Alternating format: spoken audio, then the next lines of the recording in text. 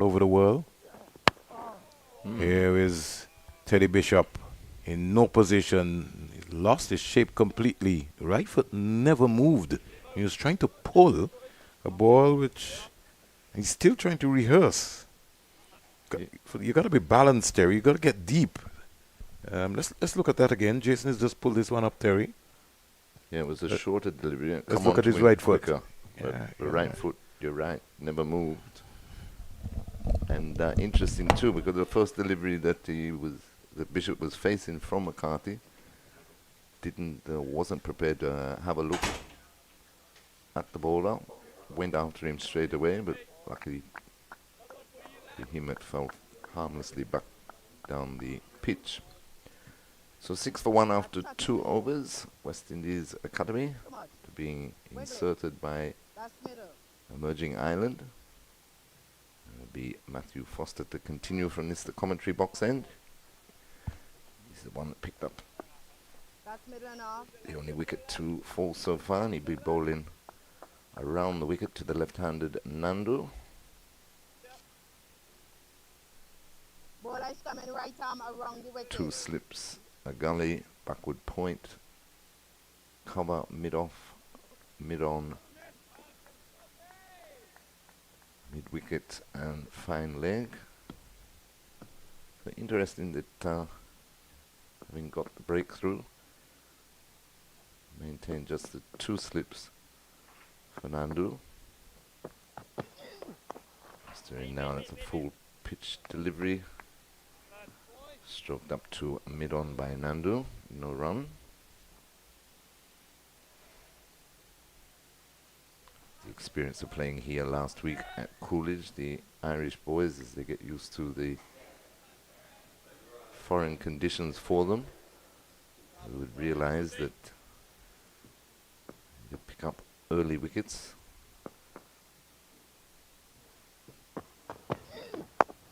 Another full pitch delivery. Stroke to mid-on once again by Nandu, no run. He has to pick up as many, or make as many breakthroughs as they possibly can. As it tends here at Coolidge after lunch. Pitch plays better and better for batting.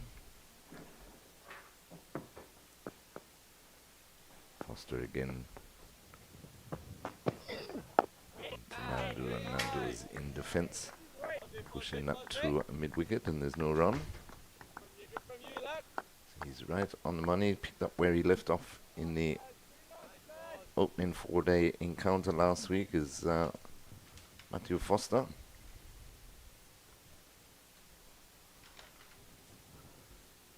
Impressed all last week.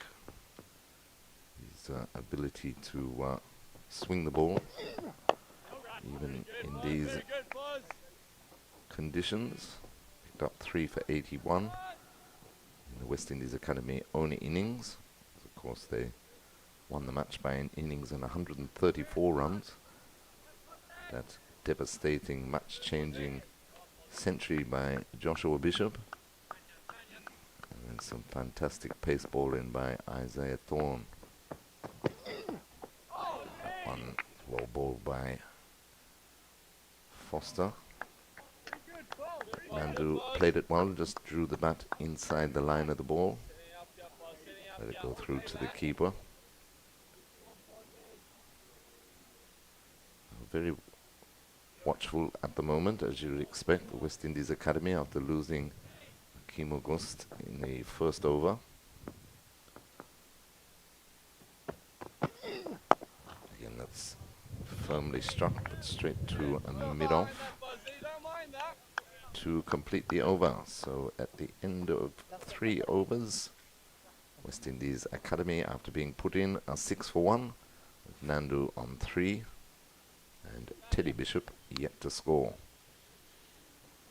So as I say, so watchful start as they look to form some sort of partnership here to the West Indies Academy.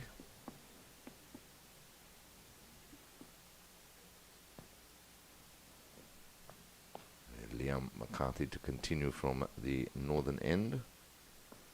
First over went for 4. To Bishop. And Bishop is looking to turn that into the onside. No run picked up by the square leg fielder, who's just forward of square. So McCarthy as well, just the 2 slips in the gully for the new man Bishop. Still yet to get off the mark. Came jagged back in, rushed him a bit.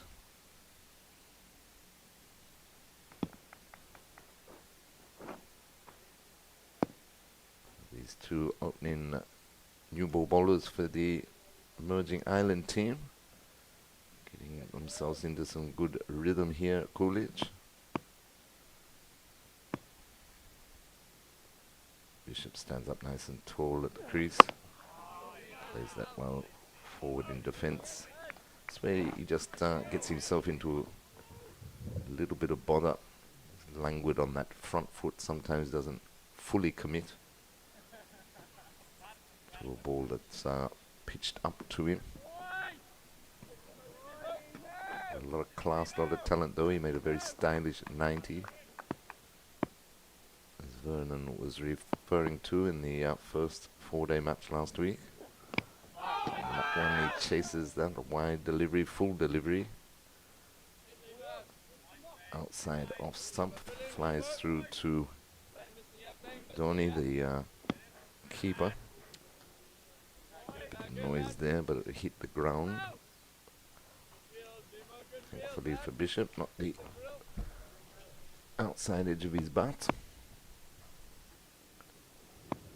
McCarthy turns again into Bishop. And again chases a wide delivery. Outside off stump.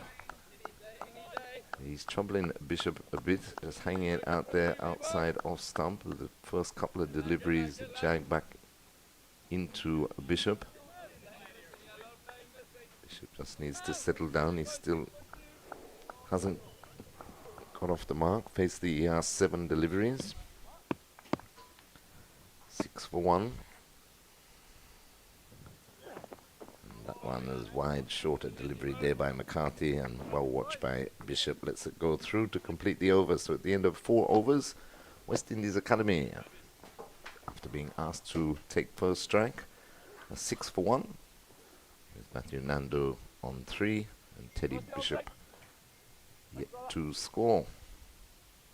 So a good start here by the young Irish boys through Matthew Foster and Liam McCarthy. That was a maiden over by McCarthy, so he's bowled 2 overs, no wicket for 4. Matthew Foster, one that's picked up the wicket. That was a chemo gust in the first over of the day. Drive into a full-length delivery. He's taken 1 for 2 off 2 overs. He starts his 3rd over now to Matthew Nandu. Still maintaining line coming around the wicket to the left-hander who rode that bounce well, played it out into the offside, no run. Still operating with the 2 slips in the gully. Backward point, cover, mid-off, mid-on, mid-wicket and fine leg. It was rather wide down there at fine leg. Spot on the money again by Foster, but all played by Nandu, coming forward in defence.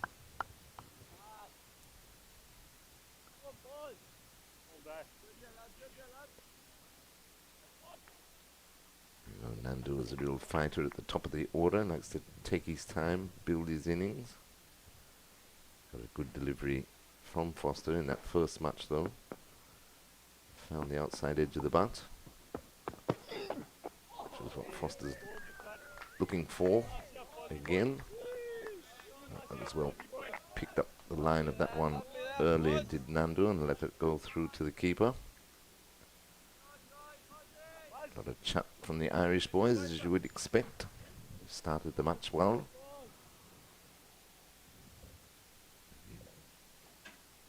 looking to perform a lot better than what they did in the first match to try and level this 2-match series. That's well worked off his hip by Nandu forward for a square leg for a comfortable 2. He moves on to 5. The score moves up to 8 for 1.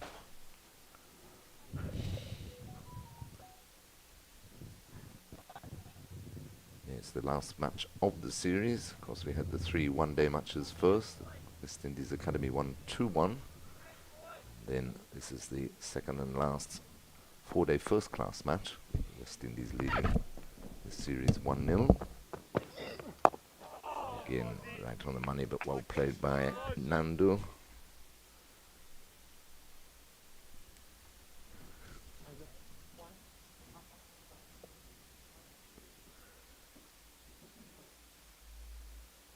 As though that with the impeccable line that Foster has dropped into these opening overs, and the fact that he's picked up an early breakthrough. Surprised he doesn't have a third slip in. No ball. And that one is no ball and dropped at second slip. It was a full delivery, called no ball. I'm not sure whether that changed Nandu's mind if he picked it up or not, but he certainly went after it, got the edge, flew to second slip, who tumbled away, dropped it. Of course, it wouldn't have counted anyway. But that is the area that Foster is looking at with Nandu. Honor about that off stump going away from the left-hander. When he gets into his pads too much, turn nicely again. Forward of square by Nandu. Teddy Bishop drops his bat, but they have no trouble completing another couple of runs to complete the over. So we've had 5 overs here at Coolidge Cricket Ground, home of Cricket West Indies. West Indies Academy being sent in are 11 for 1. Matthew Nandu on 7. Teddy Bishop still yet to score. And it's my pleasure to welcome for the first time this morning, Marley Richards. Good morning, Terry. Good morning to everyone. Good morning, sir. It's a fantastic day. Again, Matthew Foster seems to have just picked up where he's left off from match 1. Definitely. In terms of his metronomics, hitting his areas, and picking up that early wicket once again. This time, Aki Mogist once again. Mm-hmm. And I was just watching him, Marley, when he was warming up, and even that first over he bowled, he looked a bit stiff and so, but it hasn't stopped him from dialing into that good line on or about the off stump.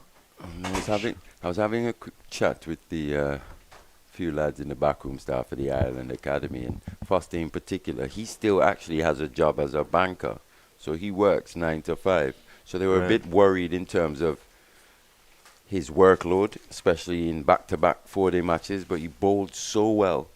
And, you know, he came through the training and everything okay, and his recovery was fine, and he's back here again. And that's a good sign, really, for the Irish Academy. Yeah, most definitely. But the way he's impressed out here in foreign conditions to him, and as you were saying, if we wait as McCarthy starts a new over. Well, left by Bishop. But as you were saying, you know, even if he's not a permanent member in the Ireland senior team, you can see him having a very long and distinguished career in county cricket, say. He's that type. He's that type, Yeah. exactly. I mean, that aspect now has gone from Irish cricket in terms of developing players and having the luxury of playing county cricket and being professional, learning about the professional game.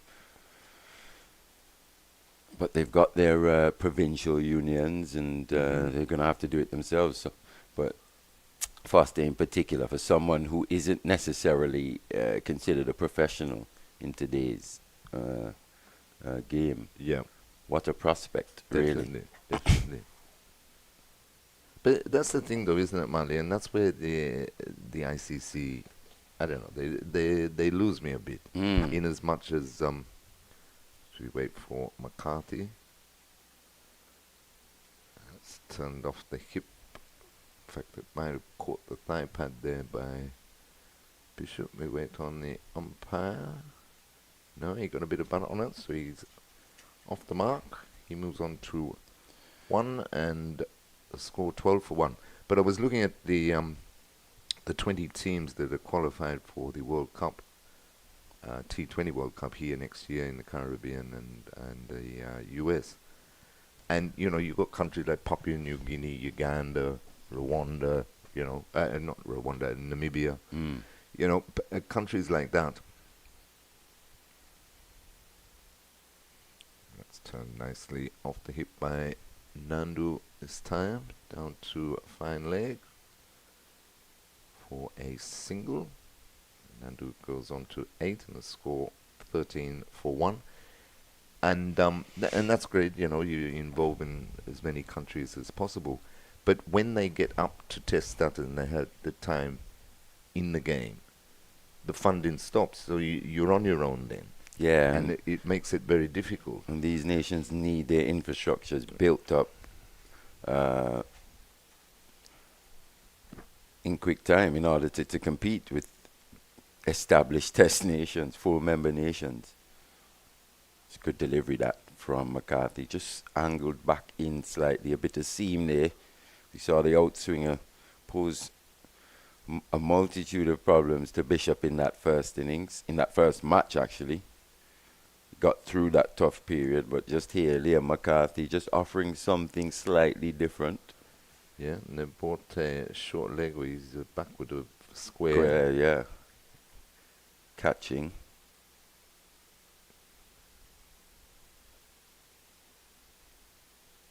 And again, beaten, going for the full-blooded drive, beaten outside the off stump to complete the over. So at the end of 6 overs, West Indies Academy 13 for 1.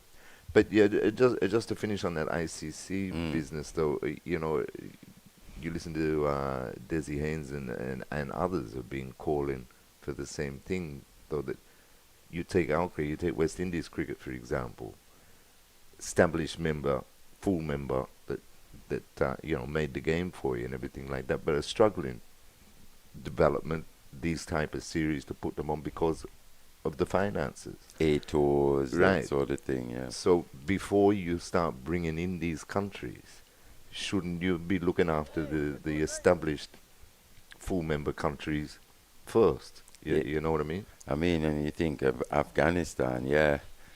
What must cricket be like under those circumstances there, yeah, you know? Yeah. Somehow they still manage to punch above their weight, especially in the white ball format. But as Boyd Rankin was saying the other day, you know, he was talking about Afghanistan and Ireland especially, obviously, but they don't get the opportunity, even though they got the test status now, they don't get the opportunity to play much red ball cricket at all. Yeah, he was saying just how beneficial a tour such as this would be for a Matthew Foster, someone who's probably in a bank 9 to 5, 4 days out of the week. Right. But here he is on tour, looking every inch a professional bowler. Right. You know, at this stage, especially in some quite difficult conditions for them. It's quite hot out there. Maybe not the seaming green tops that they're accustomed to. Just have to vary their length slightly as well. It's all a learning curve for these guys. Nice stroke by Nandu, well fielded there at cover. Yeah, and these tournaments, these series, that's why they're so important, Mali, you know, for the development, and hopefully, you know, there'll be a reciprocal tour. Right. The West Indies Academy go over and face the Irish conditions. It's very similar to English conditions over there.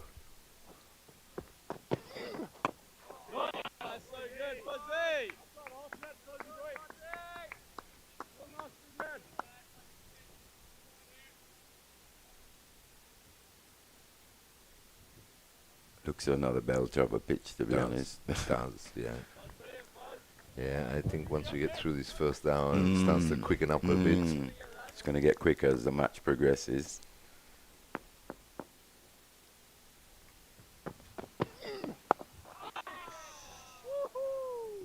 Full delivery, chased by Nandu. Gets it up to mid-off, but there's no run. And 13 for 1. There's no extra pressure per se here on Nandu, but those full deliveries are deliveries he's got to really look to Put away. find the gaps at least.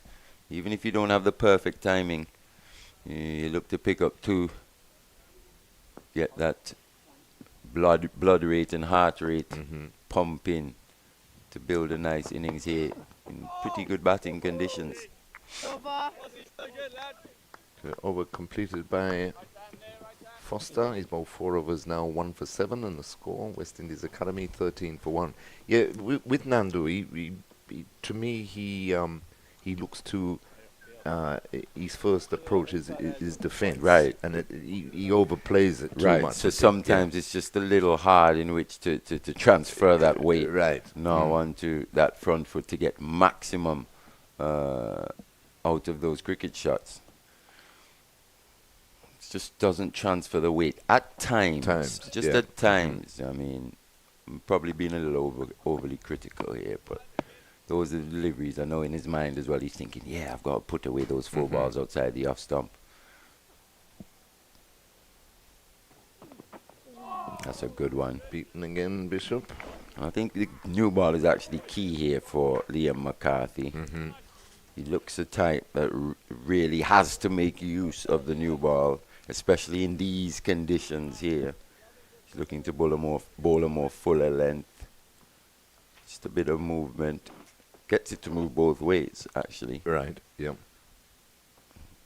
Not just through the air, but off the pitch. But he's got to make this new ball count, especially against Bishop here.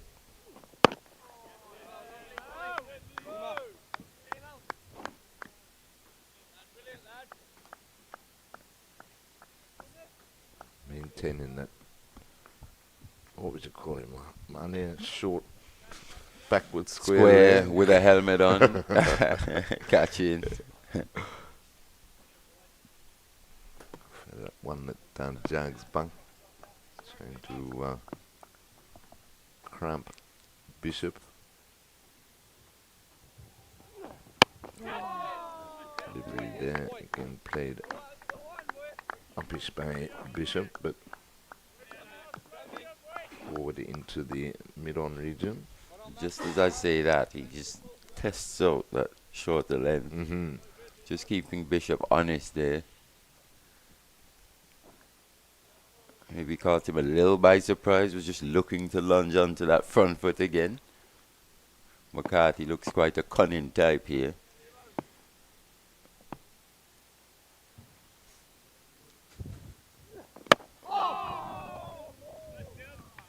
Excellent follow-up delivery there. Right up in the block hole, but well managed by Bishop. He did start slowly as well in his innings of 90 in match 1. Did Teddy Bishop, that one massive inducker. Yeah. Massive inducker. Well played in the end by Teddy Bishop. So Liam McCarthy just... the skills are on show here, Terry. Definitely. Got to look to take a wicket, though. Once again, angling in, honing in on that front pad. Bishop gets bat on that one. Just doing well enough to keep that front foot out the way. But Once certainly again, coming back. coming back sharply and late as well. That's when it's extra dangerous, Terry. It's when it just starts tailing back sharply late.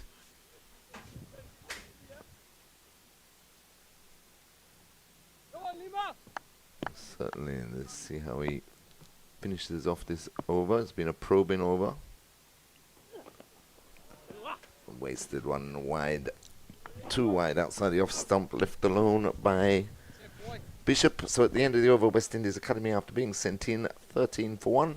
Now you hear the voice after some comments from Marley Richards of Vernon Springer. Yeah, there's a real testing over there from Liam McCarthy. Maybe just lost it towards the end. Went for the magic delivery. Went for that big outswinger. to finish after troubling Teddy Bishop mainly with that late in swinger. Didn't quite find the right area, but all in all, it's been quite a testing and very good spell from both Foster and Liam McCarthy here this morning. Morning, Mally. Morning, Vern. How are you? I'm not too bad, thank you. And yourself? Uh, Busy. Long days, long nights. I didn't feel the earthquake. Did you feel it? I did. I did. I did indeed. 13 for 1. Rocked my bed. I was wondering what was going on. You heard the sad news, right? About your partner, Ras Kente. No? Kente passed away. Wow. Wow. Yeah. 14 for 1. Condolences to the Semper family there, because I tell you, I was a real positive guy. Very. Someone who was always encouraging and with good words, and actually just saw him the other day, not too long ago. Wow. The vibes and the energy that he brought. Foster around the wicket. Here's Nando driving again, half volley. And as Mali rightly said, you got to put away those. It doesn't stay long enough in the moment of the shot. Got to get over there, got to find the gaps. You want to bat all day, but at the same time, you still have to look to be able to put away those half volleys. Full tosses, half volleys, got to be put away. I think that one was actually the best one in terms of his timing, but as you say, Vernon, just not finding the gap. It's hit quite sweetly. That transference of weight was very good on that occasion. But couldn't find either side of that man at extra cover. Still in though, he's on 8 from 28. It's always very important. It's a 90 over game, so it's a long day. He's already faced some 28 deliveries so far. Bishop 1 from 19. So Foster. No balls. Second of the day, Mali. Yeah. First was by McCarthy. Now Foster. I like the work ethic of Matthew Foster. Definitely. Looks a hard worker. And I like the concept of what you said too. And sometimes people in the Caribbean don't understand what's happening. There is somebody who's working in the bank. Hasn't got a professional contract as yet. There's something that Boyd Rankin was talking about. They want to be able to offer full-time professional contracts to these guys. Foster's got to be in the conversation. Going ahead. Leg by to be signaled there by the umpire. First, they were saying that he didn't play a shot. It's an interesting call, actually. It is. I think I tend to agree with Foster there. You were saying he was shouldering arms. Yeah, it just seemed like Matthew Nando, as we see this again, didn't really play a stroke in the end. He's trying to say that it should be a dead ball. Dhoni's trying to... He's pleading his He's case. pleading It's his Matthew case. Foster. Two umpires are meeting now. Foster still saying he swears that's a dead ball because No, the shot wasn't played. I think it's going to be signal. Change the signal? Yeah. Well done, Mally. Well done to Matthew Foster. Because when you look at it, really, he was neither here nor there. Well done to umpire Abbott as well. Yeah. Just a, Maybe it was the persistency of Matthew Foster. Matthew Foster, yeah, just showing the benefit of having a polite inquiry. Yeah, somebody else might have just walked away and says, all right, okay. that's it. You know, he made a case. Yeah, fair enough. It's a learning curve for everyone here, actually. It is indeed. Can bang on target again. So Nando back on strike after dead ball being called. And as Matthew Nandu goes up the levels here, which I think he will, as he develops his batting, even in a sequence such as this, he's got 3 drives or so, 3 full deliveries in the last 2 overs, hasn't put them away. As you go up the levels, that probably turns into 1 drive in 2 overs. Once again, and that would just add to the pressure. And also, when you've got highly skilled bowlers who are so on top of their game, to the fact that, you know, you don't find them over pitching too often. It just adds to the pressure of batting, and this is where he has to find ways to rotate the strike as well. 14 for 1. Foster around the wicket to Nando. Nando's driving down the ground. Mid-off comes across. Can't stop the single because it's to his left. Over completed. So some 9 overs been bowled. The partnership 13, 15 for 1. No boundary hit at all so far in the morning, Mali. Yeah, it's been a good start for the Irish Academy. Good comeback so far. They were thoroughly outplayed, especially on day 2 and 3. So the morning of day 3 started well, but as the game progressed, the West Indies Academy, the class really shone through. But here they've come back and they've been fighting, and that's something we know about the Irish. Whatever sport they're playing, they're quite a plucky bunch, and they'll be ultra competitive here. And at 15 for 1, Teddy Bishop 1 from 19, just finding things a little tough at this stage. And Matthew Nandu not really getting away.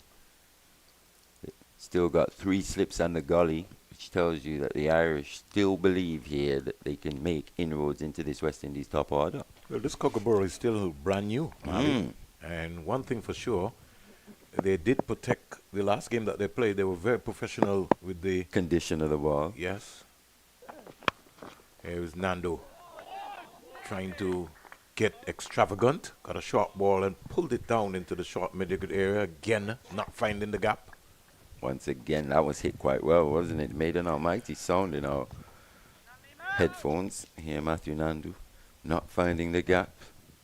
You know, Mali, the discussion with Terry and yourself about finance and the International Cricket Council, it's really going to affect small island states like the West Indies and Ireland and Zimbabwe, Afghanistan and those countries. And I'll get back to that discussion, Mali.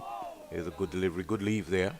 Bit of extra pace there from zip there from McCarthy. He's up to gear with those 2 deliveries. And a bit of bounce as well. Yeah. Little tennis body, but like Terry was saying, after the first hour, it's got that moisture really, that extra moisture that's going to preserve this pitch for hopefully 4 days.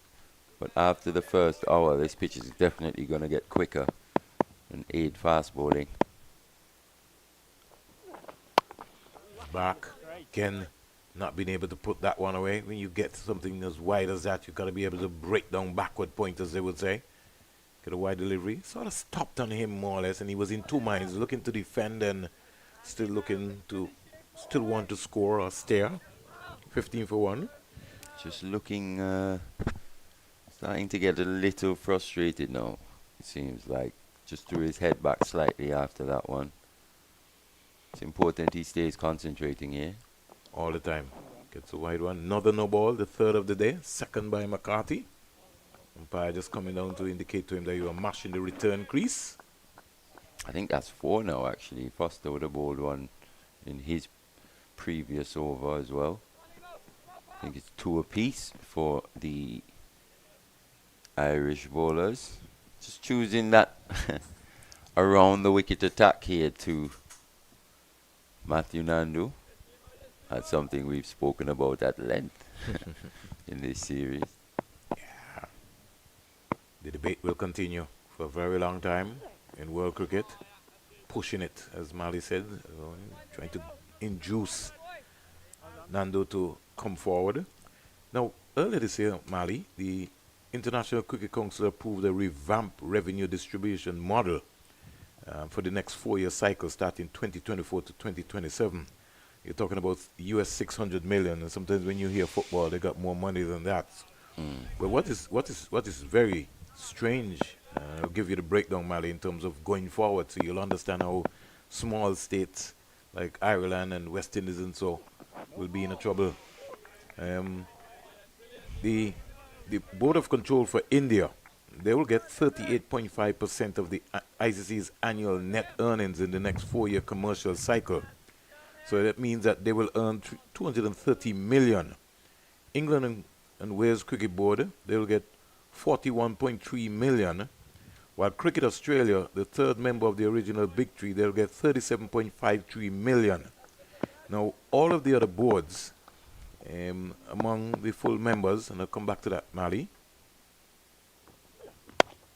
Nando driving again, peeling off at the outside edge, pass backward point. Thinking about a second run, set back by Bishop. Over completed, the end of 10 overs.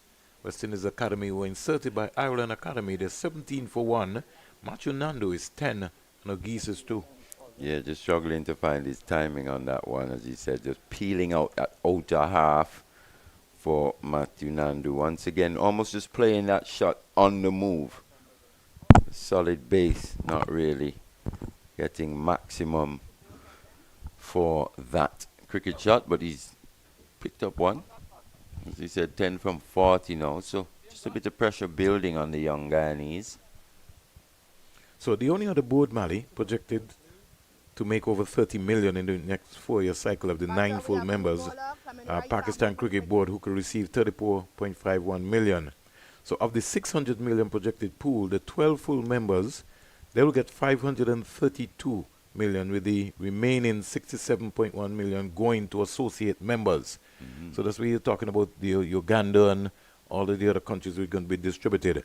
Now, West Indies, they sit in the mid-table because in the 24-27 cycle, West Indies will only receive US 27.5 million annually over that period. So below them, you're talking about Sri Lanka 27, Bangladesh 26, South Africa 26.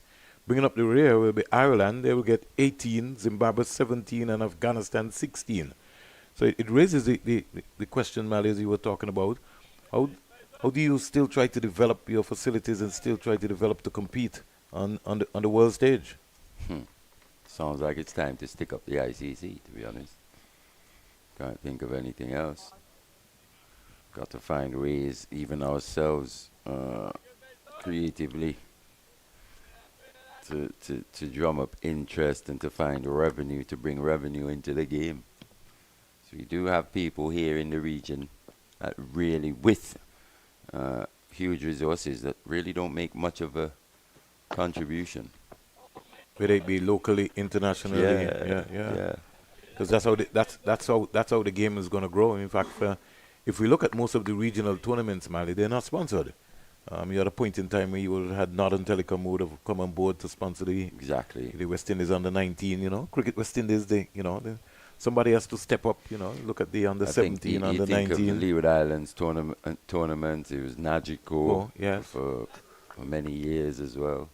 Came with branding, Nagico Leeward Islands tournament.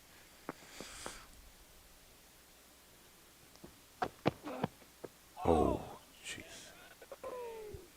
Looks like Big Tom Mays replacing Matthew Foster here from the media center end. So to remind you, Mali, every time you see the Irish bowlers, you're starting to look at athletes coming out of Barbuda. Big guys, strong guys. I mean, big Boydie Rankin, 6'9", 6'8". Matthew Foster as well. He looks to be about 6'7". Tom Mayers looks a good athlete. He's 6'5", at least 6'4", big guy.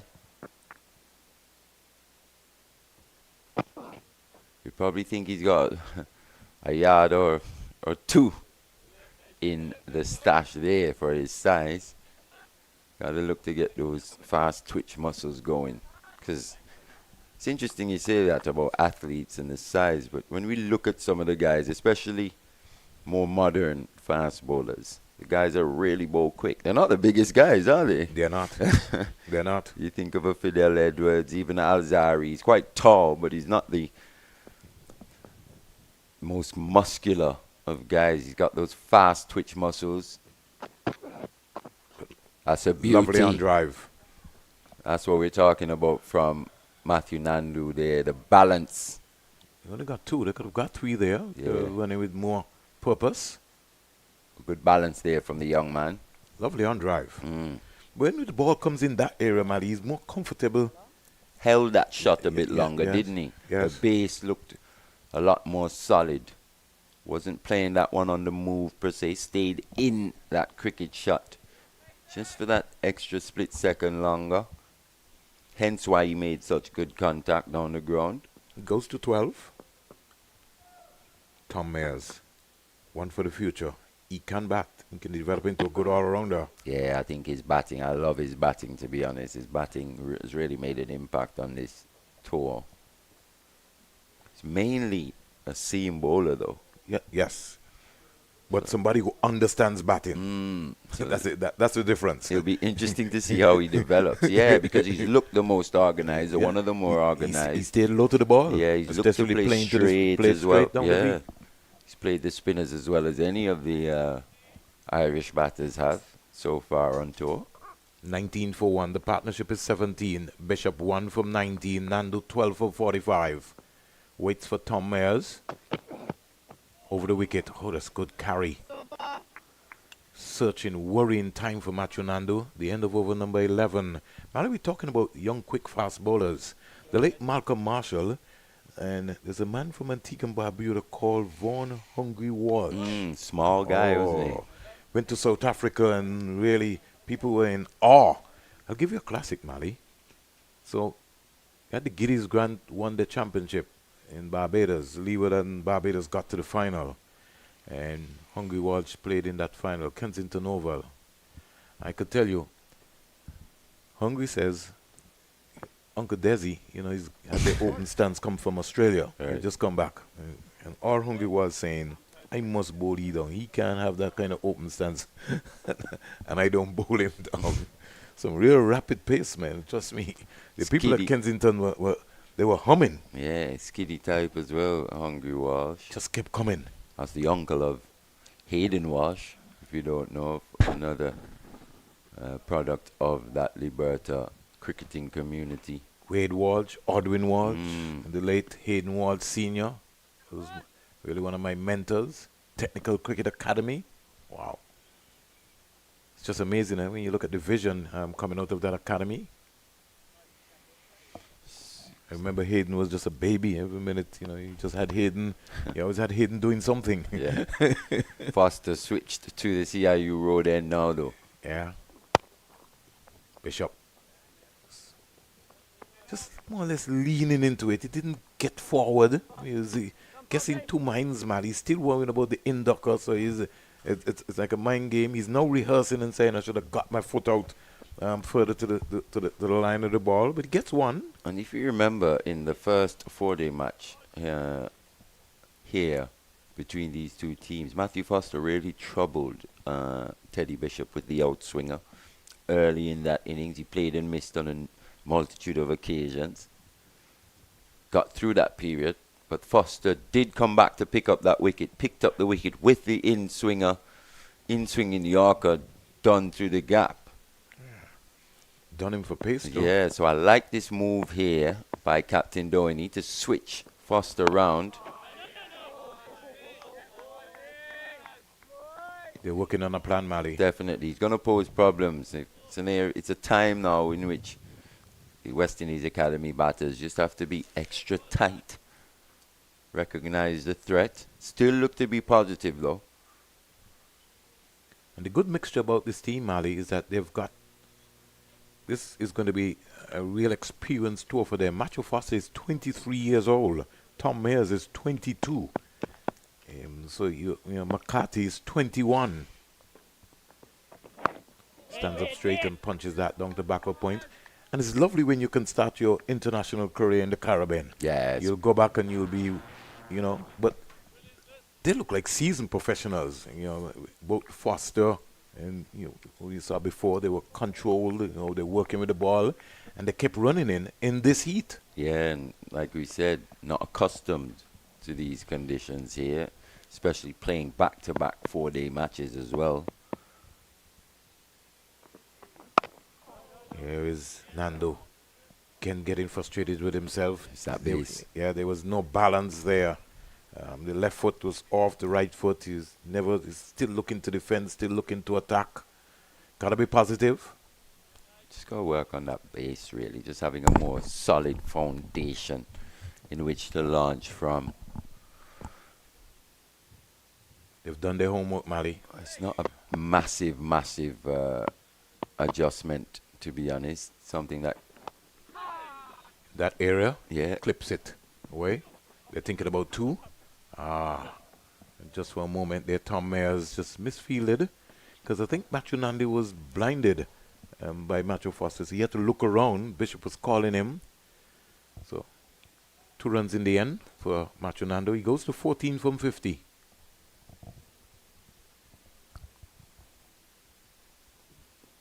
He's just struggling to find his rhythm, was Nandu, but as we said, this is all part of the developmental process. That's a solid block there, though. Yeah, it is. And when driving, it should just be a simple extension of that, Vernon. That solid block, you saw how solid that foundation was there. He wasn't playing that on the move, was he? Head right over the ball. It's just a slight extension of that. And I think that's the little area in which Matthew Nandi will have to work on in order to really see his full potential as a batsman. Ali himself was a left-hander. He would have learned those tricks. One of the things that can help any West Indian cricket, Mali, any cricketer in general, is to get an opportunity to go to England. That's where you got to really, if you want to learn to bat, the place to be is in England. Yeah, I mean, conditions are just slightly bit more challenging than you would say, per se, in the West Indies. Consistently challenging, day in, day out.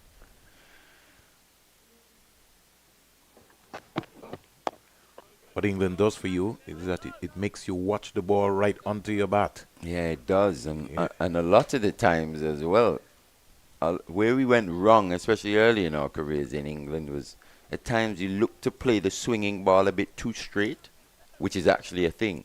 So because the ball swings excessively in England, so you've almost got to go with the swing as opposed to how we would normally play down here. Yeah. And a lot of the time, when you look to play a bit too straight to the swinging ball, that's where the edges come in. Gets zipped off. And he's also talking about the line movement. Good delivery again there from Tom Mayers. The line movement, Mali, of where your head position is in England, because in the Caribbean, you see a ball coming anywhere down between middle and leg, and you open up and you said, this is runs. And it's one of the reasons, actually, why Brian Lara was so successful in England. If you think about it, he's the kind of player who loves to find bat on ball, plays extravagantly through the offside, and for some reason, he wasn't particularly strong down the ground, was he? No. But he went with the swing more often than not. Trusted his instincts. Yeah. And cover and extra cover were high traffic areas, regardless of who was bowling and whether the ball was swinging or not. I think that's what made him such a genius, isn't it? He was. And that's what happens, Mali, because on any given day, Mali, you can come out and somebody be swinging the ball around and you can be able to play some shots, and somebody stands on the non-striker end and one end. How are you playing those deliveries? Yeah, it's important that you're not just... Look at the guys that really have made impacts in England. And Kevin Peterson, look at the style, even of Viv Richards. They say hitting across the line. The ball's swinging, right? They're choosing the right deliveries. But you also got to look at the head position. Still. Because in England, you that's what we're talking about, watching the ball all the way. Brian as well, yep. Watch the ball all the way onto the bat. And at times as well, it's also a fabulous place to bat. When conditions suit batting, you cash in. That's why you got to go there. We got to send these young players to England. And Matthew Nandu gets an opportunity to go to Ireland, and so, he'll work himself out. He might not make a lot of runs. I think what's a shame, there's no longer the MCC Young Cricketers initiative anymore. Darren, Sammy, quite a few of the West Indian cricketers as young guys would have gone and been a part of that. It's amazing that you said that, because Shane Jeffers had a stint into that role as well too. Yeah, and came back as a different player when he came back player, to the Caribbean. more compact, tighter player. I remember Darren, Sammy, quite a few of the Irish guys as well, like Kevin O'Brien, Gary Wilson, these guys. They've all been a part of that MCC Young Cricketers initiative. And you know the thing about that, Mali? You know what that also did? it taught you about how to prepare the wickets. Right, You exactly. you got to 'Cause you're know part of the ground staff ground as well. staff. Right, Yes. right, So you were right. learning your craft. Outside of that, you had to umpire, you had to coach. You know, it's more because it's not everybody It's a is going to holistic, play yeah. Test cricket. Yep. But they're preparing you for the big times. 23 for one. Nando in strike. Another delivery searching down that fourth thumb. So at the end of the first hour, the West Indies been inserted here by the Ireland Academy. They are 23 for 1. Nandu, 14 from 52. Teddy Bishop, 3 from 25. Mali, it's been really a tough going. We're going to take a Parodies of Water break. And when we come back, we'll be calling it as we see it.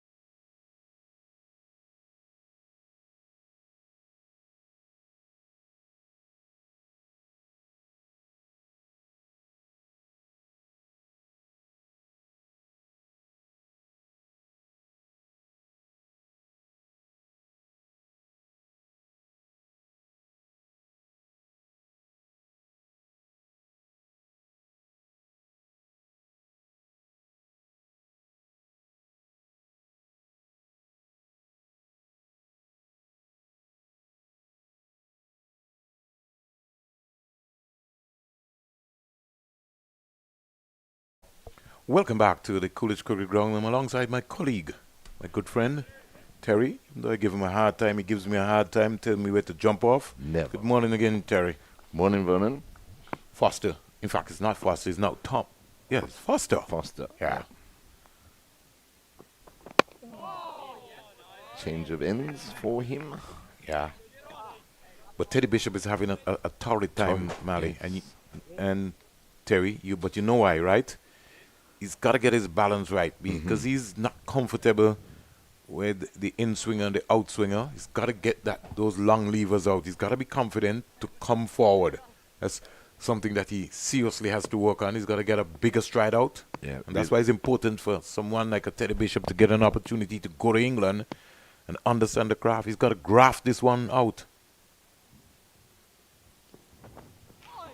Yeah, really commit to that front foot. He's got to keep talking to himself. The thing about batting, Terry, is that there comes a day when you got all the shots in the world. And then there come another day when, you know, sometimes I think that he wants to hit the ball a lot squarer. In this era, in this period right now, after the first hours of play, he's got to look to play the ball up the V for longer periods. And I feel that's something that he has to concentrate on for more period. The bat face needs to be straight. Every now and again, you know, he tends to look to want to play the ball square. You want to cover drive. You don't want to be cover driving today. You want to look to hit the ball up the V for longer periods. Yeah, true. And he always, or often gives me the impression that he feels that he can put the ball anywhere type thing. And therefore he gets caught in a couple of minds maybe. He's a good player when he gets going, especially when he's hitting the ball straight. Bishop. Making a concerted effort. One thing I like about him is he's trying to adapt. Is that the stride is now getting more confident. You can see him He's getting fighting that. it Yeah, out, yeah. but he has to. Yeah, definitely. If he wants, you know, this is what Mali was talking about. You know, the art of batting. At the same time, you have to find gaps. When you get half volleys, you got to put them away because the higher you go, you're not gonna get many half volleys. Exactly. So the pressure will be building on you.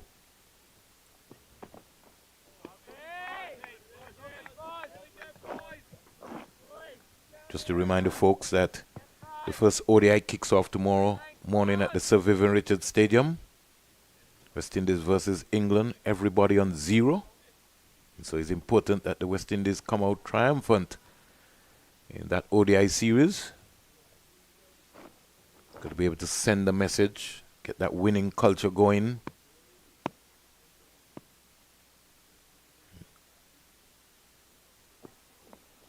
Yes, it should be a good, entertaining day. I've noticed a lot of the English here around town and everything.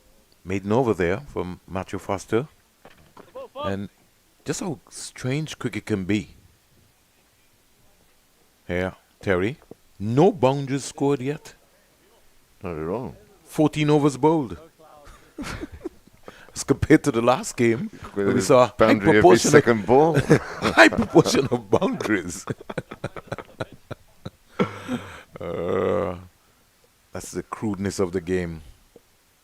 Gotta watch the ball. This is gonna be a good test. Our play so far, Nando is still there. He's 14 from 52, 23 for 1. He circles nicely. The big man himself. Tom Mayers tucking him up. He's got to come back and across. He was more or less walking across Terry with that shot rather than getting deep that left foot and getting right there. He just sort of walked across. He's got to be very careful. Yeah, no, when I was on earlier, Vernon, with Mali, I was saying that he to me, he overdoes the defense a bit too much rather than looking to place the ball.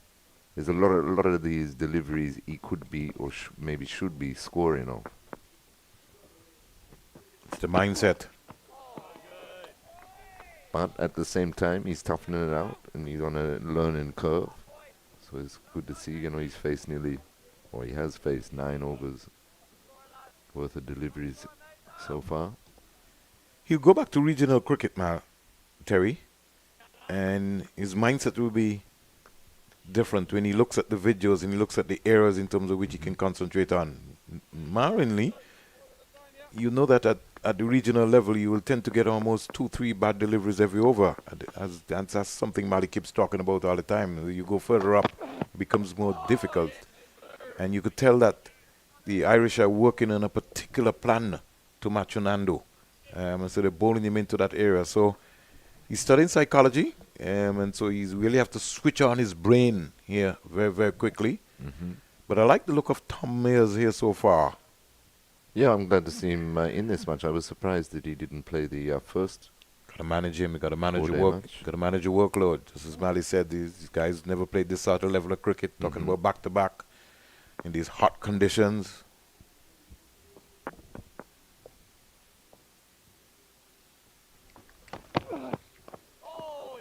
Again, caught in two minds there, Machunando, whether to defend or steer. Yes, maintaining a good line is Mez coming over the wicket to the left-hander.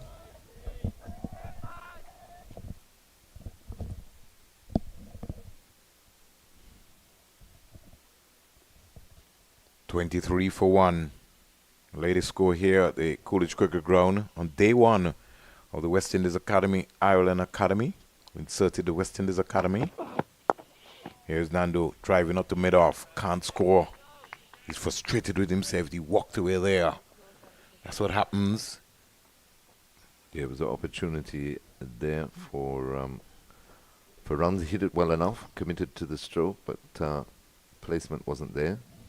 I was surprised though, Vernon, we only saw the Ireland boys at the fall of the wicket. The first over that they bowled to Bishop, they brought in a third slip. I'm surprised they haven't gone with the 3 slips. They've maintained the 2 slips in the gully. Here was Nando whipping this into the square leg area. You only get 1. But just knowing, the more breakthroughs they can get or more wickets they pick up in this first session will make their job a lot easier for the rest of the day. Joshua Bishop might be expected to come next. He was the century maker in the last game. In fact, after the during the ceremony, for him to receive his Man of the Match award, Philip Spooner said that is the second time that he was seen Joshua Bishop score 100. He scored 1 in the league in Barbados. Okay. So remember we were talking and saying, we wonder if he sort of knew something, but he was in a zone in that innings. Definitely. He was in a zone. Yeah, and turn the match on its head just when Emergent Ireland were getting themselves back into the game. It's important to, when you move around the Caribbean, and I want to give some credit here to the Cool and Smooth organization. I'll come back to that. Foster, round the wicket to Nando. Oh, that's a climber. Where did that come from? Ooh. Jeez. Mali must have prepared this track here today. Took off, that's for sure. More than took off. Look at that. Oh. Jason, clip up that again so Mali can see that one. Played it well though, he got his hands down. Yeah, because it was high. Yeah. But it's the venom and the pace. Yeah, well.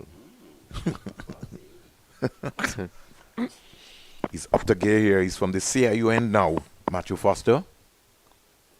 In to Nando, and Nando is just working this. See anything in the area of Midland leg? He's quite comfortable. There is running around. I was talking Mali and Terry, and we have to give some credit to the Cool and Smooth organization and how that has really sort of developed players where they have a space where they can come to Antigua and Barbuda, play with respective clubs, and be seen almost all over the world. Let's look at Matthew Ford, who would have played a couple of seasons, I think about 2-3 seasons here in the Cool and Smooth T20 tournament. Now, he's that time, Bishop. Almost on his verge now of, making his debut, hopefully tomorrow against England. And he shows you the leaps and bounds. He's played around some leagues around the world too, which has really sort of helped and developed his game. Yeah, and he gave a lot of credit to the CPL for his career so far. But you're right though, Vernon, the Cool and Smooth explosion that we have here in Antigua. Playing for All Saints. Under the tutelage of Winston Benjamin. And he played for Empire. Yes, Mali just reminded me Empire as well. He's getting frustrated. Bishop, he's only got the 3 of 33 deliveries. He's got a graph. This pitch is a pitch where he's going to have to graph. There's going to be no room for him to play many shots. And he's looking to play the ball square. He's got to look to hit the ball up the V. The middle and mid-off is pretty close. In fact, maybe what might be sound for him would be to just look to get a single, get off strike, get to the non-striker's end, give Nando the work. Shots. Here is a half volley, put away nicely, leaned into that. First boundary in the 16th over. First boundary. And it was wide. It was worth waiting for, though. Yeah, yes, but that's what it is. Just have to wait for the right one. It's a grafting wicket. You gotta wait. He goes to 7. That will give him some confidence. 29 for 1. You know, Mali in the last game was talking about that. He was saying that his old man told him sometimes you have to scratch out 100, scratch out 50. You gotta, get some runs, some ugly runs, as more or less as you would say. Ugly runs, but you gotta be there. Just graft it. End of over number 16, 29 for 1. Nando 16, Bishop 7 from 35. Nando 16 from 60. Yeah, and play the state of the game and the conditions. Take all that into consideration. But that goes to do with preparation, Terry. Right, yeah. Because when you go to the nets, you need to be working on what am I working on when I go to the nets? Right. You need to have a clear plan. You have to have a plan. So I go to the nets, and all I'm working on is defense today. Back and across, looking at my head alignment. You go there. You can't go to the nets and every time it's shots. Right. You got to be working on something specific. Whether it is your stride, whatever your weakness is, whatever your strength is, you got to work on it. Here's Nando leaving alone a delivery. Late swing after it passed the bat. Yes, it did. He looks a very promising prospect, though, this Tom Mayers.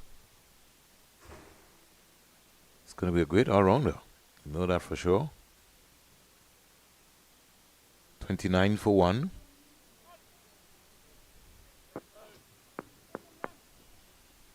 Nando 16. Tom Mayers wearing the number 18 on his back.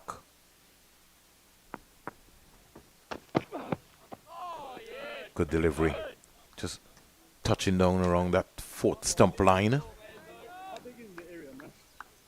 How big is it? Mario Abbott is Only 3 of them, man. indicating to Tom Mayers that he's getting into the danger area. He says, how big is the area? Yeah. I wear size 15. You have to bear with me. Look at my height. I'm 6'8". Big boy, that's for sure. And growing. I like Maria Abbott. Want to see some more of her? The umpiring stage. She looks steady. Ooh.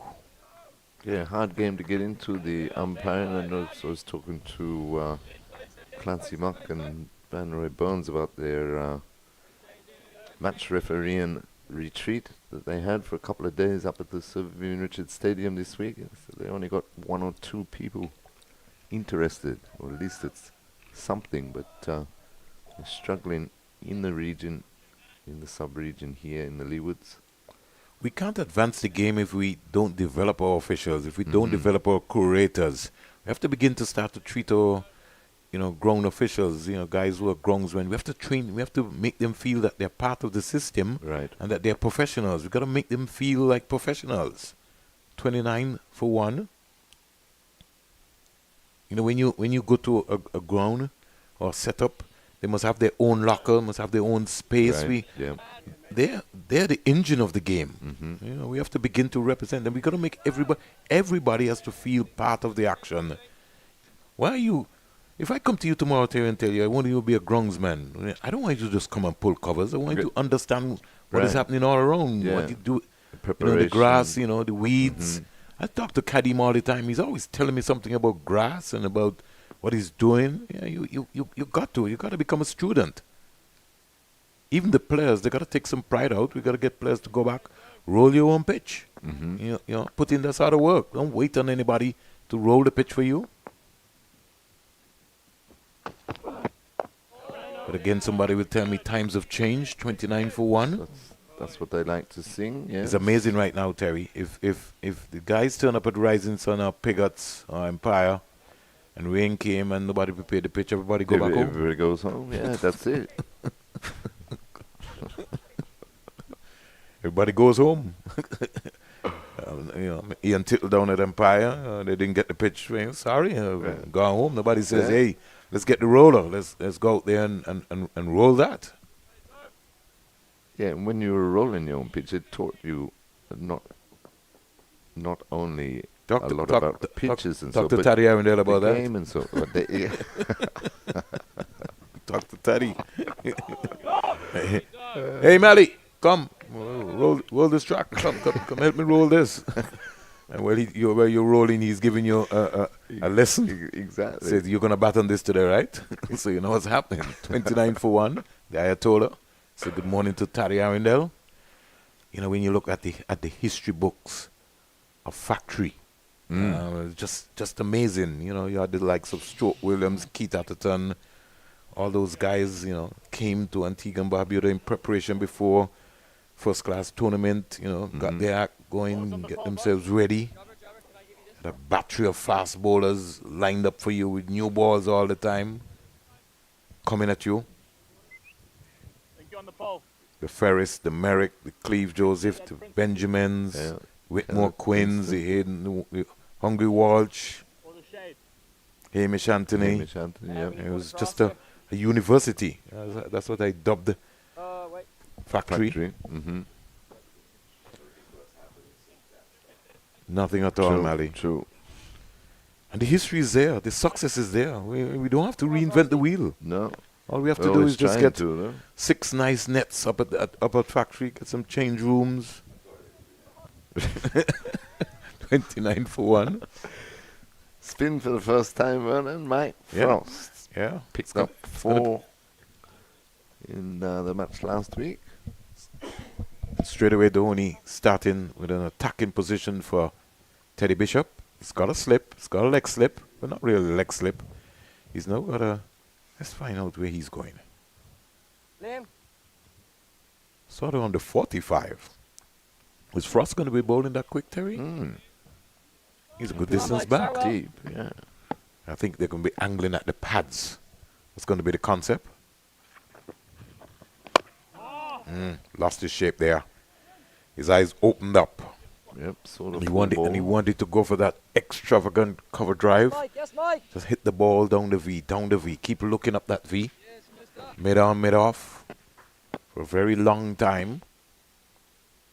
Frost from the CIU end. Here's Bishop getting out the broom. And he gets a single. Yep, sweeps that nicely down to fine leg. Score in the meantime goes up to 30 for 1. It's been a grinder here for Nandu and Bishop. Nandu 16 from 66. Bishop 9 from 37. Yes, although they haven't necessarily put all the balls that they could have scored off away, they've certainly held their ground, which was important after losing that first wicket with a score on 2 in the first over of the day. Here is Nando getting a nice flighted delivery. Lovely Mike. Just close the face just too early. But no real danger. He's still there.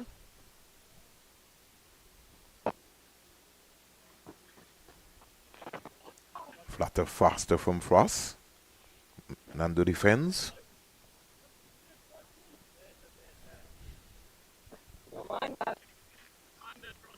Yes, Mike.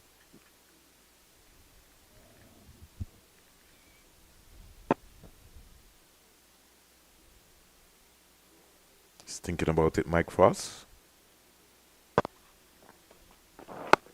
Again, flatter, faster. So to remind you of Ashmin Ned firing in those deliveries. Mixing his pace well too. Yes, and the Irish will be looking for him to take wickets though, not just be economical. Oh! whipped away into the mid-wicket area. Can't score. End of the over. The ladies score 30 for 1. 30 for 1. 18 overs bowled. And the pressure mounting here. Seems like a long time ago in the last of Ogis. Yes, 28 they've put on of Nandu and Teddy Bishop. So 81 dot balls, Terry. Graft, yes, yeah. That's what I was about to say. It's been a real graft, but it's good to see their attitude, determined to keep their wicket in hand. You know, Terry, Mali and yourself, and if we look at the sequence of this championship so far, starting with the ODIs, you recognize that wickets fall in a cluster from both teams. Right. And so that is why it is so very important that, you know, you build on all of the hard work. Mm-hmm. That's an observation which we would have picked up. Now that's going down. Back in, but height and doing too much, I think, Vernon. Yeah, and the keeper's left foot was always going down the leg side. Let's look at where he is. And he was going further and further down the leg side. And he knew that too, so he was trying some tricks by trying to get back across. But Mary Abbott, she's solid. Tom Mayers, he's saying, wow, I didn't get that one. I'm trying to figure out, wrap in my mind, he looks like an English bowler. I'm going to tell you in a while. He looks like Pringle. Yes. Derek Pringle. Here is played that nicely. Bishop. No pace. It didn't really come on to him, so he had to wait for a while. He got 1 run still in the process. You know, I was talking this morning, Terry, every time you look at if you have to go to the history books and you see from a Charlie Griffith to a Wes Hall to a Wayne Daniel to a Joel Garner, you've never seen anybody come back and look like a Joel Garner or a Malcolm Marshall. Very true. Just amazing. We're still searching for the next Michael Jordan, or somebody who looks like Michael Jordan. There you go. You know, every time somebody comes out to the woodwork, they said, oh, there we go. That's another Michael. Yes, Mali just reminded me that Kobe was just about there. Well, he really modeled. He went into Michael's brain. He went into Michael's brain. Nando waits. Back and across. Ken can't score. He's got to find a way, Terry, to get off strike. Yeah, most definitely.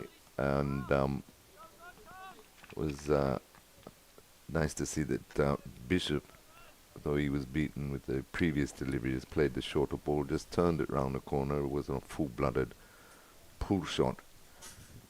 But what it did was get him off strike. Nandu was getting right behind these deliveries and looking quite solid. But he's stuck there on strike. And, of course, he's got to get his wrist working. That's what the Irish want, to be able to bowl as many deliveries at the same batsman. Defense again, back of the length. Is it the name of the game is that you have to put the bowler off course? You gotta think about it. Yeah, and you gotta find scoring areas where you you make them think. And especially with the left and right combination, so the bowler then has to change his line if he's bowling to the right-hander as opposed to the left-hander. Not for 5 so far from Tom Mayers. There's Nando driving inside out over cover. Lean back, didn't really go forward into it. Ken lost his shape, but he got 2 runs in the process. Yeah, it was deliberate fuller ball there by Miz. End of the over. Hit in the air for quite a while, but this time found the gap, luckily for him. Oh, we still got one delivery. One delivery, yeah. 33 for 1. The partnership is 31. It's a day when everybody has to put in the grind. It's maybe not a shots day, as they would say. Mm-hmm. You got to keep working. You got to keep working at it. Keep looking up the V, as the old Jackson would say. Shot. Right. Ooh. Played that well. That was They a did jaffa. very well. That shot off Oh my. straight at him. Jeez. Looking for the badge. But again, right in behind it though. Yeah, but squared up. Yeah, for sure. Yeah, he's got to be careful. Rushed him. Want to stay side on to those deliveries. That turned him right around. 19 overs bowled. Again, they've used the shorter delivery though with good effect. The Irish this morning. When you came up, Short Terry, deliveries. what were you, a fast bowler or a batsman? Batsman. Okay. You know the effort it is to bowl a short delivery? Yeah, well, I can Okay. imagine. That's All why I right. was a batsman.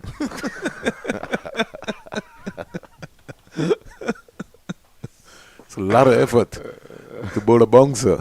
So you don't need to waste it. Yeah, if you're going to bowl a bouncer, Andy Roberts always used to say that. You know, make sure that it's an effort ball and it's going to count. He certainly made his count. You know, and they were so deadly that he would be ambling coming up and you get the fastest delivery that you've ever seen in your life, and that rocketed and hit you and you didn't even know what happened. Stung you like a bee. Never saw a thing.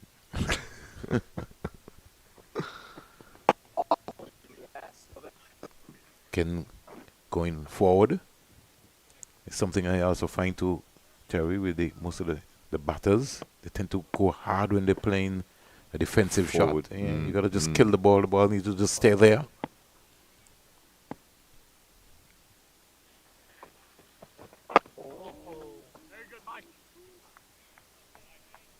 Frost. Firing them in Frost though. He's Searching for the pads. yeah.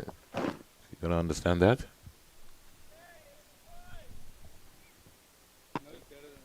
$33 for 1. Short leg is still very deep. Getting close, Frosty. Patience. Frosty. Frosty is mixing up his variations. Yeah, that was just above the eye line there for Bishop, and he sort of kind of got busy. He thought about it. Yeah. The mid on and the mid off, pretty tempting. He's got to keep working. This is a tricky period of play here. 30 minutes before lunch. Yeah. Maiden over. Yes, Frosty. Now we got 5 deliveries here so far. One to go. And you know, what I would have liked there is for Nando to just calm him down, slow the game down. Yeah. Come again. Just assure him I'm still here with you. Even that one trying to cut a ball that wasn't quite there to cut. Good proven over there by Frost. But you're right, the tricky period of play. They want to get through this half an hour. And if they can get through this half an hour, the West Indies Academy will be saying to themselves, should get easier and easier as the day progresses. On the other hand, of course, Ireland will be searching for a second breakthrough. They'll be telling themselves they can pick up 1 or 2 more before lunch. Certainly keep the pressure on the West Indies Academy. But they've done well so far. 33 for 1. They've added 31. Really grafting it out. So take your powders of water break, Terry. Get your coffee. I have to start walking with my cup. Start walking with my cup when I come into this freeze box. 33 for 1. Terry, remind me to walk with my cup tomorrow. Nando. Ken fishing at a wide delivery. He would say to me, I left that alone. 2 slips waiting, 33 for 1. Tom Mayer's not for 7. He starts his 6th over.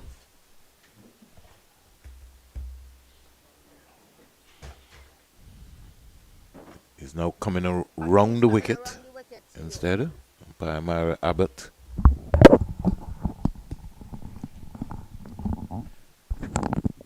Maybe he doesn't want to be Won by Miss Abbott, getting into the danger area.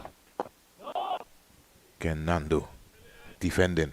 Yeah, and to be honest, for an overall, we know Matthew Nando's still in the infancy of his professional career, but with someone coming off first class experience, CPL experience, regional Super 50 experience, I think in this series he's just been dictated to a bit too much for my liking by the Irish bowlers. Hasn't really managed to impose himself just yet in either format. And looking at his, not his approach, because they were two completely different players, Mali. Adrian Barrett, when he came onto the scene, same stature, but Very, very similar stature. yeah, but busy. You know, you don't want to say he was a shot maker, but you know he was busy at the crease. You know, look to score. Mando, as he gets stronger, work out his strong areas. But that's the thing. At least we knew Bharat, anything wide, Oh yes, he was looking to be severe on. We're not quite sure what exactly are the strong areas for Matthew Nandu just yet, having watched him for a while now. Once again, almost chopping on. That's a dismissal we've seen from Nandu previously. Just looking to play the ball. That one just came back in and just a little late on that one. because I think his left foot, Mali, goes across the crease rather than back. So he's not getting deep. You got to get deep, and you got to be careful. If your left foot as a left-hander gets deep, then it gives you more latitude, so you can be able to see the length of the ball. What Nandu tend to, his left foot tend to goes across the crease in his stance. And after facing some nearly 80 deliveries now, 78, it's absolutely imperative that he makes a big score. 'Cause if you think, what would be the point of doing all this hard work, facing 79 deliveries now, in what I think are pretty good batting conditions here. I don't think it's a 18 or 79 kind of pitch, Nah. to be honest. And the ball has come on nicely onto the bat. Just hasn't managed to rotate, strike or put away those bad deliveries. All this just adds to the pressure.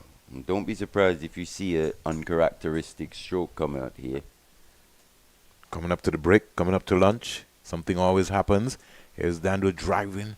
Is he dropped, Mali? No, it's just before that man at extra cover. And that's what you were talking about, Mali. But they're just looking to Release the pressure. release the pressure and through the hands at that one. Good shot in the end though. Picks up his first boundary. The second of the day. The second of the day for the West Indies Academy. He moves to 22 now from 80 at strike rate, 27.50. At this stage, probably wouldn't be too much of an issue, but Ireland, after bowling some 21 overs, have done very well to restrict this pair. 37 for 1. Motoring on. So it's a case of the West Indies Academy going nowhere fast. And at this rate, it keeps the Ireland bowlers interested. And like you said, with a tendency to see batting collapses between both these teams, still a very precarious position for West Indies Academy.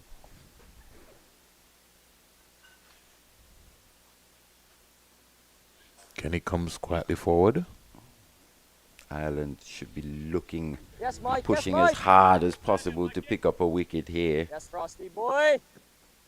If they could remove a bishop in this circumstance, I think the pressure even increases on a Matthew Nandu. Here is Bishop on driving.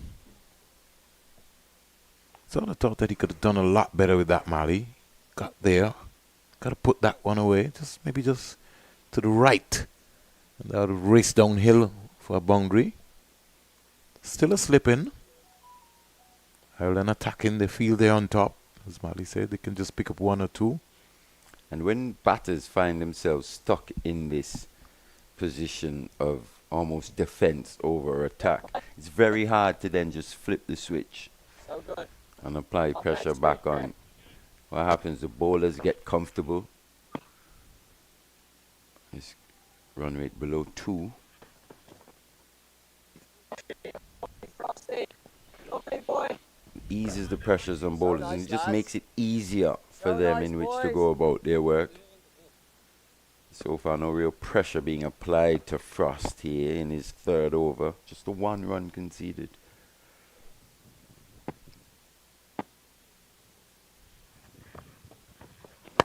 Here is Bishop hitting this one in the air over mid-off.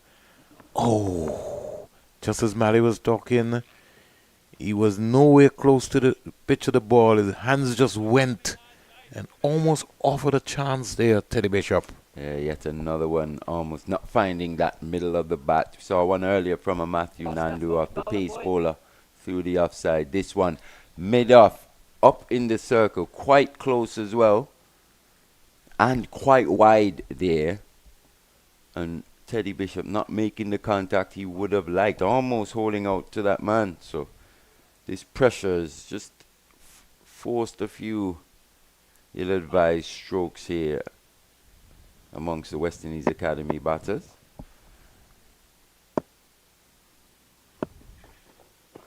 Oh, Frosty. Bang on target. Just struggling slightly to shake this web that's been weaved by the Irish Academy bowlers. The end of 22. West Indies Academy are 38 for 1. Yeah. 22 overs bowled. And it's really, as you would say, they have to graft themselves away. Looks like Tom Mays is going to be replaced by Liam McCarthy. So just a bit of rotation, especially amongst the pace bowlers here from the Irish Academy.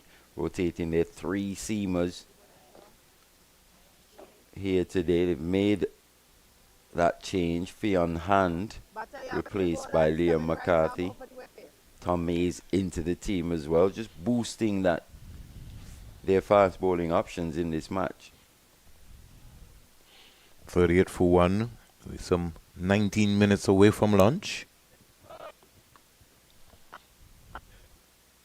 Don't think that is relevant right now. I think it's a matter of these two going right through. Bishop as well, quite uncharacteristic. His 10 from 50 deliveries as well. Oh, no ball. It slipped out of his hand. He quickly apologized earlier clock. Whoa. He's going to have to re-bowl that one, Liam McCarthy. Yeah.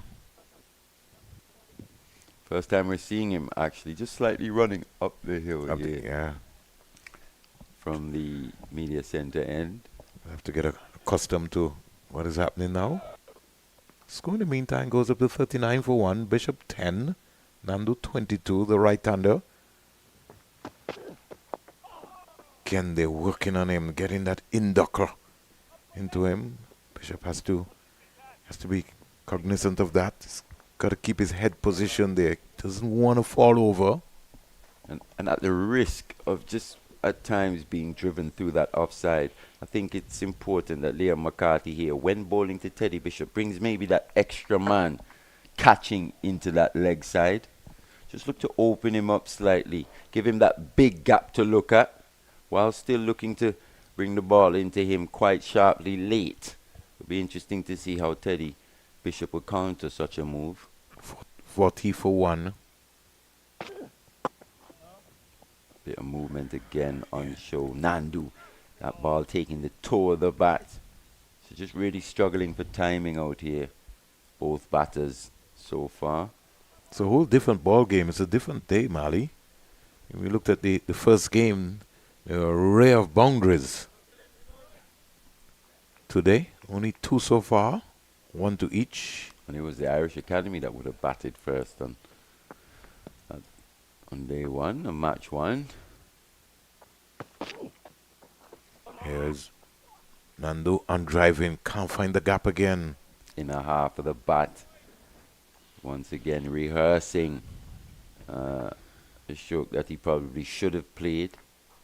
Just coming out of those shots a bit too soon here, Matthew Nandu. That head not as still as he would like upon making contact. Just playing these balls on the move slightly. Struggling with his balance at the crease at this stage. Clipped away. Past the wicketkeeper. Down to the boundary for 4. Badly lined delivery from McCarthy. And runs to Matthew Nandu. Is really off target, off script. Did manage to just get some bat on that one though. Nandu, 4 welcome runs to him. Takes him up to 26 now. And you're right, Mali. You could tell that McCarthy, because shifted from the CIU end, falling away here from the major centre end. Yeah, just posing a different challenge for the young man here. Just slightly uphill now. Slightly bustling type. Not the tallest in this Irish Academy attack. 21 years of age. So you've got something to work with.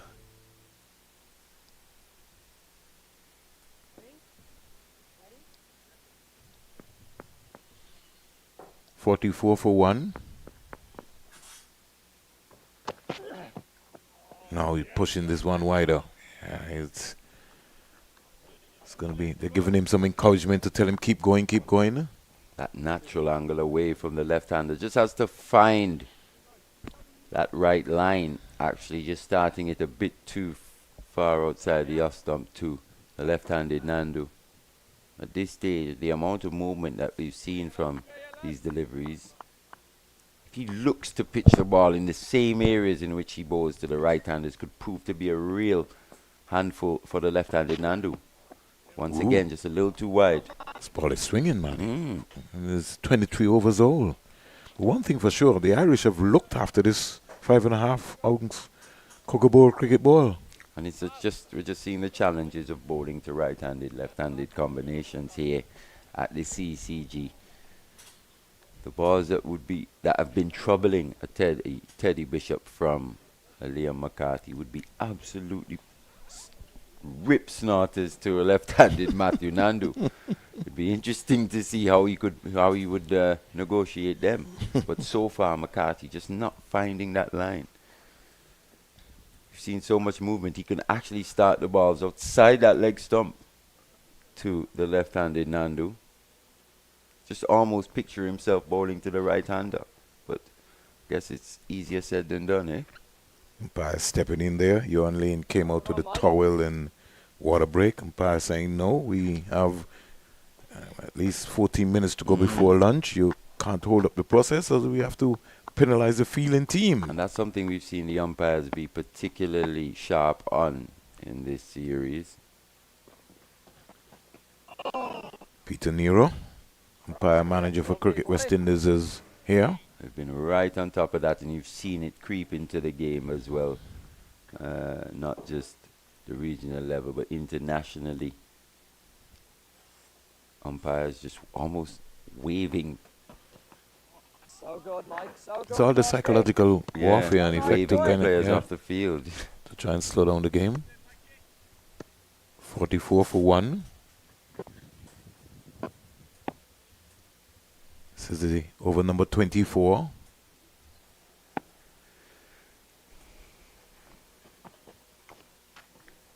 Back and punching that, can't score. Into his 4th over now is Frost. Just the 2 runs.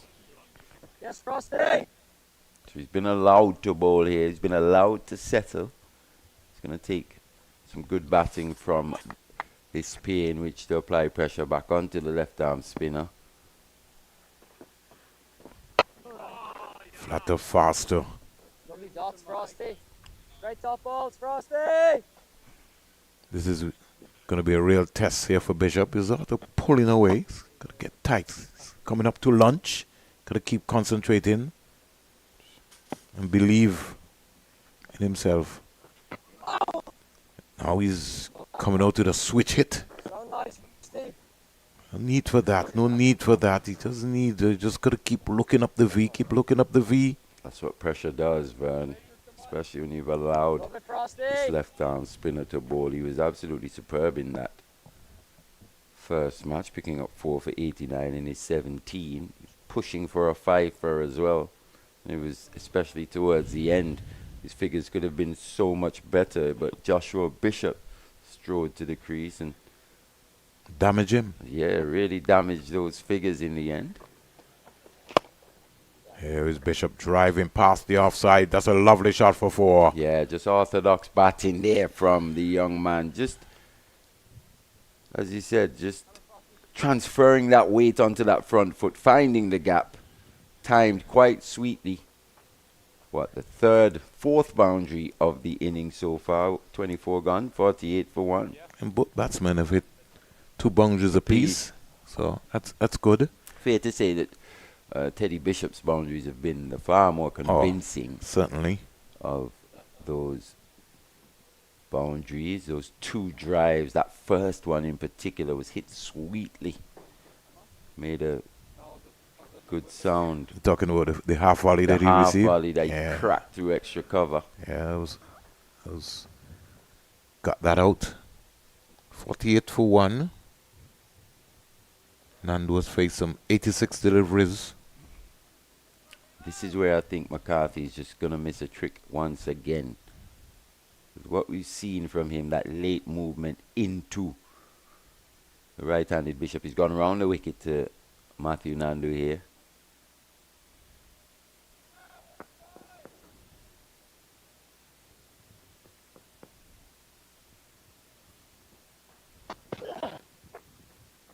Sort of died before it got to the wicketkeeper, Dhoni. Struggling for his rhythm slightly from this media centre end. Vernon is Liam McCarthy. Just doesn't seem to have gotten his run up just right yet. And there may be a ploy, because if we look from the CIU end, Mali, a lot of the wickets during the series so far, in terms of the spinners or the left-arm spinners, have come from that end. And I think that's why they're trying to make sure that they get Frost on pretty early. Yeah, and it was Foster from this media centre end as well that made inroads with that new ball. And old ball. And old ball as well. He predominantly bowled from the media centre end. But we see deep square leg on the boundary here. Interesting. Fine leg as well. Is that a bluff? He's bowling some leg cutters here, Mali. That one really squared Macho Nando up. Hit him high inside the groin area. It turned him around completely there. As umpire Abbott asked Matthew Nandu just how the ghoulies are doing there, young man. He said yes. He says he's fine. Sometimes you don't want to show the opponent that you're bruised. In this case, he survives. This is what Mali was talking about. He's getting these leg cutters to swing and swing deep. Let's see how Bishop will handle him. It seems the more he just struggles to time the ball, the more he taps that bat in anger, doesn't he? You saw that there, that he's tapping his bat to face that delivery from Liam McCarthy, almost saying to himself, yeah, get it together here, Matthew. Just relax, just yeah, relax. He's just got to relax slightly. Just relax. Seems to be gripping that bat a bit too tight as well at this stage. That's well timed, but doesn't find the gap. Some good fielding from the Irish. That's something they've done quite well on this tour. They put their bodies on the line. Yeah, they've caught and fielded well. We've seen the catch of the tour so far from the Irish. You think back to that first fee on hand, that up at the stadium. Up at the Sir Vivian Richards Stadium. Stadium, the first match of this tour. Yeah, that was a game changer. Yeah, it was superb. Not in the 11 today, though, fee on hand. So, 25 overs bowl, Mali. Very high proportion of overs getting through there. And I think Mike Frost has been able to complement that with the three seamers. Mary Abbott just reminding and saying, Liam, don't get too close into this area. I think the Irish will be happy with the position of the game at this stage. They probably would have liked one or two more wickets. 49 for 3 probably suits them a bit more going into lunch. But in terms of the West Indies Academy, you've got to give them some credit for this partnership. Probably hasn't come at a rate that they would have liked, but what's good to see is that they haven't given it away. These two.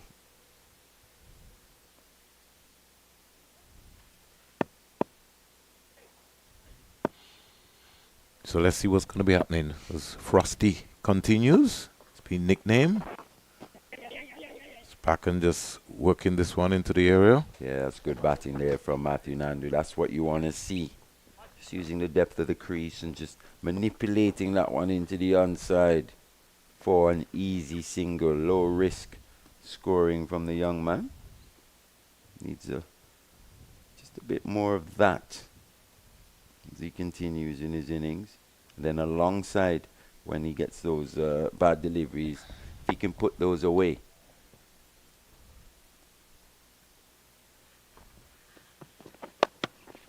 That one hit the helmet of the short leg fielder.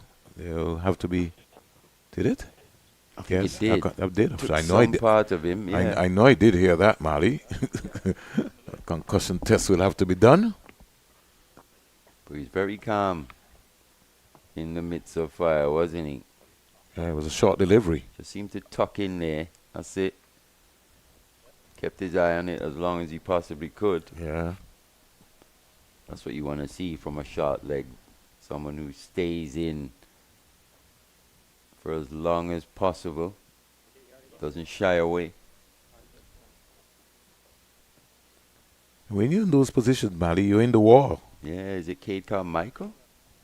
It looks like Carmichael. Number 10.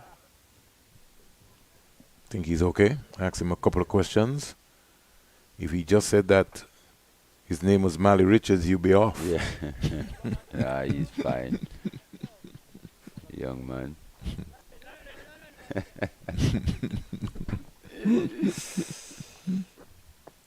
Again, Machunando trying to slow the game down.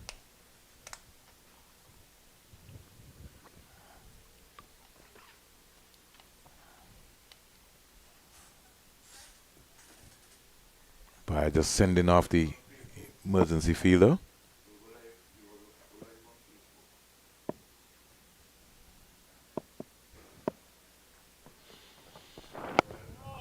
Defending nicely. The 50 up for the West Indies Academy, 51 for 1. Frosty, come on. Into over number 26. We are 3 minutes away from lunch. We certainly will have, according to the umpire's watch, at least one more. Oi, that's Frosty. So good, Frosty. Say good morning to Nice Sonia length, Frosty, Tuckett. nice length, Mali, boy. she's come to look at her son. She's in the stand. She just messaged me. She says we're keeping her very busy with the commentary. He did look good in the game that he played before. Hopes that he gets a big one for his mommy. Yeah. It's good to see the support. So nice, boy. She is a solid parent. Just want to see him get a few more runs now as he as he develops. grows. Yeah, especially in the under-19s. You'd think that Well, he's out of that. his glove work Yeah, looks top, but you just want to see him get a few more runs to justify that potential that he's showing. End of over number 26. But you know, Mali, I keep saying to you all the time, you know, we look into this setup here and we're asking ourselves, where's a Rivaldo Clark? Why is a Rivaldo Clark not in this setup? You know, you search your mind around, and I know somebody's going to tell me everybody can't be in the setup, but I'm saying exceptional talent. When you see talent, you have to be able to make sure that you hold on in it. The territories themselves also, Have to dig deep and start thinking as to how are we going to bring through this talent. Let's look at a Matthew Ford. Will he get into a Barbados team and everybody's around? That'll be interesting to see. Yeah. Those are questions that you have to ask. You see Kevin Wickham. When everybody's around, he's on the bench. These are questions that we're asking. What's the future for Colin Tuckett? We so many unanswered questions. Naughty shot there. Kenny's trying to look to go square. He's got to look to go up to the V. 2 minutes to go before lunch. And he's trying to still hit the ball square. He's got to be careful. Yeah, McCarthy's getting this ball to dart back. Don't want to lose your wicket here now. Yeah, it's been really slow going for this pair, but they've managed to bring up that 50-run partnership. 49-run partnership in just the one process. away. One away, yes. I get it in this over. And He's out nicked off! Oh! Just what as we- you were saying, Vernon. Given away by Teddy Bishop with outside the off stump, looking to play that cut. Maybe a bit too close to play, but took a healthy edge through to that second slip. Once again, good catch in that region. The second wicket goes down, 51 for 2 now. It's lunch. And they're going to take lunch, I think. And just on the stroke of lunch, that wicket is probably just given that session slightly to the Irish Academy. 52 for 2. Bishop back in the hutch. They'll be happy with that one.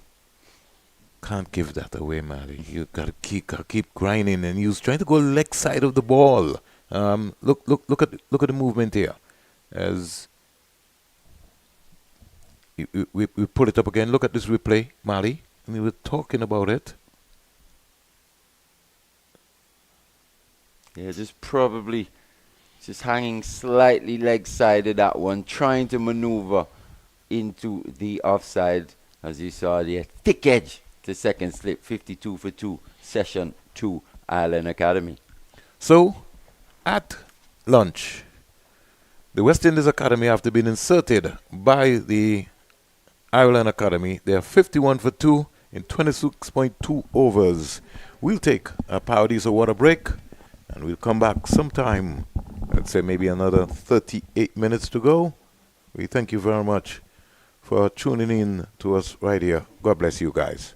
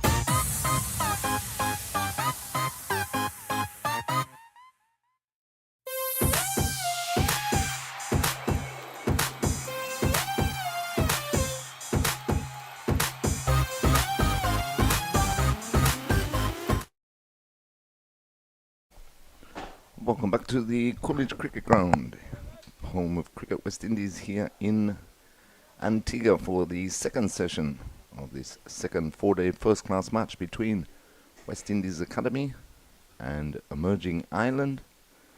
Play just about to resume. Start of the second session, as I say, after the luncheon interval. West Indies Academy, after losing the toss and being inserted by the Irish, 51 for 2 at lunch, losing the wicket of Teddy Bishop just in the last over before the luncheon interval. As McCarthy continues his over, he bowled 2 balls at the 27th over, picked up the wicket of Teddy Bishop after Bishop and Matthew Nandu had put on 49 for the second wicket. West Indies Academy losing Akeem August in the first over of the day's play for 2. Teddy Bishop made 16. Nandu was not out 27. Kevin Anderson is facing. He's yet to get off the mark. It's the 2 deliveries he's faced so far. So 51 for 2. Pretty even session, that first session. Ireland will be happy that they picked up the 2 wickets. It's been a real grind so far for the West Indies Academy.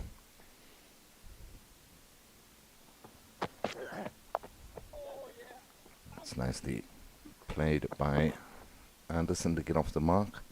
Steered it backward of point for an easy 2. He's off the mark with that 2. Score moves up to 53 for 2.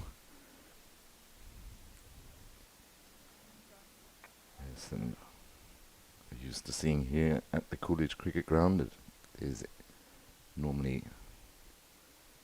the pitch gets better and better as the day progresses for batting. Stands up nice and tall there, Anderson, in defence of that delivery. But Ireland is looking to exploit any early moisture that the pitch had to offer. As I say, they picked up those 2 wickets in the first session. It was a real grind for the West Indies Academy. They went to lunch at 51 for 2. And that over now had 4 deliveries left in the over to complete from Liam McCarthy.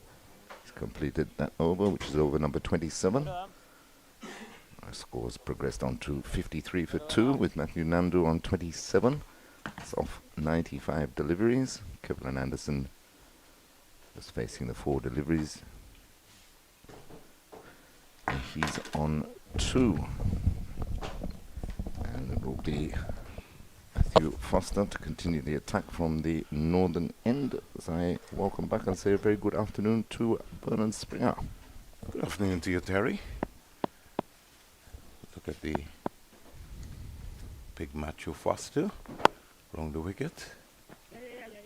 Misfield by Jaden Carmichael. Or Carmichael, not Jaden. And they get an easy single. Yes. Sloppy bit of fielding there by Carmichael, just getting back into the groove of things after the luncheon interval. Foster bowling to a new man, Kevin Anderson. 2 slips, gully, backward point, cover, mid-off, mid-on, mid-wicket and flying leg. You know, once Anderson gets in that, he's going to score. Yes, very good organised batsman, Kevin Anderson. Of course, drafted into this series. Has a sort of temperament, like a young Dr. Sir Richie Richardson in his early days. Has the same mannerism about batting. Like the look of him. Got some exciting talent around. How do we harness it? Terry?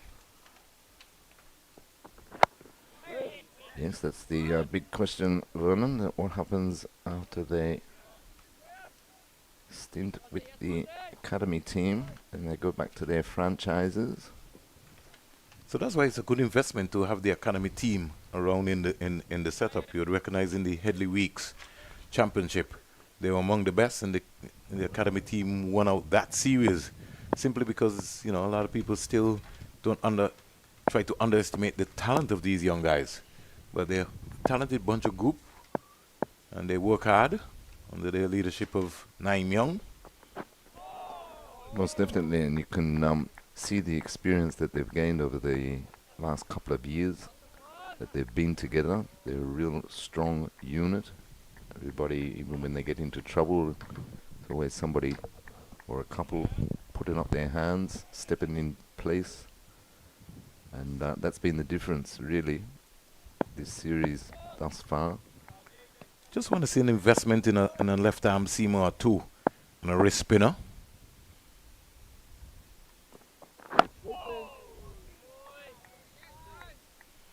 And I'd love to see Rivaldo Clark be part of this setup. I think this guy's got so much talent, so much potential. Got to find a way to get him into a setup. It's almost like the same thing with Kurt McKenzie. I can remember if Kurt McKenzie had not come and played for the academy, he might have not have been playing Test cricket because Jamaica dropped him. Dropped him, yes, exactly. In a team which was pretty weak. Yeah, struggling. And the importance of the academy team is shown up here with Anderson. As I say, he's drafted into this setup. He had visa issues and he wasn't able to join the West Indies A squad in South Africa currently that he was originally picked for. So if there was no academy team, there'd be none of this series, and then he misses out on experience of playing in South Africa. He'd be sitting at home at the moment. But everything happens for a reason. Sometimes we try to question the Almighty, but everything is designed. It gives Junior Johnson an opportunity now, who most likely will play in the next game. Yes, for sure. With the Under-19 World Cup switch now from Sri Lanka to South Africa. But he's another talent. He is going to light up that World Cup. Looking forward to see young Joel Andrew from the Leewards, Nathan Edwards, another young promising prospect. So we're not short of talent, Terry. And I like the look of Tom Mayers. I think it's a big investment for Ireland and Irish cricket. Here's Nando driving sweetly to cover for 4.5 while he put away nicely. And he stayed with the moment, stayed with the shot, and got a boundary. Lovely shot there by Nandu. And what he wasn't doing in the first session when he got deliveries like that, the placement was there this time. Beautiful shot. I think that's the 5th boundary of the day, of the innings. He's got 3 already. Moves him on to 32. That would give him some confidence. Definitely. 58 for 2. Things building up nicely in Antigua and Barbuda for a long, busy weekend. Got so much action taking place all around. Last night at Sanders was a moving moment. Eastern Caribbean Central Bank unveiling their new $2 note. And the image, they're using the image of Sir Vivian Richards. That was just a touching moment. And when you listen to all of the speeches, everybody was so inspired. The entire world inspired by Sir Viv. They call him the Bull, the Master Blaster. He's having a charity golf tournament as we speak.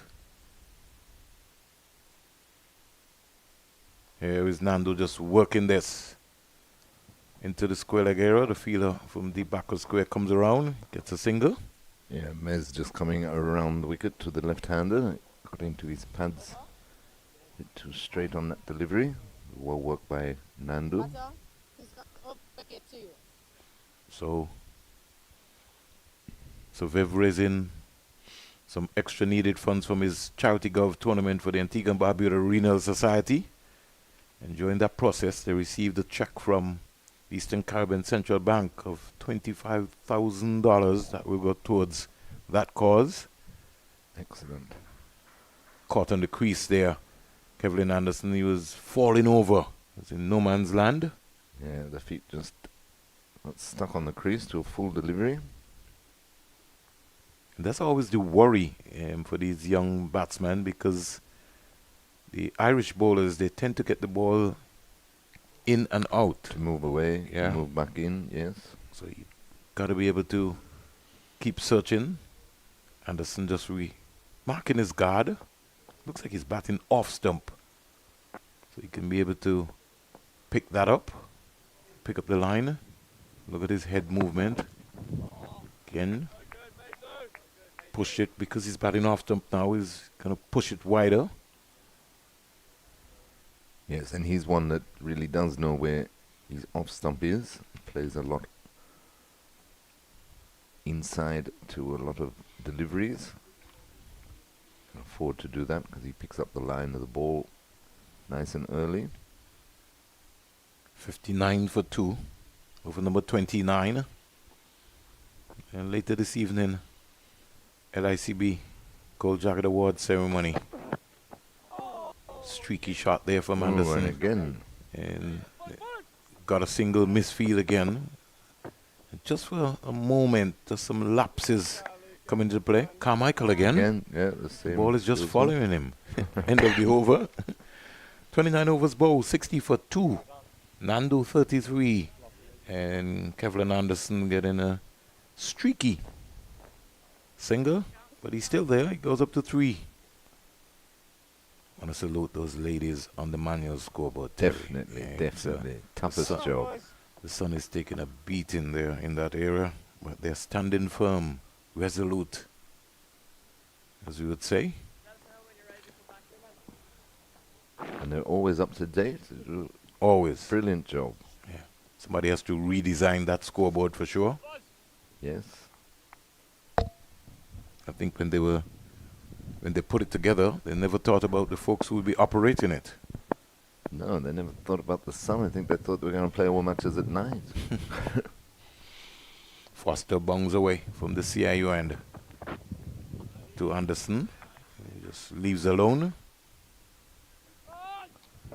Just keeps rolling in. Does Foster? The more work you give him, the better he looks.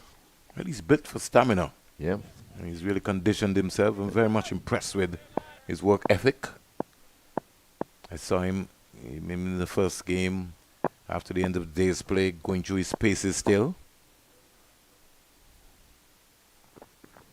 And when you have somebody like a Boyd Rankin around you, who can be able to teach you the ropes and tell you all of the things that are expected as a professional cricketer, it's a good mentor to have around you. Definitely. Boyd over the years would have demonstrated, both represented Ireland and England. Very phenomenal feat for many. Yeah. Been a 6'9". couple of Irish boys. He's a big guy. Size 16? At least. Almost sounds like a Joel Garner type. Here is Anderson. Different day, different track. He's looking to punch that, but had to relax on that movement. Yes, trying to force it. Excuse me. He's trying to force it through the cover region. 79 he got in the first match. Extra pace there for Matthew Foster. He Mm. sort of hard link Skipped on a delivery. bit. Yeah. Yeah. And because of that, Anderson was almost like beaten for pace. Not the normal medium pacer that you would face.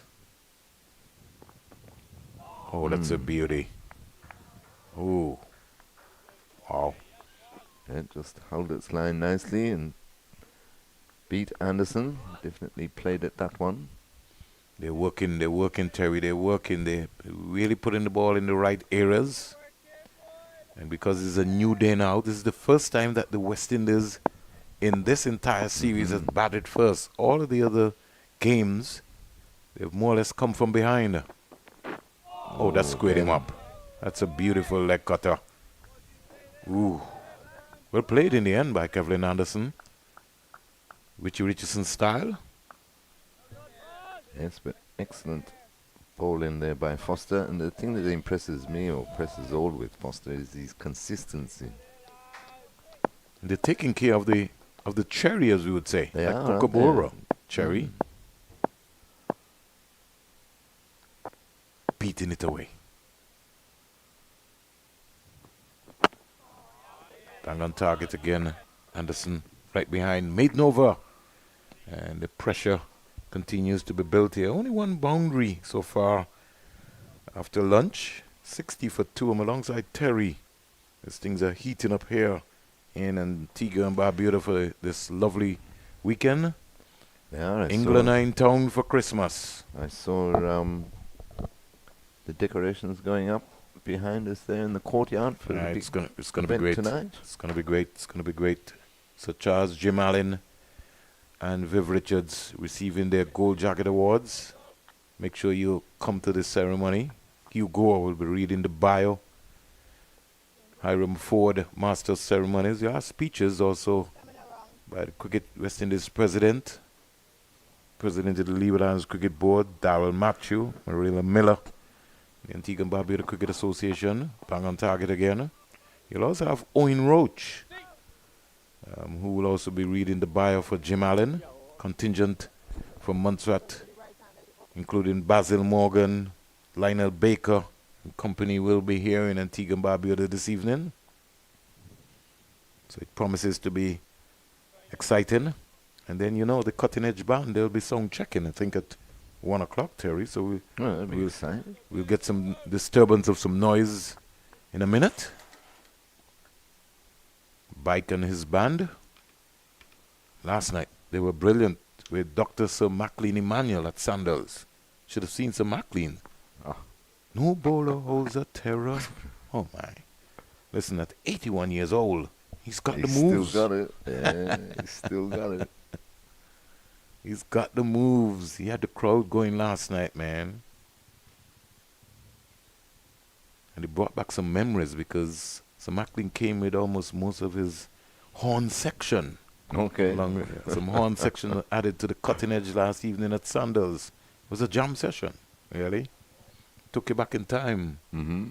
Push. Kangaroo jam. Sir Maclean was on fire. We're back with the cricket action. 60 for 2. Again, short delivery. I'd like to see Nando, Terry, Just get that left foot Yeah. deep work and just it. work that ball. Just that's why Brian was, I sorry folks, but gotta talk about some of the top left-handers, Alvin Kalitra and Brian Laro. They just nick you off into that area, into that square leg area. Most But definitely. they got deep and used those wrists and worked you off. Vast acres of land on the leg side area.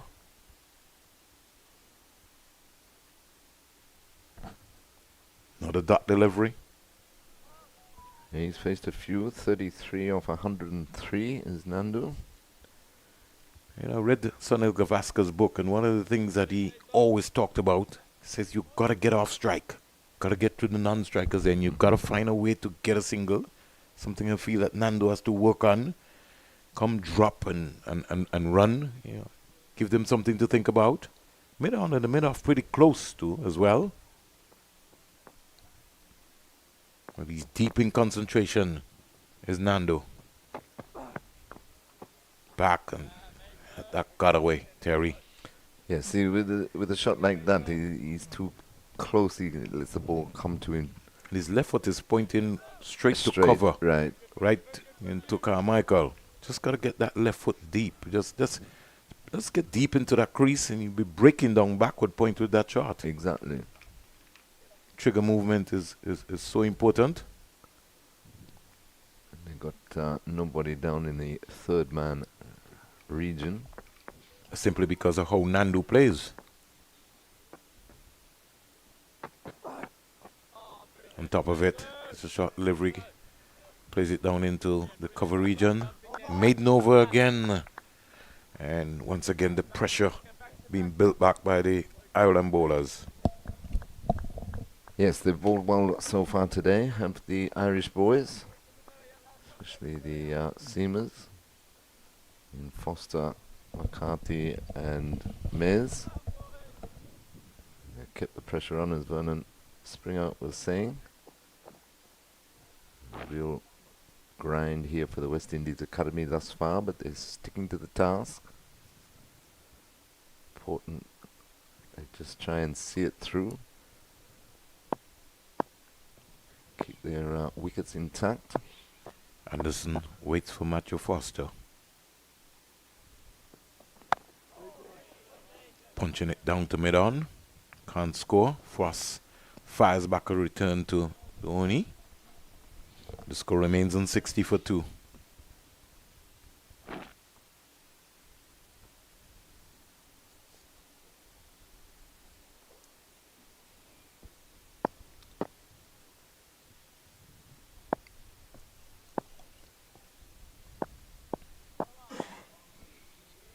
Very lovely day here in Antigua and Barbuda after we had an earthquake earlier this morning. I think it was about 5.4. Here's Anderson back and punching it. Applause for Carmichael for finally feeling the ball correctly. The Irish are having fun. It's a harsh game. It is a harsh game. He's misfielded twice for the day. Oh, what a day. It's a lovely day. 60 for 2.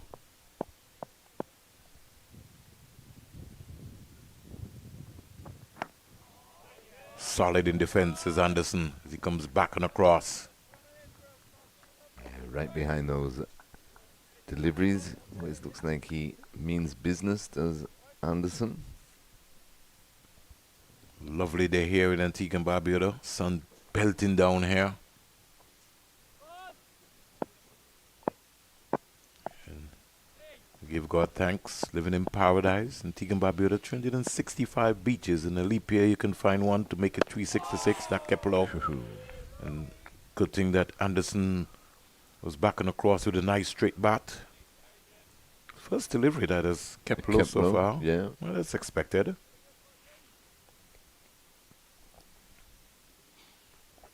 The Irish should feel that if they can get into this batting lineup, still got Joshua Bishop in this team, Naim Young. Bishop scored a maiden first class 100 in the last game. Man of the match performance, lovely shot up to mid-off by Anderson. It's different days.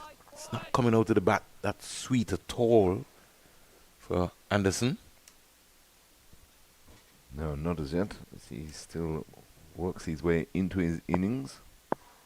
But that's what the Irish boys would be telling themselves, that they can just keep this pressure going for as long as possible. Driven straight down the ground. Foster didn't get down in time. Mid-on after it. Won't have the legs to go all the way. And they come back quite easily for 2. Good return in the end from McCarthy.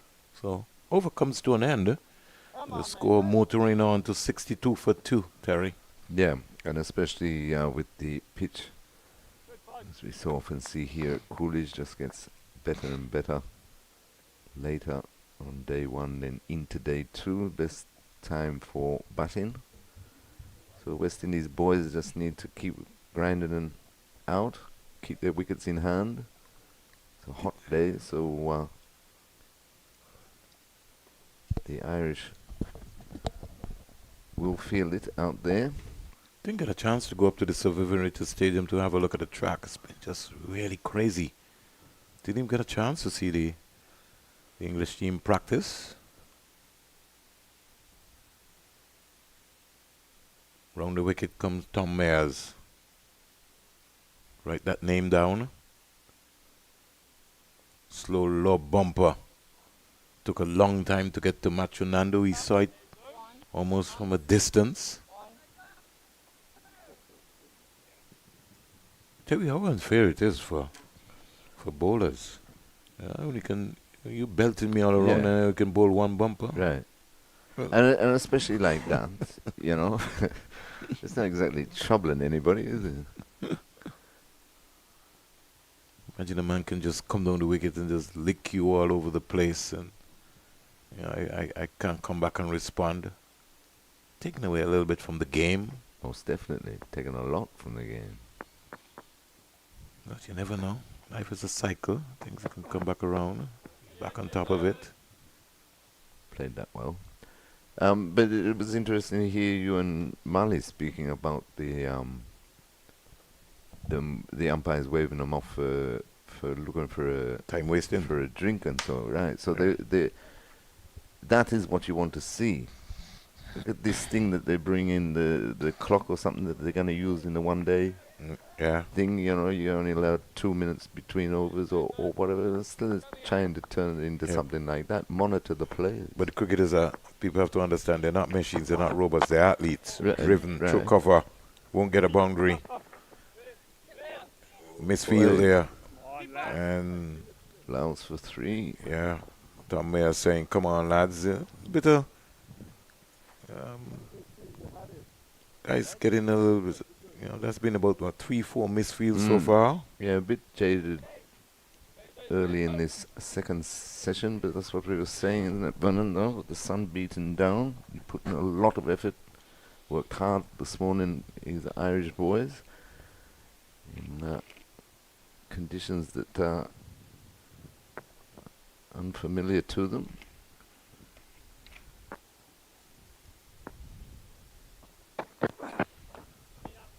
Bang on target again. But yeah, I agree with all that, Vernon, but just monitoring the players would save a lot of time rather than bringing in these laws, and so it turns the game into a tennis match. Into a robot game, you mean? Right. How many times do we see, first over after lunch or something, and the batsman call for drink? They've just come back out, all that business. Statics. But I know they're trying to stamp out certain areas to get a good flow of the game, because the viewership and everybody wants to be excited. Just want to see them just relax the bumper rule a little bit more, so that otherwise the bowlers will get slaughtered. Who just comes to a cricket game and just looks at batters just bash bowlers around? Exactly. You want to see some excitement. Exactly. A bowler can respond. Yeah. And especially, everything these days is in the batsman's favor. They play, mostly on roads. Like how you said that, Terry. On concrete. There's a difference with a tar road and a concrete. Exactly. Talk about you can trust the bounce. That's what fools you sometimes. Whoa. There's a P for a leg before. Close. No. Just outside the line. Yeah, and then think the angle too. Coming around the wicket. There's always going to be a worry. Let's look at it again, Terry, on the screen. Pitch outside the line of the off stump. Yeah, and he just got far enough outside. Yeah. So he survived 64 for 2 at the end of the 33rd, but that was the only real one he's troubled Nando with coming around the wicket. I think he was giving him more trouble staying over the wicket to the left-hander.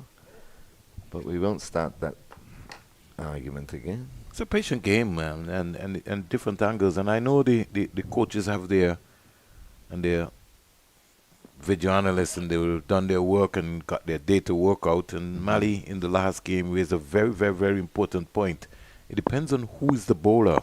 So you can't make a comparison to somebody like a Nathan Lyon and Kemar Roach and those guys. That's something they've mastered. Loose shot there by Kevlin Anderson.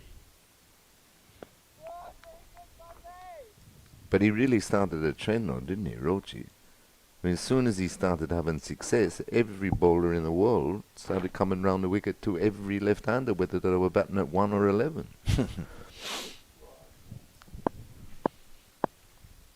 You got certain bowlers who would have mastered that art. You go to someone like a Stuart Ward, you go to somebody like a Kemar Roach.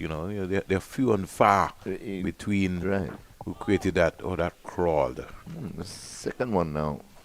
A lot of things happening here. Yeah. Second one that's just died. Rolling along the ground through to keeper Captain Doheny.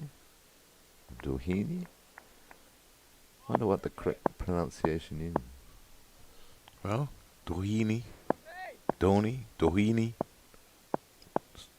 songs maybe like the correct version, but he's not going to take our head off as Anderson works this. Well, Dhoni's the Indian version. In the Indian version.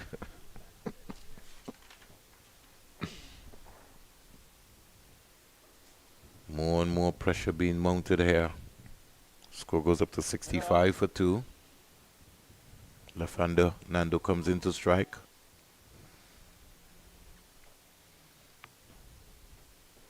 Middle and off. Thinks he's Shiv Chandapolgar. Middle and off.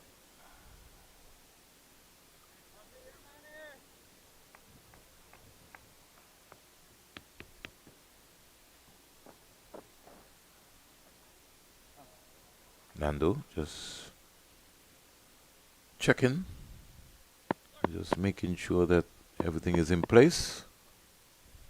As Foster comes around the wicket, goes further away.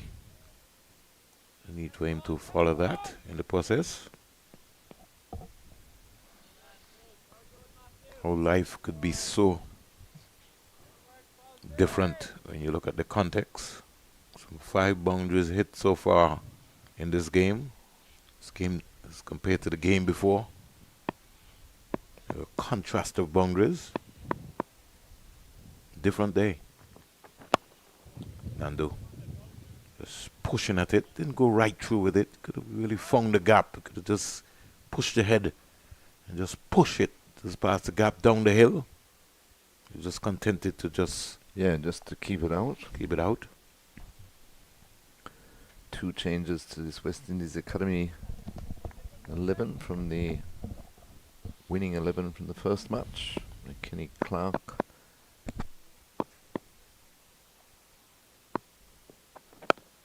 Kenny Clark and began Tegan fast bowler, Calvin Pittman.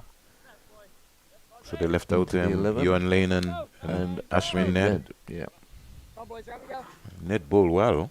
he bowled very well, yeah. Yeah, no doubt about that. Like Lane.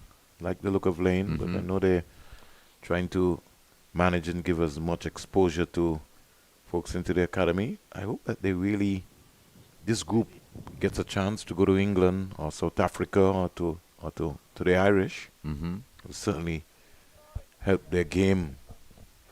Because you can get comfortable playing in conditions in the Caribbean Yes. and really not still really find your true self in terms of understanding how to bowl and how to bat. Good point, Vernon, and especially here, where at Coolidge, where they spend the majority of their time. It's their home turf. It certainly is. And they've got an excellent record here at the Coolidge Cricket Ground. Barring none. I mean, you see what happened when you had the Headley Week series. And, you know, when we look back at that Headley Week series, you would always first a moment, there were a lot of banter going on, but the earlier clock, Naeem Young and his press conference, he did say, hey, we've come to win this. We're going to be no pushovers.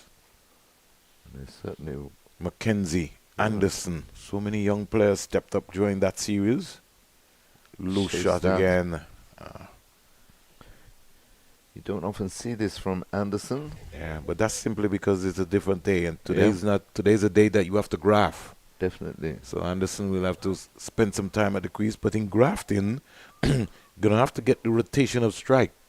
I think that's gonna be key. Keep looking up the V, just drop the ball and just ease that pressure off. Yeah, and as we Wake up the momentum. As we were saying earlier, Von, that especially when you got a left and right-handed combination, try and use that as much as you can to your advantage, and it keeps the scoreboard ticking at the same time, so it releases a bit of the pressure that the opposition are trying to build on you. 65 for 2.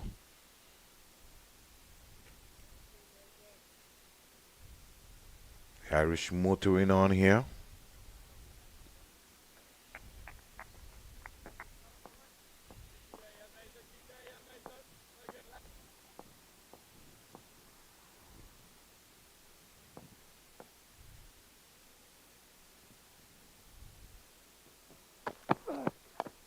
Worked away Nicely played. down to fine leg. Get an easy single. So although scoring has been slow, one will have to understand the context of the game, Yes, because the Irish have bowled well. they have. They've stuck to their plans, and they've had great consistency in their bowling, especially from the three seamers. We said he looks like a Derek Pringle, this Tom Mays, or is it more like an Angus Fraser? Well, Angus Fraser, body structure, and he starts like Angus Fraser, but I think he's got that twofold with the Pringle attitude as Right. well too. Mm. But you know, Angus Fraser, you know, lumbering up, you know, more Mhm. bigger guy, might be his role model. It might be interesting Could to be. ask him a question or two. Mm. Be terrible though if he turned around and said, "Never heard of either of them." I just bowl. No, he like myself. He looks like a student to the game. He does. Yeah, you got to be a student. Everything is on YouTube these days. No, there you go. You got no excuse, have you, these days? So Check even, everyone out. even if you don't go into the library, you got YouTube. Everything is right there in front of you. Got to make it happen. Driving is out caught. And Carmichael wasn't going to miss that one. That's what Mali was talking about. He's done all the hard work, and he gets a easy, soft dismissal. Look at the position of him. Didn't Half. follow through. 2 feet almost marching together. Yeah, and check the stroke. Just put him up again for me so that Mali missed it. And the replay there. The It was almost like on the innocuous march. half volley. Good change of pace. Just tried to ease it over cover instead of really hitting through the line of the ball. He goes for a patient 35 of 116 balls. And the score now is 66 for 3. Out comes Kevin Wickham. This is who I want to see. Yeah, but make he's runs. not who you want to see. He needs to start delivering. That's right. Wickham, some 17 matches, high score of 121. He's got to turn up. He's got to turn up. He's got the potential. He's got the class. 150 and 100 so far. He's got so much talent. He's got all the shots in the book. He does everything. Abundance He of wicket talent. keeps. He bowls pace. He's a wrist spinner. He bowls off spin. You know, Chairman of the Banter Club. yeah. Mali keeps saying all the time, you know, he wants him to concentrate on one thing because maybe when you get at that level, because you've got so much talent, you feel that, you know, you can. What's your main purpose? Exactly. You want to be a batsman? Okay. So you got to make runs. If you want to be an all-rounder, then you have to double work on your game. Ask Jack Callis about that. And being an all-rounder, batting all-rounder at that, it puts more added pressure on you.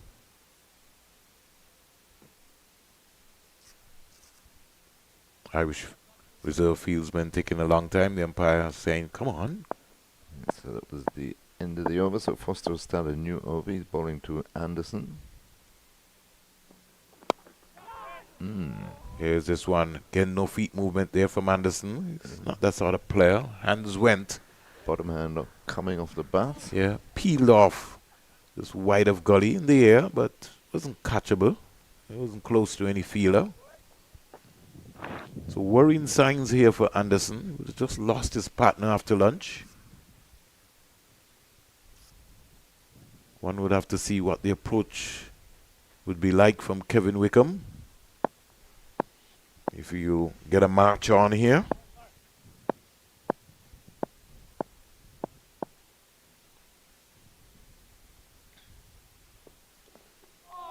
Beaten again. Wow.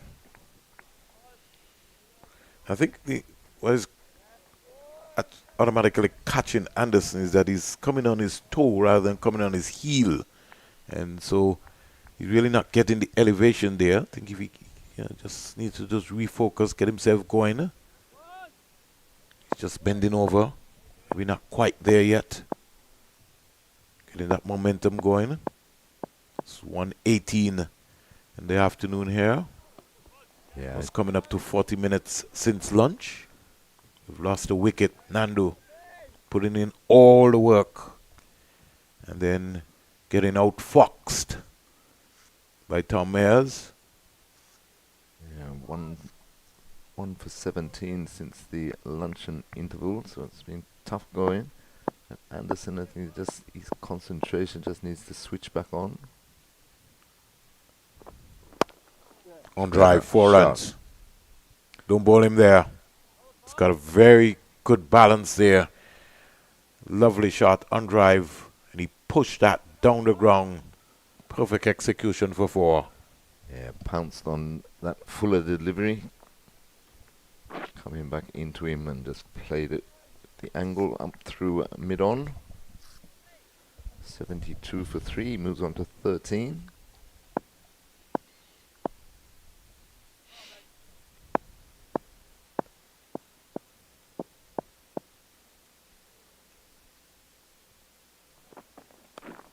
Turned. Sickles that Past one the nicely. Oni. 4 runs. Badly lined delivery. And just got inside of it.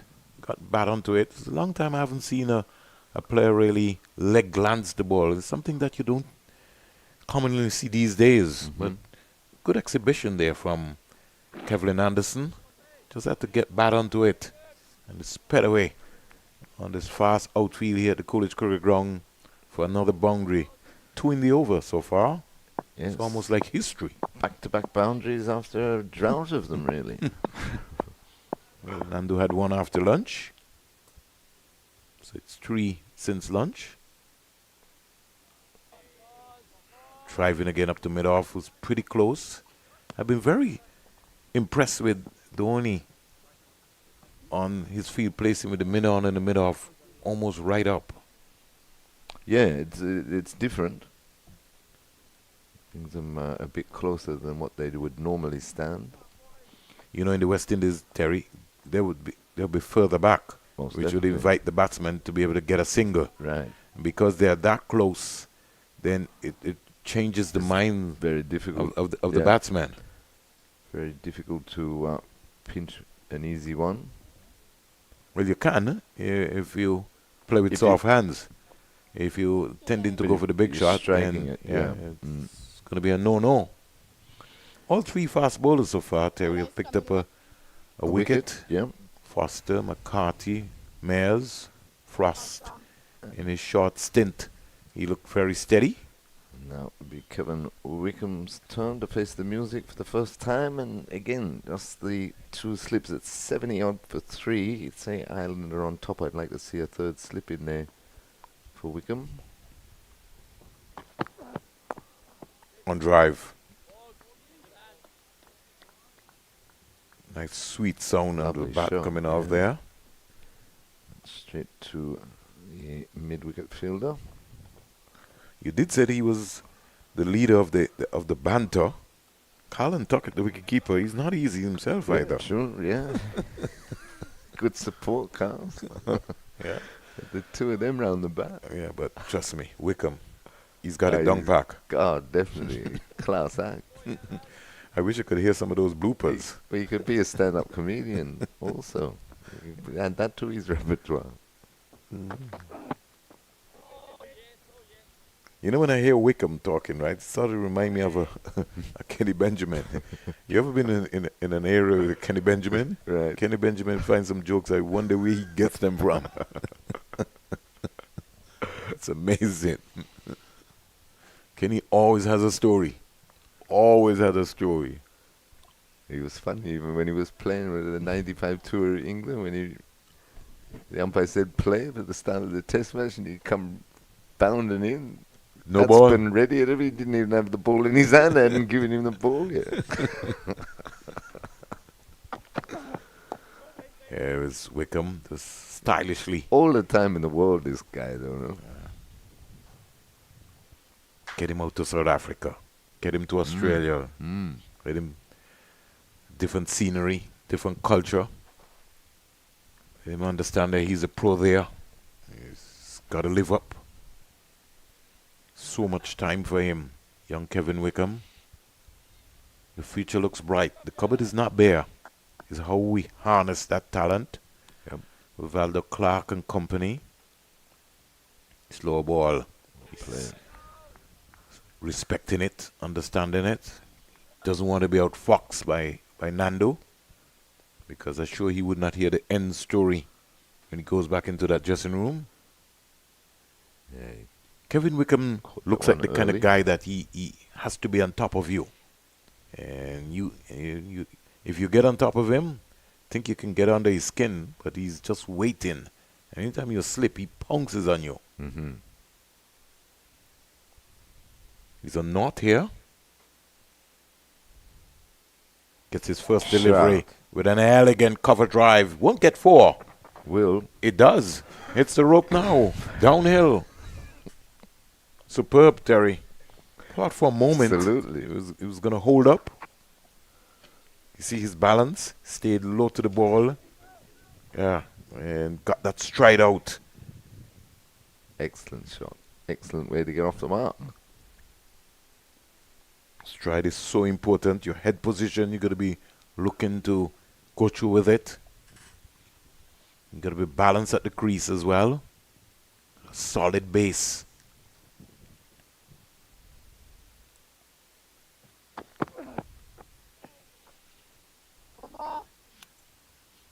Another over Played. completed. 37 at the end of it. 80 for 3, the West Indies Men's Academy, after being inserted by Ireland Academy. Nandu, 35 from 116. Bishop and O'Geese, they're the batsmen who are back in the hut. It's now up to the 2 most experienced players in Kevin Anderson and Kevin Wickham. So we'll have to see a double K at the crease. Yes, there'll be Matthew Foster to continue. A lot of M's also taking place here. Matthew Foster, Mike Frost.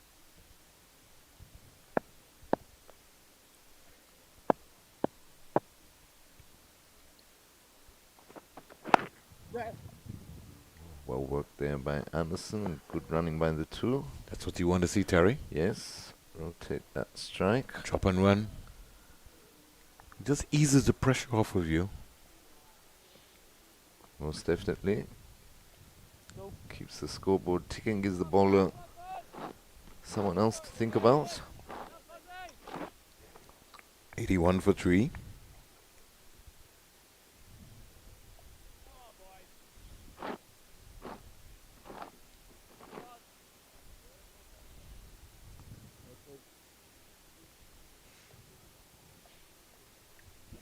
It's all happening here.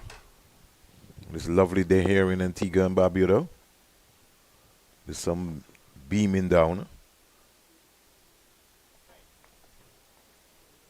Foster is into his 14th over. 14, yeah.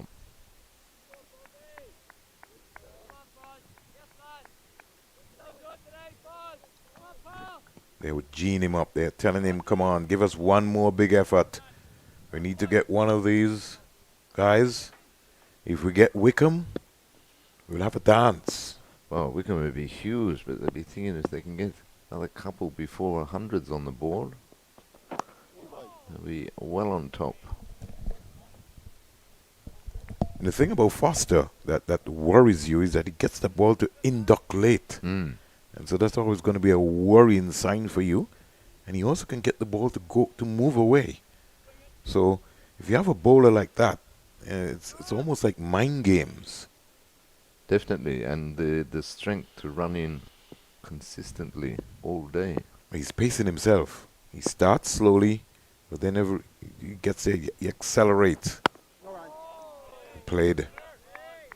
Good stride coming out. Hope that Teddy Bishop is looking at Kevin Wickham. You see that stride? He's getting right out. Yeah. Yeah.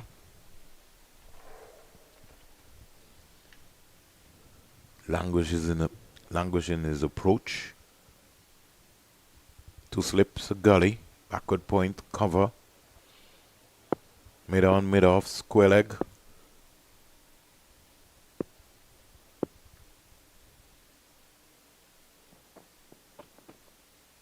Good leave, good take, good carry.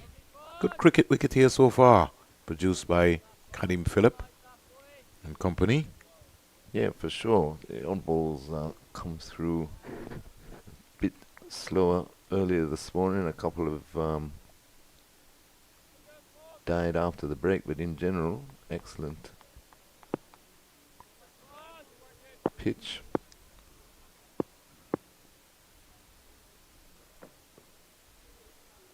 Drive up to mid-on fielder. Can't score. As was the first game, Vernon. That was a good pitch. That's something for everyone. So the latest score here at the Coolidge Cricket Ground, the home of Cricket West Indies. West Indies Men's Academy, after being inserted by Ireland Academy. Batting first, they're 81 for 3. They've lost O'Geese, Bishop, and Nandu. And some repair work will have to take place very quickly with Wickham and Anderson at the crease. And they're the two that can do it for the West Indies Academy boys, as we see Liam McCarthy being reintroduced into the attack. So sticking with seam from both ends since the luncheon interval. I think this might be Marius Abbott's first class game, right, Terry? Okay. I think she's on debut. Yeah, I believe so. And that's cut nicely by Anderson, rolling out to the backward point boundary. Crosses the rope now, 4 runs. Yeah. Short and wide by McCarthy. First delivery back.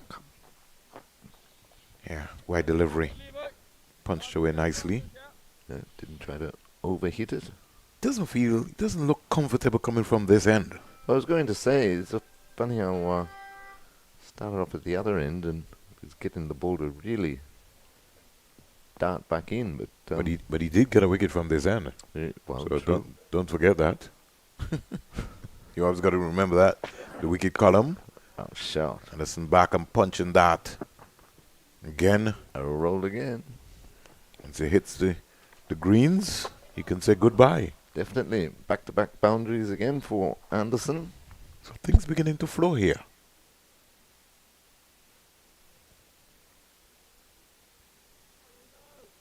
Yes, McCarthy just can't get it right so far. Yet. Yeah. 1 for 16. His figures were prior to this of 8 overs.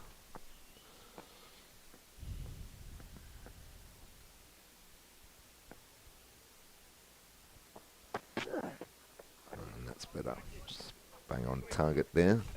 Nicely defended by Anderson. He's moved on to 26. Score 89 for 3. So the shackles beginning to more or less release. Since lunch, we've had some 5 boundaries, Terry. Yeah. One by One Nandu. by Nandu and 2 back-to-backs from Anderson, or maybe 6. And that glorious cover drive by Mr. Wickham. No, well, 1, so 5 so far. We had. Ooh. That was a nothing shot, though. Wasn't Yeah, but he didn't have any pace either. it? No. And that's what's undone him, really. Still 1 for the over. Yeah, but I think McCarthy's asking, really? Was that over the shoulder?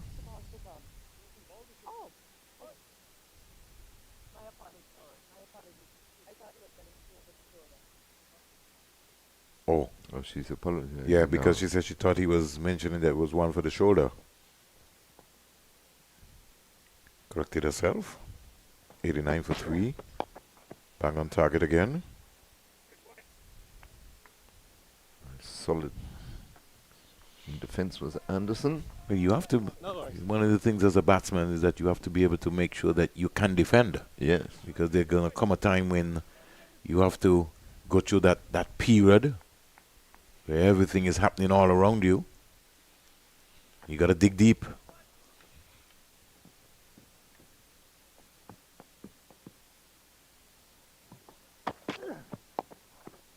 Stands up straight and defends again. Back on the cross. To bring the over to an end. So 39 have gone, 89 for 3, Anderson on 26 and Wickham on 4. But yes, Vernon, the greats of the game will tell you that in defending, a good leave is as good as a lovely Lawrence Rowe cover drive. Yeah, but you can't. Frustrates the bowlers just as much. But you don't know which ones to leave if you haven't got a defense. Yeah, but you can't. You really can't just leave and don't score. No. But when the bowling is on top, though.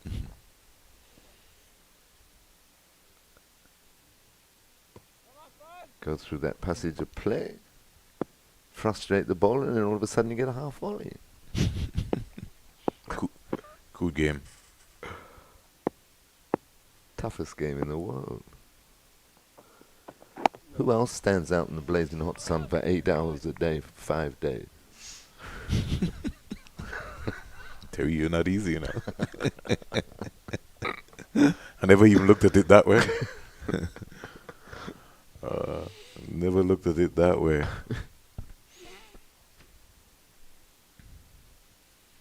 Foster continues from the northern end into his 15th over. 1 for 32 his figure so far. No, wait. Coming around there was Carmichael, Yes. putting his body on the line. Couple of blemishes, but since taking the catch, And they're back into making his good form. they're making a mockery of him too, giving him a hard time. Yeah, they gave him a bit of stick. Having a good laugh about it. Carmichael is not impressed. He's thinking about the next one.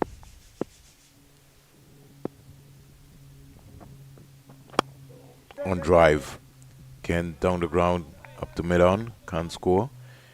You know, it's something, Terry. Even when we look at the modern day field, if we go back, if we roll back the times of fielding, you know, starting with Surviv, Koslogi, Keith Atherton, you know, Ian Bell, Derek Randall. You know, you had so many folks who got across the turf quickly. Because, yeah, I did say Koslogi. Koslogi was business-like, fast twitch muscles. But that's why I was impressed. It was Nandu, wasn't it? In the first match when he ran round from mid-wicket, picked it up through in one action, stayed on his feet. That's the trick. You're talking about Jonty Rhodes. How can you know, you those guys just, they control those areas. They, you know, that they just love, enjoy feeling. You know, it's a joy. Sometimes I get the impression that the modern day guys, That's the other thing. Yeah. don't like to feel. That's the problem. They've not worked on their feeling enough. Yeah, the good fielders or the great fielders always wanted the ball to come to them every single delivery. I tell you, right? I learned this from the late Hayden Walsh Senior, and it was a gentleman called Ralston Otto. He didn't want anybody who couldn't catch and couldn't feel on his team, but so that was a regiment. And to make the team, trust me, to come down to feeling. Yeah, very true. It didn't matter how many runs you made if you couldn't feel, couldn't make his team. Taddy Arundel, who we were talking about earlier today. The Ayatollah, Yeah. Ayatollah was Same. a different human being. Let's just put it that way. No run.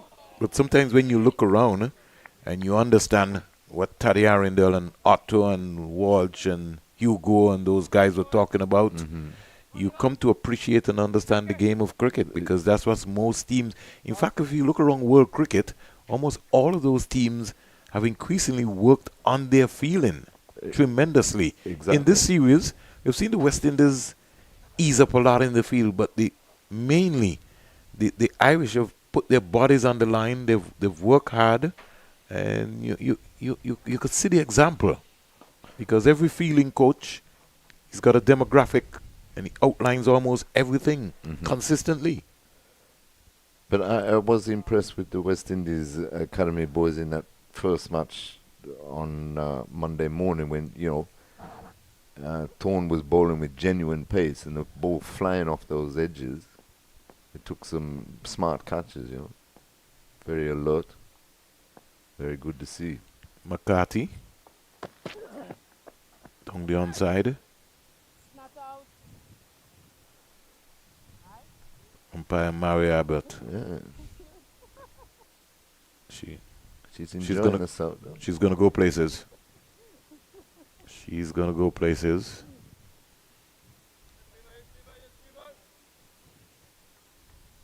to see women. Jacqueline Williams leading the way, and now you have some more women being unrolled out quietly. I think this is good for the sport. Anderson just working this. They're thinking about two. But it's a beautiful piece of work there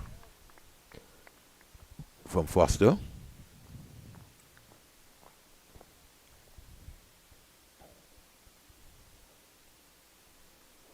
$90 for 3. Slow going here. Real slow.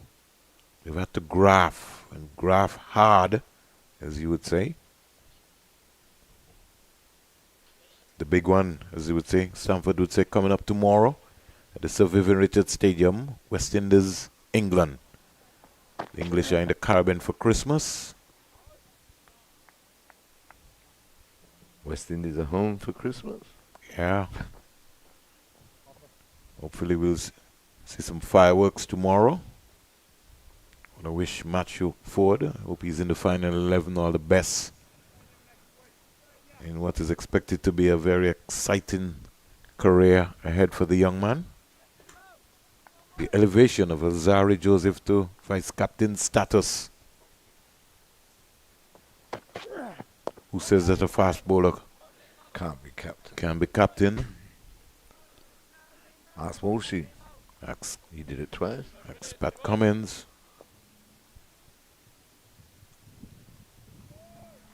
You know, when you sit back and you look at the final, Terry, of the 50 over India versus Australia, and you analyze it and you look at the special moments, you heard what Cummins says.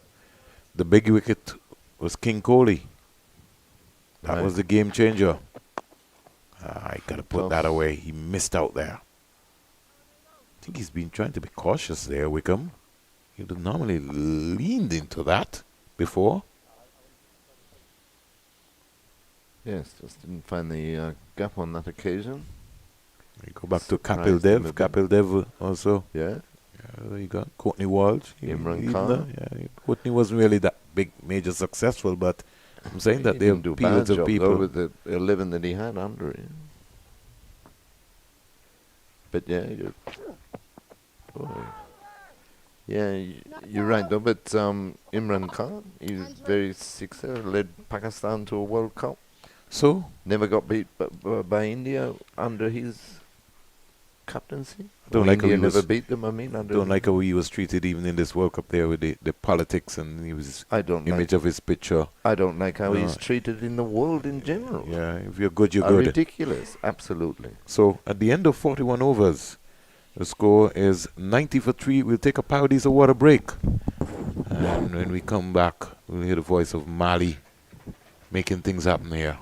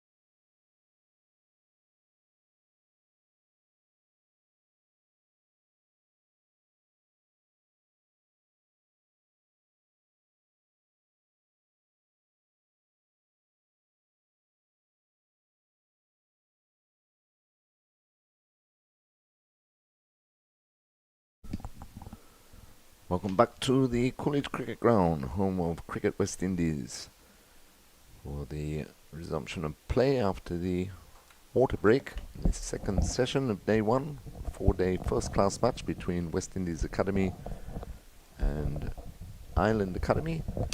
West Indies Academy, after being inserted by Ireland, 90 for 3. We've had some 41 overs in the day's play. Kevin Anderson is on 27. Kevin Wickham is on 4.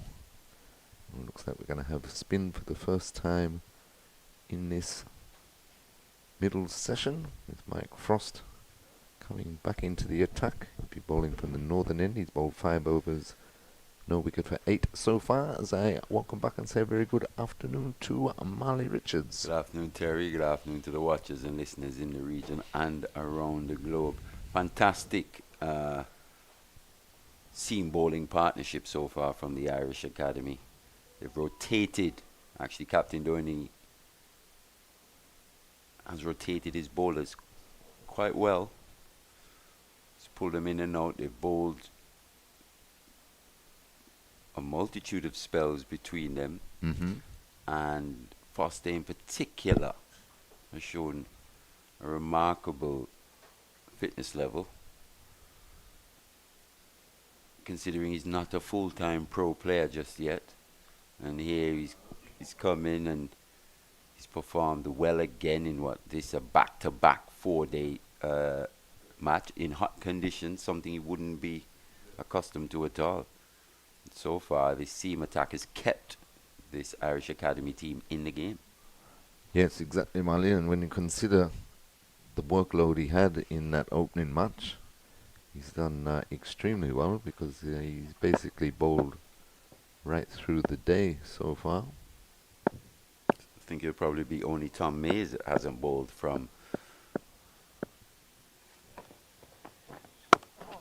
the CIU road end.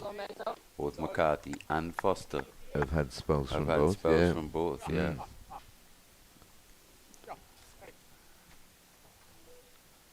Hey!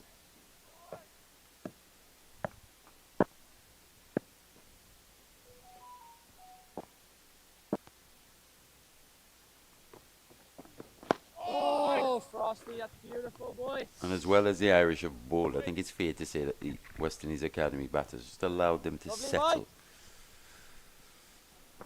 And since then, it's been a real struggle to break those shackles. But Anderson looks really good, though. He always goes about his business, somewhat unflustered. Oh, yes, Frosty. Yes, he always looks very solid. Mm. Very good over there by Frost. A maiden to start with. 90 for 3, the score remains. But yes, you're right, Mali, that a couple of opportunities there, especially in the first session, where West Indies Academy is still in that defending mode. They could have kept the scoreboard ticking along a bit more, so it's enabled Ireland to stick to their plans and stick to their lines and lengths and keep the pressure on them for a bit longer.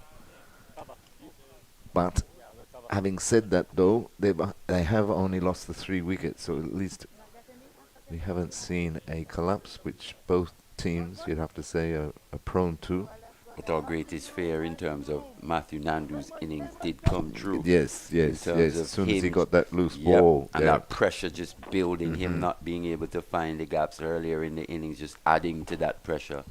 And then got that full ball outside the off stump. That if he was maybe wasn't in such a defensive mode. Exactly. He would have made up his mind a lot earlier and a lot clearer. And the eyes really wouldn't have and the eyes wouldn't have lit up the way he did, and felt that pressure to actually find that boundary the way he did. Very true. So it'll be spin from both ends. As for the first time. Today.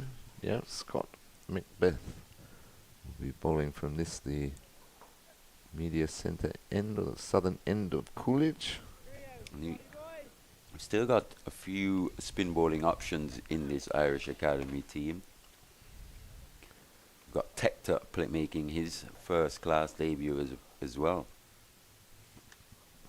Quite an interesting bowler. Tends to just get that bit of wobble, very unorthodox. Similar to, maybe not exactly the same, but he's trying to do some similar things to what we see from Sunil Narayan. Right. Very similar grip. Hiding it behind his back. Hiding it behind and trying to bowl knocker balls and the like. Just a very interesting prospect, who I think, if he can manage to hit his areas consistently, as he gets better, he could prove to be quite a dangerous little bowler. Okay, yeah.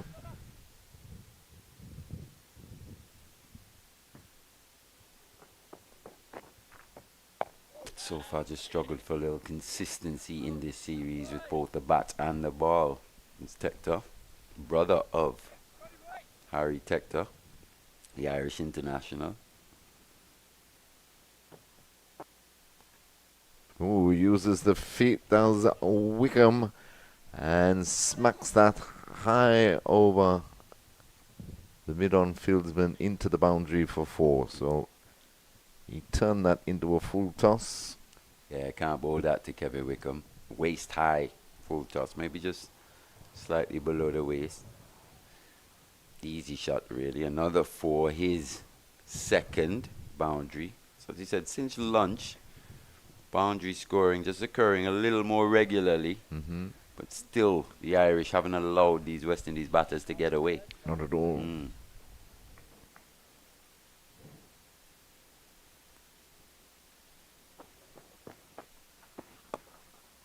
Dragged that one down and played beautifully by Wickham again through the mid-wicket area. It's rolling out to the rope and it gets there now. Good shot, that one, Marley. Yeah, very good shot. Just overcompensating there was Macbeth. Dragged down in response to that full toss on the previous delivery. But what a piece of timing from Kevin Wickham.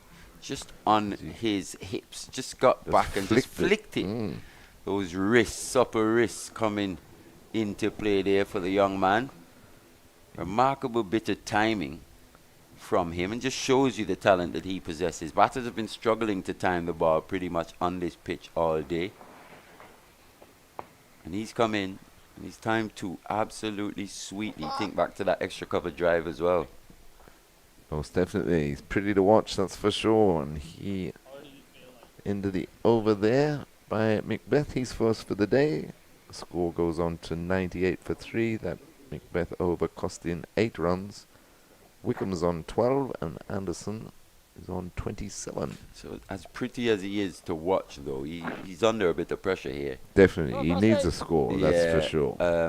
In the limited overs series, got starts as well. Didn't go on. Then we think back to the regional Super 50, 430s in his 6 innings. Didn't manage to register a half century or better.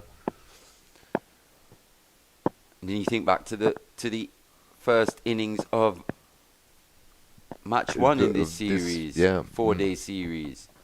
Got to start again. So if you think about it, threw it away. Yeah, he's getting to 20s and 30s quite comfortably.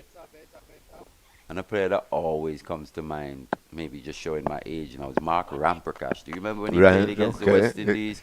1991. Right, That's last tour. Yeah. Rams would come out and get to a sweet 20 and then all just of a get sudden- out. Yeah. I remember calling him, like, our nickname for him at the time, I was only like 8 or 9 years old, was Rampra 20. He would get to 20 and get out.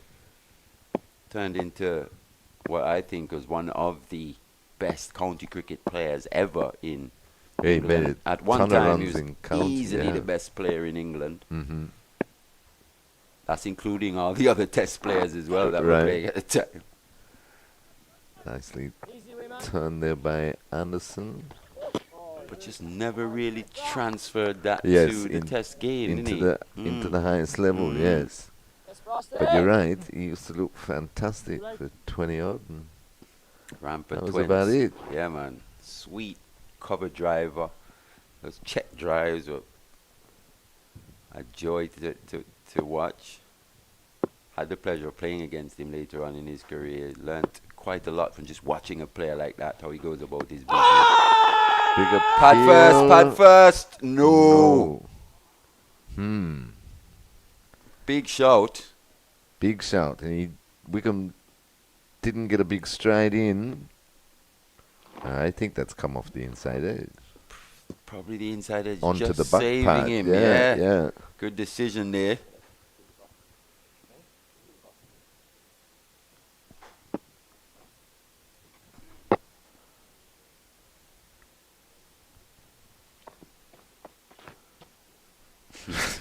That's a guilty shot, that, boys, eh?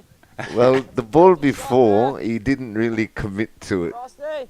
And the inside edge saved him. The following delivery was just dismissed. Dispatched over that mid-wicket area. And Captain Doheny actually just playing a few mind games now with Kevin Wickham. After that shot just said, Yes, Mike, come on, bit Mike! of a guilty shot that there, lads. In reference to the previous one. LBW shot. 100 comes up. 103.43. Wickham moves on to 16.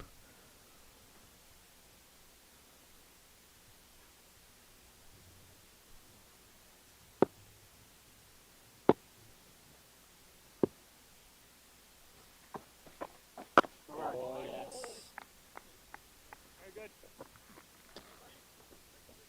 And completes the over there by Frost. So interesting over there by Come on, Frost. come on.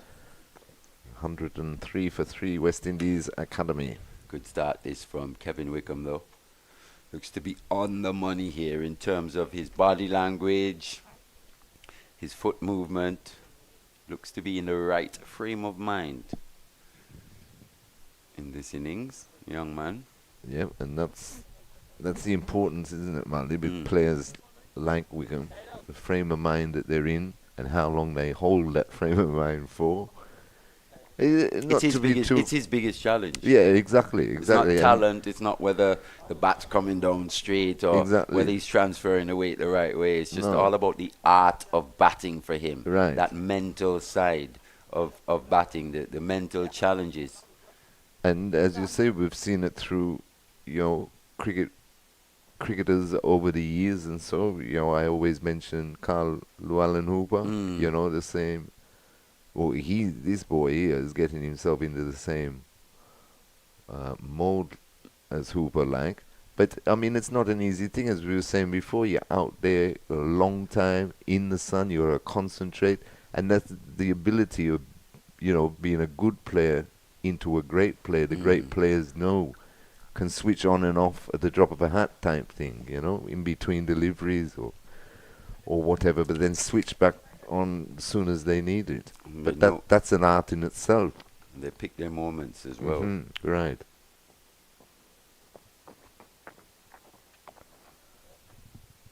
It's pulled nicely and square enough to beat fine leg. Another boundary, so the boundaries are happening. This time Anderson, as Macbeth just dropped short. He was all over that one. Yeah, not quite as short as that previous one that was worked away by Wickham, but look at the footwork there from Kevlin Anderson, getting really deep in that crease. Once again, loves to hang back almost to the spinners. Anything slightly short really looks to make them pay either side of the wicket. Loves to play a little run down through that third man area as well. So it's quite the depth that playing on both sides of the wicket is Kevlin Anderson. A very organized player, isn't he? Definitely. No frills. No. Keeps it very simple. Got a push for 2 here, should be a comfortable. Should be comfortable, yep.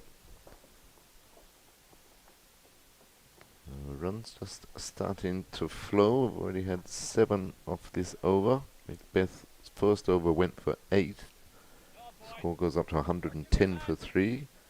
Anderson 33 and Wickham is on 16. First time we're probably just starting to see the Irish bowlers just starting to feel that pressure. Shows you the effect of having that positive intent and also good execution. Not only looking to be positive, but executing as well. Being back to Nando, he was at times still looking to be positive, but just couldn't really execute. especially those drives, those full balls outside that off stump. Yes, had quite a few opportunities to make a few more.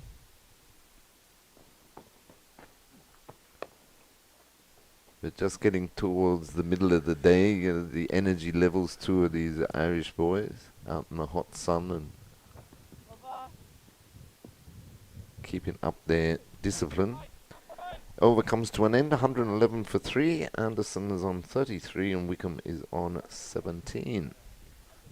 Well, we saw up at the CCG in that one-day series, especially how the pitches there just tended to spin a bit more. Mm-hmm. The Irish would have come here expecting maybe pitches to turn similar in a similar vein to the Sir Vivian Richards Stadium, but so far, even though spin has also been successful, it's been a more balanced pitch in terms of pace and spin, something in it for everyone. But here, as a spinner, you've really got to look to give the ball massive revolutions to get that turn and bounce. And I think you really have to earn your wickets or here it's, as a or it's spinner. more of a mistake from the batsman. That's yeah. for sure. Yeah. So, Macbeth just under a bit of pressure in his spell. Both right-handers looking to be aggressive towards him. He's conceded quite a couple boundaries already. Hence probably why too the academy brought in the two pacemen in McKenny Exactly. Clark and They would Calvin Pittman. as well. They would have recognized the conditions in match one. Right.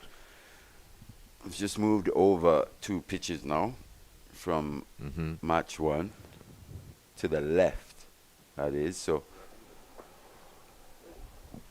About middle now, isn't it? Yeah, we're probably on pitch 5 5, if you're yeah. counting right to left.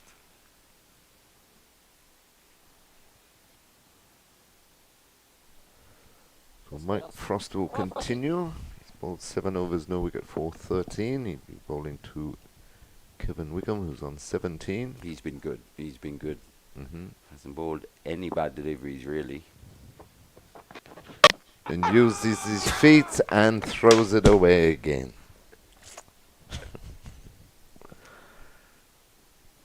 He was nowhere near the pitch, the line or anything. Just danced down and took an almighty swing, and Frost claims his first. Second time we've seen a dismissal like that from Wickham in this series. Once again, just throwing it away, just not having the mental capacity at this stage to go as big as we think he can. Definitely. And See? as we were saying, Mali, it's becoming quite a concern It now is. for He him. seems to be Yeah. struggling mentally in terms of just how about he goes about building an innings. And just reading the state of play, there's no reason for it. The runs had just started to flow a bit. No demons in the wicket. No demons. He's stroking the ball so nicely, not really having to lift the bat up with any aggression. extra aggression. Yeah. And we were just saying that how hard or harder it is for spinners on this pitch. You more or less have to wait for the batsman to make a mistake, but that was thrown away by Wickham. He's gone for 17. West Indies Academy lose their 4th, 111 for 4. Anderson is on 33. And to the crease now is Captain Naeem Young. Yeah, another start being thrown away there by Kevin Wickham. Mm-hmm. Captain Young, though, at the crease at number 6.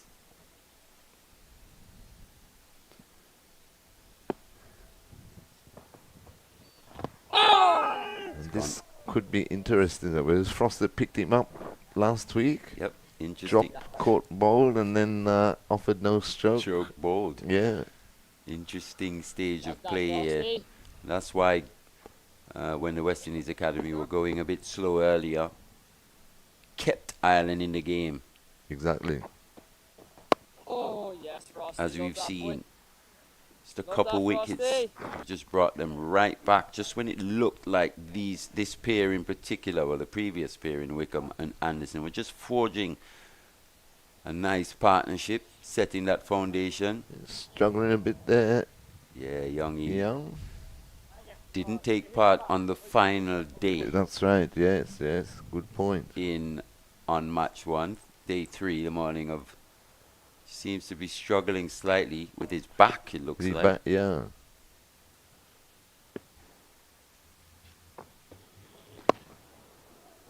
Nice that, Frosty. If you think he's had a few days in which to recover since then. Mm-hmm. Still just seems to be having a few issues. It's been a long season for him, though. Played a lot of cricket. Well, they all have, really, but particularly him, the captaincy.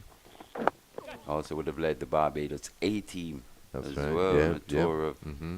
Dominica Off the for Yeah. an A series between those two countries. Yeah, so he hasn't really had a break for No, a he while. hasn't. He's off the mark here now, though. 112 for 4. Ireland on top, as Marley Richards was saying. Slow going. The West Indies Academy that kept them in the game, and these couple of wickets after lunch put them in a good position. They'll be weary, though, that they don't want Joshua Bishop or the like to come in and take the game away like happened in the first innings last week. I anticipate he'll come out and play exactly the same way, to be honest. Yeah, why wouldn't you? Mm. And Naeem Young at the end of the over is just calling for some treatment. Physio bounds onto the field. Might be just a case Mully didn't really warm up enough before coming out to bat. Obviously, he would have been padded up next, but the way Wicks was playing. Oh, Yeah. he's got a hand issue, seems Oh, like. okay. Skipper Young. Seemed like he was just holding his lower back Yes, yeah. a bit. He seems to be having a hand issue.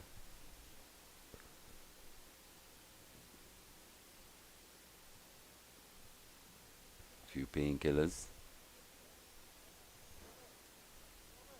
Yeah, haven't got the magic spray down there today. Doesn't seem like they've got the water to take those pills down either.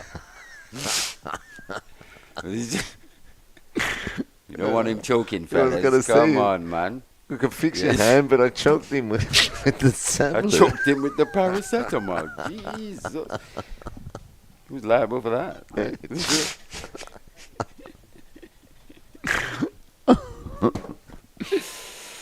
Oh, gosh.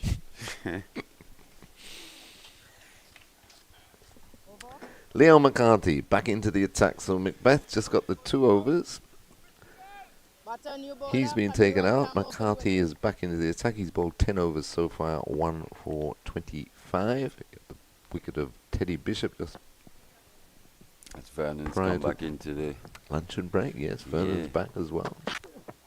I wonder what he made of that Wickham dismissal. Very wide. Yes, did you see the Wickham dismissal? He did it again, Vernon. Danced down, threw it away. Probably best you don't see it. to be No, honest. yes.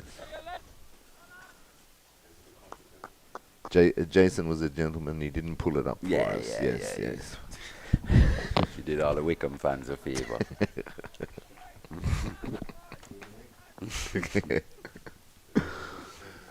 Including myself.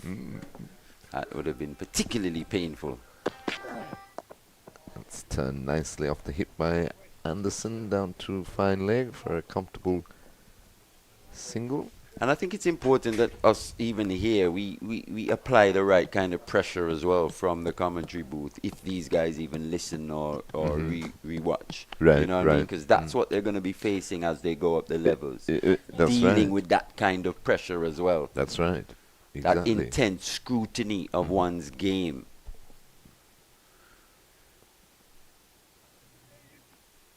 How do you respond? You know? Oh, that's close. Just tailing down a bit too much. But you're right, Domali, and that another important aspect of their growth, you know. They need to learn how to take criticism, positive or negative. Here, you we've know, just got the on their couple game. Yeah. camera angles, but as you go up, those angles increase There and more you go. cameras. Yeah. everything More is people having a say. scrutinized. Yeah. Yeah. You're putting a lot of your play on video. A lot of your plays on video. It's going to be used and analyzed and Yeah, by all and sundry. Yeah. They're not just your coaches trying to make you better, but the opposition trying to work you out. and- exactly. So one has to be strong mentally. Definitely. You know, And as we know, the great game of cricket, 90% played in the head. exactly. That's where Kevin Wickham's at this stage. Definitely. Whoa. Big drive outside that off stump. Saw that outswinger.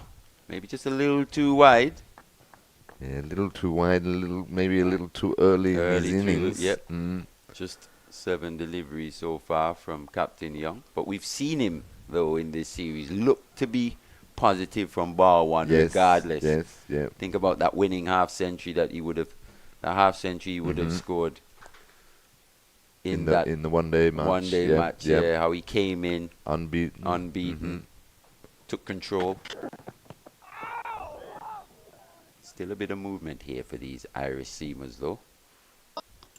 Yes, McCarthy's been getting it to loop around a lot all day. As his over comes to an end, he's bowled 11 overs, 1 for 26. West Indies Academy 114 for 4. Young is on 1 and Anderson is on 35. We're just seeing slightly, even though the West Indies would have lost that Kevin Wickham wicket, I think with Liam McCarthy being reintroduced into the attack in place of Scott Macbeth, we're seeing the effect of that positive intent. Just throwing a spanner in the works here for the Irish bowlers, because they would have wanted McCarthy to probably get a bit more rest. That would have been, what, his third spell so far here. It's not Right. even tea on day one. Yeah, yeah. So it's important from a West Indies Academy perspective. They still look to be aggressive when presented with the opportunities. Mm-hmm.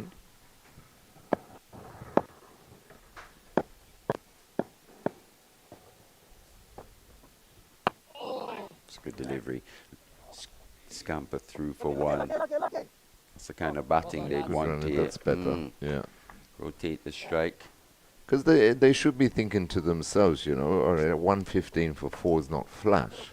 But if we can build a partnership and get up to around 250, 270, because of what we've seen of the Irish batsmen on tour so far, you'd still be pretty happy with that. That's why I think the game's still evenly balanced at this stage, because Ireland would be hoping for 130, 135 for 6. Yeah, yeah. Which would, I would say, a score like that would bring them into the ascendancy. Mm-hmm. So far, it's been the West Indies looking to wrest control away from the Irish, but I still think Ireland just a little bit ahead. Yeah, for in terms sure. of the control in which they have over this game at this stage. Can't hold that, though. No. That got what it deserved. 1 bounce over the rope. Down at long on, 4 runs to Naeem Young. That's the difference between Naeem Young. Is when he gets those balls full in his area, he really looks to go down the ground hard. In the V. In the V. Keep it straight. Especially with mid-on and mid-off up in the circle, as close as they are and as wide as they are. So long on now goes back to the boundary.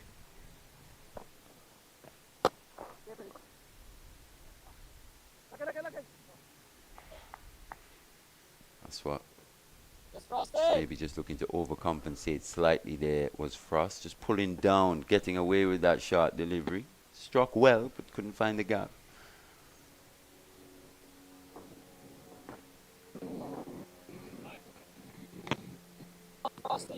Still important, he doesn't look to play too square here, is Young.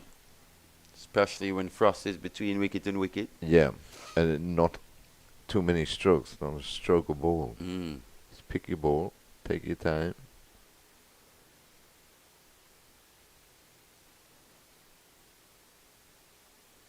We've seen the effect of that long on. Had that man been up in the circle, that probably would have gone Would've over gone that as well, area yeah. as well. So good batting from Young. Good stuff as well from the Irish Academy. 119 for 4 after 48. Yes, good game we have on our hands here at Coolidge. Yeah, things just heating up Nicely. since Yeah. lunch. As you say, Mali, the Irish boys just slightly ahead, but it's poised though, isn't it? Very for much so. It's tilt the both balance teams. back in West Indies' favour, these two will be thinking. It's a real tug of war at this stage. Just give the slight edge to the Irish. Another wicket though would once again being Chase them very forced wide. into drives wide here. It's not only Young but Kevlin Anderson now. And I think that's because they're looking for the ball to come in more often than not from Liam McCarthy.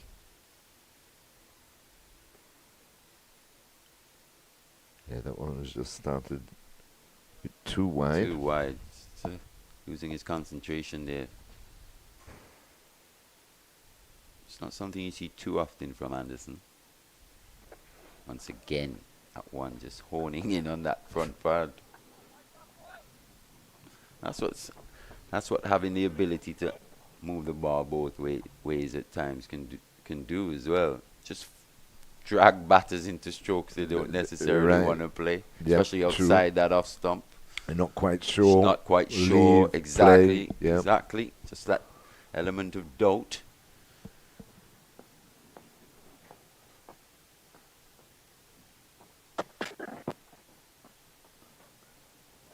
That's well played though from the young man. It's a little short there from McCarthy, allowing Anderson to just adjust.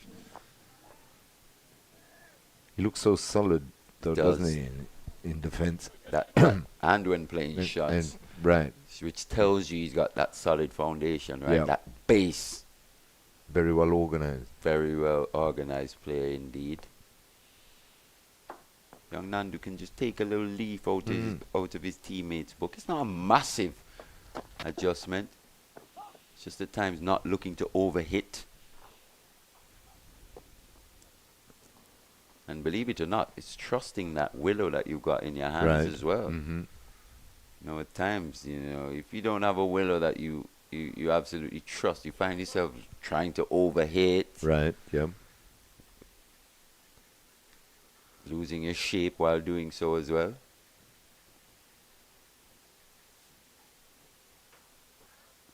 But like you say, I think for Nandu it's more of a defense attack later, when really and truly I think if he looks to attack first, he puts himself in the best position to defend. Yeah, exactly. If he just a slightly more positive outlook. It's definitely too difficult to go from defense to attack, Yeah, as opposed to from attack to defense. right, By the time you realize that it's a ball to attack, it's too late. right. And you could see it when he got that loose shot. He was still in two minds. Oh, I should have hit that. I can hit that, Yep. but it's gone, and you've only hit it half-heartedly. Half-heartedly, or taking the toe of the bat or something. There's nothing half-hearted in that. Well fielded there at mid-off. Sweet piece of timing, but Yeah. can't beat the man at mid-off. Save 4 runs for sure. The end of that McCarthy over. 119 for 4. Yeah, not the best looking over, but ended up a maiden. Maiden, eh? Spraying them a bit there was McCarthy. Foster's 15 overs, 1 for 32. McCarthy 12 overs, 1 for 26. And Mayer's 11 overs, 1 for 24. So, as you were saying, Mali, Doheny, captain, has used his bowlers, worked them nicely. Hasn't overworked any one of them in particular. And they've responded well. Yeah, and it's this holding role from Come on, Frosty. Frost as well that's allowed that to happen. Yeah, he's into his 10th over now. He's bowled 9 overs, 1 for 20. Similar to Ashmead Ned in match 1. Right, yes. Just keep whiling away from one end, allowing the skipper to rotate bowlers from the Well bowled, Frosty. other end. Well bowled, Frosty. That's nice, mate. Real nice. And as Captain Doheny says, well, Bull Frosty, you're doing a job here for your teammate.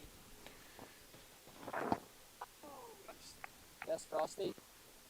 Keep bowling that best ball, Frosty. Yes, come on, best ball, boy. I can see why he's captain. Or he looks a very organised Come on, Mike. cricketer as well. Especially with bat as well in Yes, hand. yeah. Young man. Obviously, doesn't mind responsibility. Mm. Wicket keeper, opening bat, as well as the captaincy duties. Oh! Just a bit of bounce there. Yeah, it's Maybe popped just take, up a bit. yeah, taking the Yeah. splice Nice, Mike. of that young bat. It was in the air, but He might want to look at moving the short leg into a traditional short leg. He's more still, in front, yeah, he's still more in the eye line of Naeem Young. right. He's So nice, still just Frosty. backward of Real nice, square. boy. To be fair, don't see why Yes, Frosty. you wouldn't have another one on the other side as well, really putting pressure on that front foot defense. You probably just catch him on the crease, maybe not wanting to make that bigger stride. Brings the LBW into play. Can't bowl that though. No, That's full again. both sides. Has gone over the best mid ball, off this Frosty. time and gone all the way for Yeah, the that's- first six of the innings, first six of the match. Yeah, that's an easy hit for Captain Naeem Young in this frame of mind as well. Anything just slightly over pitch, he's going hard And straight. and straight down the ground. His second boundary in that area, well, down the ground. Hit a 4 earlier, 6 on that occasion, and now just easily worked away to long on for a single. Yes, excellent batting there by Young. He moves on to 12 and the score 126 for 4 at the end of that Mike Frost over. This is the thing about Naeem Young. He's quite an astute tactician, isn't he? So he's recognized that Frost is playing an absolute key role here for the Irish.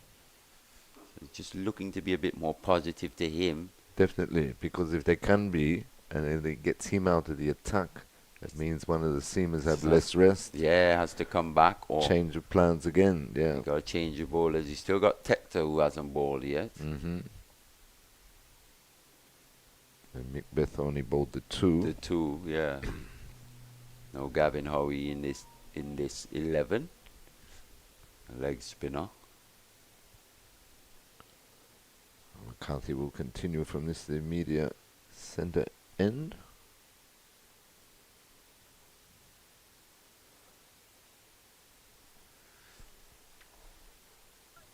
Still got to be wary here is Naeem Young. At times just has that ability to fall over. I'm just having my thinking cap on here. That's the area in which I'll be looking to target him. Maybe just drag him across to the outside that off stump. Then set him up for that one coming back. He just leans a bit Slightly. too far over, yeah. Boy, I want to be chasing that. You can see that's something he's definitely conscious of. He's trying to keep that head forward Right. rather than Still. going across. Yeah.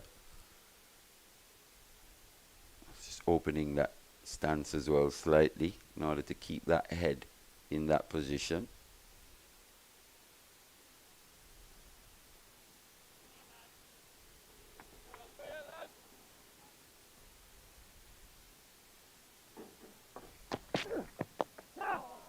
That's clipped nicely through square leg region, rolling out towards the rope. Comfortable 2. Moves on to 14. The score 128 for 4. Once again, we were saying, we think especially to McCarthy, I think it was earlier in the day, that short catcher, that's either a square leg or mid wicket, such a key position for McCarthy, especially if you can take that man out of that cover region. As we see now, that square leg's coming in. Nope, goes back to regulation.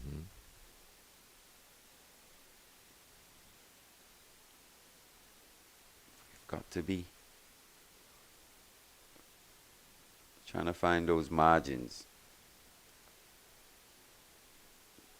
Yeah, if you want to be critical about Doheny, just the and you could say this about most skippers anyway, but I would have thought that a few times today, especially with the new batsman coming to the crease, he could have 3 slips instead of maintaining just the 2. Mm.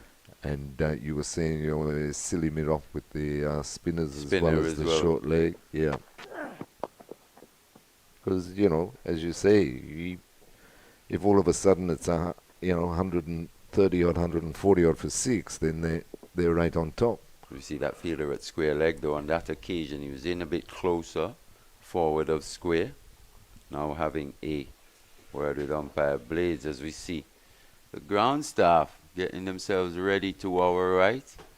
Just a bit of a shower passing over us here at the CCG. Just a bit too short there from McCarthy again. Just the 2 runs from that over, so good stuff from him in terms of his economy.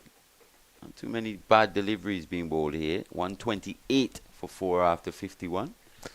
Yes, no, they're still keeping the pressure on. There's a light shower comes over the ground. Nothing too threatening at the moment, but the ground staff are at the ready just in case. Just in case.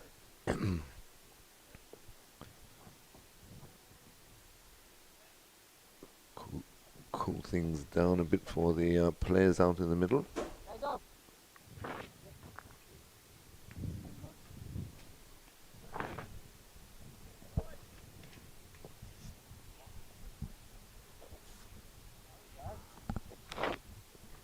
Come on, Katie. Excuse me, Mike Frost will continue from the Come on, Mike. northern end. It's probably feeling a bit more settled bowling to Kevlin Anderson in this situation. Doesn't look to go as hard down the ground aerially as Naeem Young. Just looks to work into the onside for a single. His camper through brings Captain Young onto strike. Good batting from Anderson, moving on to 38 now. Yes, that was well played.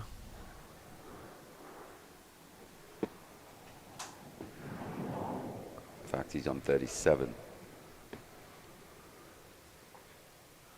Both long on and long off are back. Not sure I would have pushed back long off, to be honest. No. Kept Please. long off up in the circle.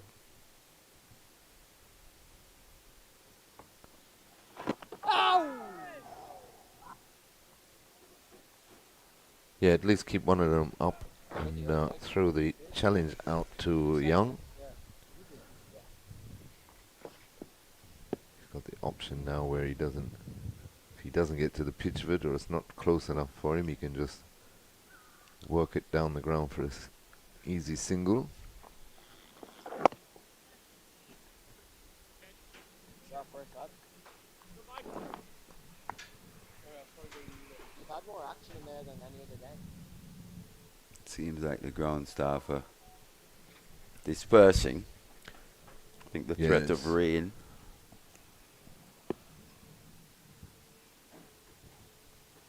has gone.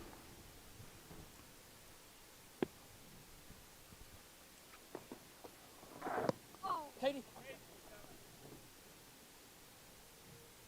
Not sure he played a shot there. No, I don't think Naeem so. Young. We saw what happened earlier with that Nandu non-play. Seems like a long time ago now as Go, well. boys. Keep going here, And boys. that Yeah, partnership come on. between Nandu and Bishop. No.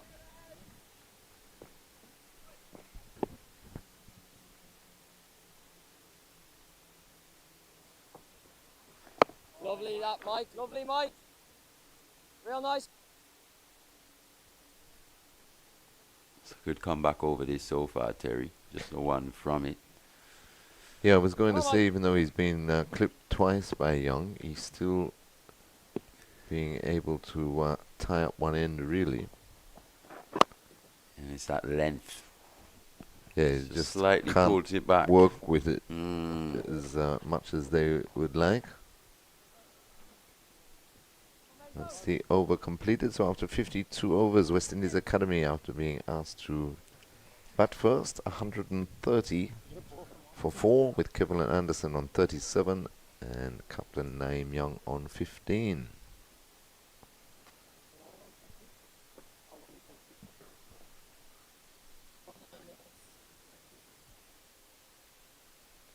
Still very much an intriguing contest. Nobody's really taken the bull by the horn, so to speak, as yet. So we're approaching tea on this first day. Tom Mayers back into the attack, replacing Leon McCarthy. Bowled 11 overs, 1 for 24 so far today, Mayers.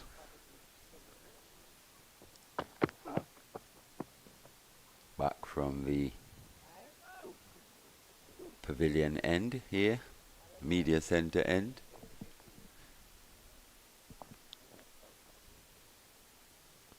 To me, it's not seemed like a stiff start to his over. Seems to. Yeah, he looks stiff, doesn't he? Yeah, just needs to get a bit warmed up here. It's not the easiest of conditions. It's been quite a hot day.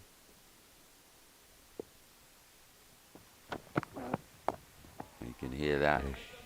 He let out that sigh almost on delivery.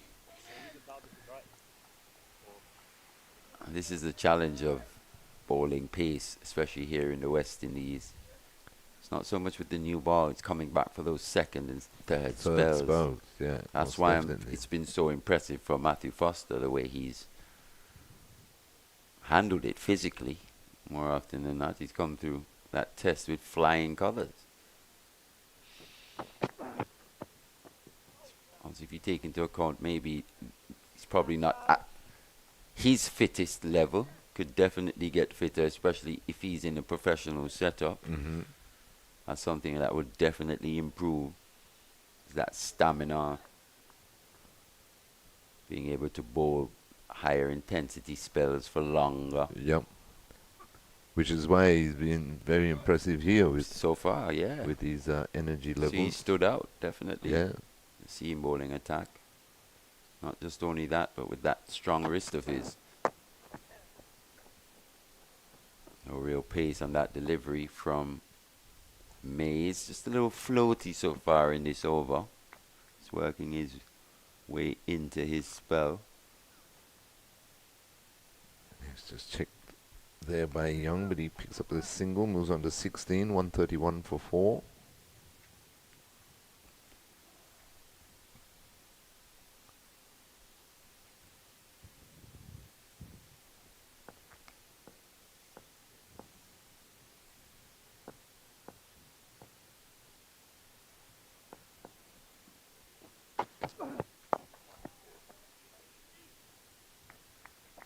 Nice looking shot again by Anderson, but straight to the middle fielder.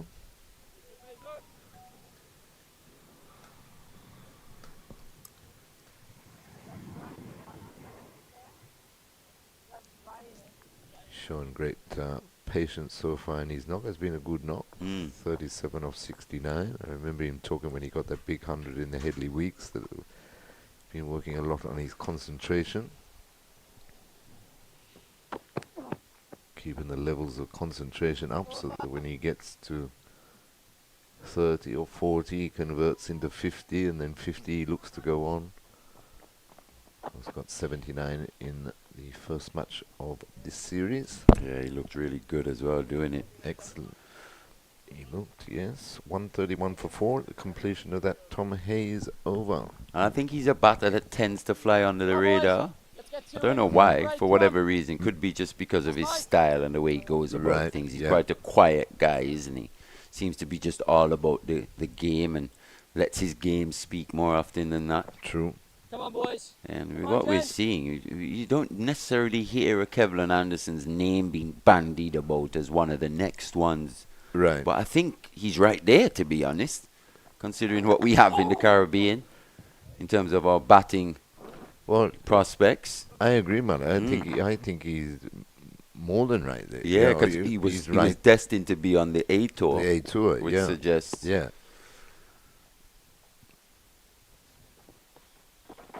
But you know, when you're playing in a team that, you know, you got your Kirk McKenzie's and your Alec Anthony's and your Kevin Wickhams, and One so before the break, easier lads. to Before the break. to almost just fly under the the radar. But if you look at, But he'd be most solid out of probably a lot of will them, have the you best know. figures out of all of There them. you go. To yeah. be honest, Yeah, yeah. you check out his average, graduated to his franchise and getting a contract with the Guyana franchise. Right. Yeah. So he's one that almost seems like he's graduated from this academy to a higher level almost, if you want to say that. But I don't know. Would he be better off here in the academy as opposed to the Guyana franchise? That's a question worth asking, isn't it? Definitely. Excellent question. And I suppose it'd come down to a question of selection. You know, you're just going to put him in the franchise setup, but continue to hold him back, or you're going to look to play him Exactly. 99 times out of 100. Especially with facilities and the like available to them here. And what are you looking for in your setup? Is he the type of batsman that you're looking for in the top order? Exactly. It's worth asking the question because it shouldn't really be a question, to be honest. If you graduate from the academy to your franchise, you should almost be going on to better things. Exactly. That's the idea, isn't Yeah, it? that's the idea. In theory. Oh, yes. Right. But is it actually the case here in the West Indies? I'm not so sure. Right. And I think that's why President Dr. Kishore Shella was talking the other day about how the franchise system is going to be revamped, and they've got a It's probably committee looking at it as we speak. Yeah, as he was saying, I think what I took from that is it just needs to serve the purpose of Cricket West Indies a bit more. Exactly. Especially when you're talking about $400,000 a month being pumped into the system, and it hasn't really delivered what it was supposed to deliver. And you're talking about 10 years now. Yeah. Yeah.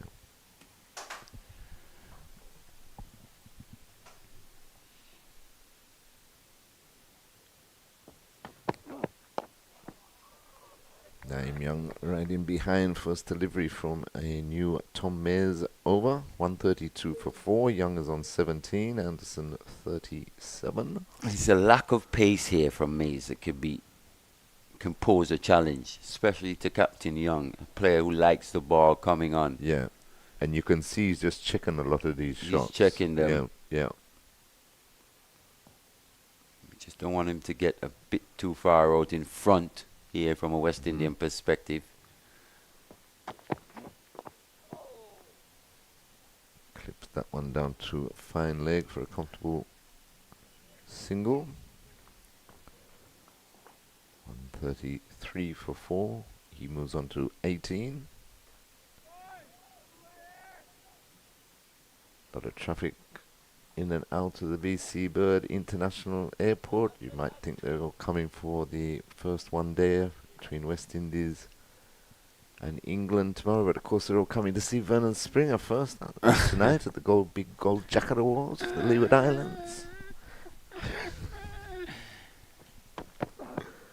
See the work going on here at the CCG. Everything, Yes. just trying to get everything ready.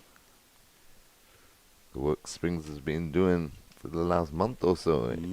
Excellent job in pulling off such a function. Great importance for Leeward Islands cricket development, especially at the youth level.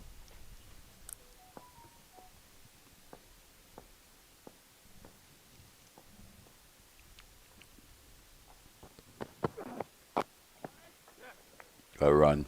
Yes, very well run. Good sharp single there.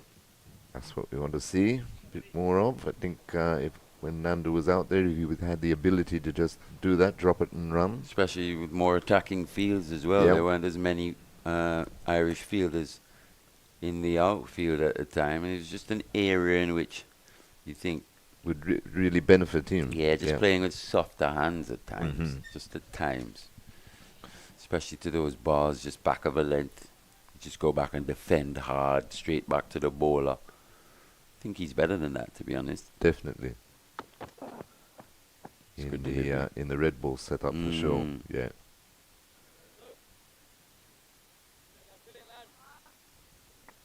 Because I think he's solid enough as an opener. It's just a matter of maneuvering the ball, rotating the strike. And I think it was Vernon that was saying probably now he's put quite a bit of data out there. There's quite a bit of footage on him out there now. He's probably just being found out slightly. Mm-hmm. Matthew Nandu in terms of his familiarity here in the region and the way he's attacked by opposition bowlers. Clipped nicely by Young for another single. Moves on to 19. The score 135 for 4. At the end of another Tom Mayer's over. So he's bowled 13 overs now, 1 for 28. Same figures as Leon McCarthy. I think that's going to be T. And that's T. Mm. So T here on the first day of the second 4-day first-class match between West Indies Academy and Emerging Ireland. And after being put into bat, West Indies Academy take T at 135 for 4. And we will take a break on 360 and be back with the final session of the first day's play in around 20 minutes.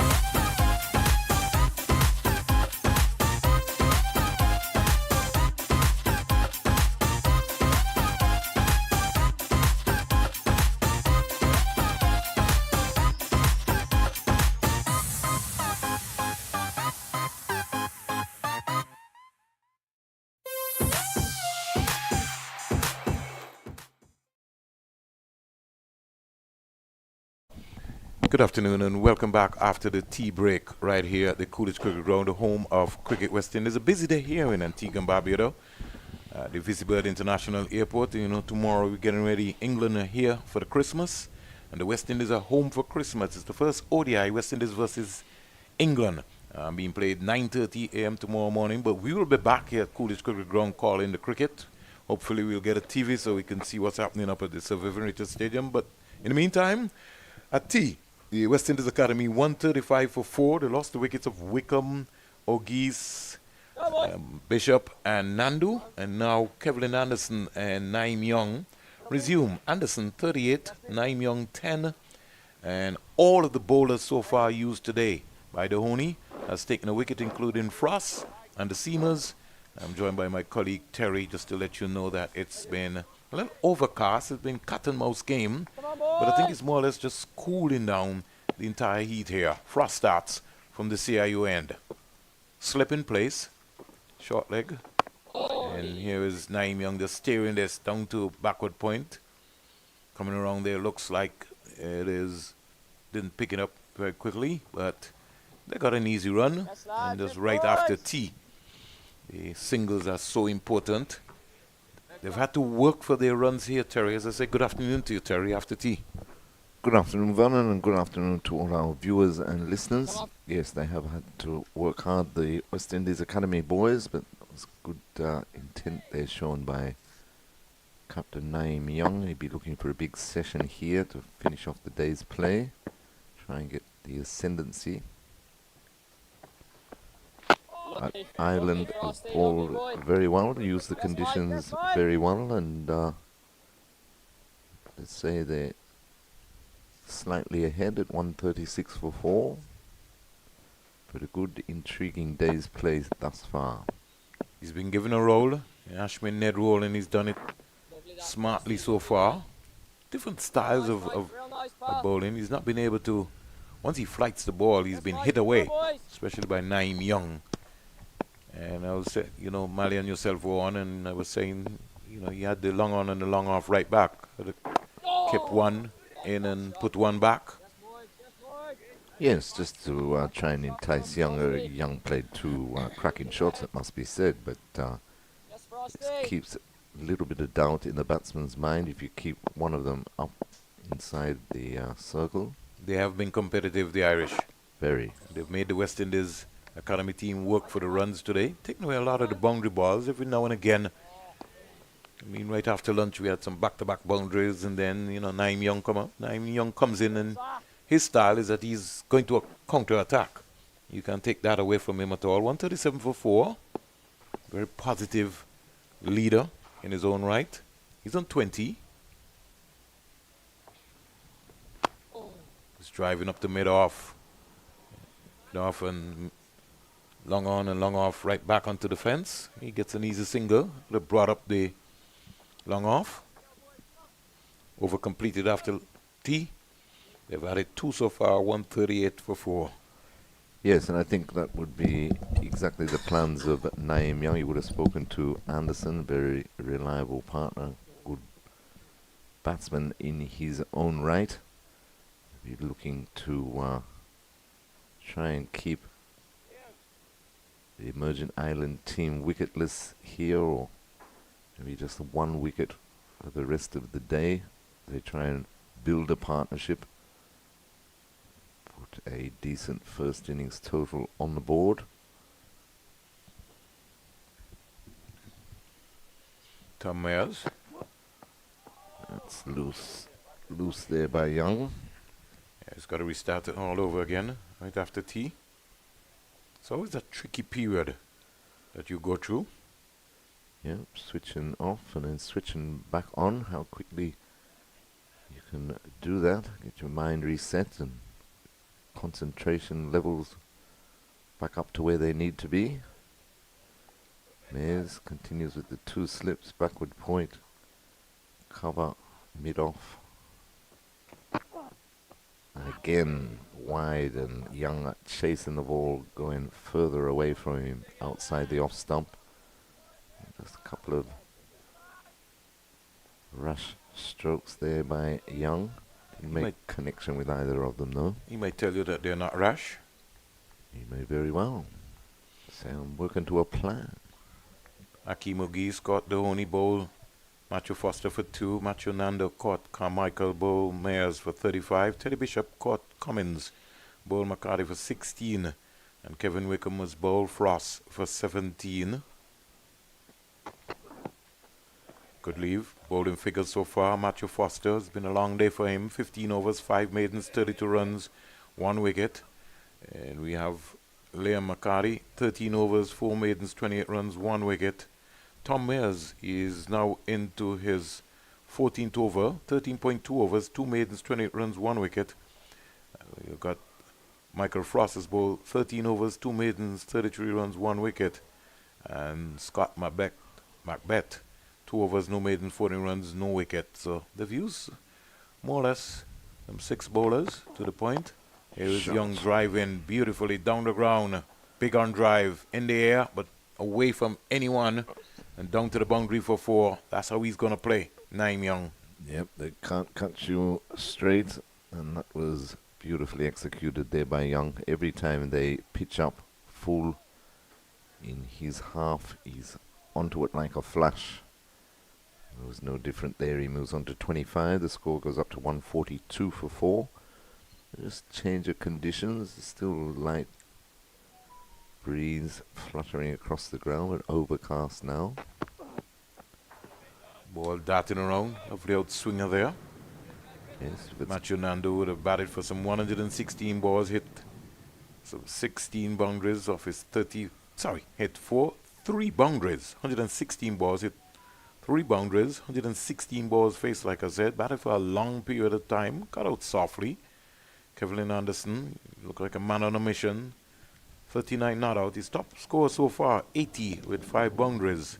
The captain, Naim Young, is on 25 from 46. One thing for sure is that he's not going to hang around. If he does, he's going to get a big one, as they would say. boy. Driving this one in the air, going, all the way into the stand for 6. Straight as a die. That one back over the bowler's head again, pitched right up to him, and he loves them there.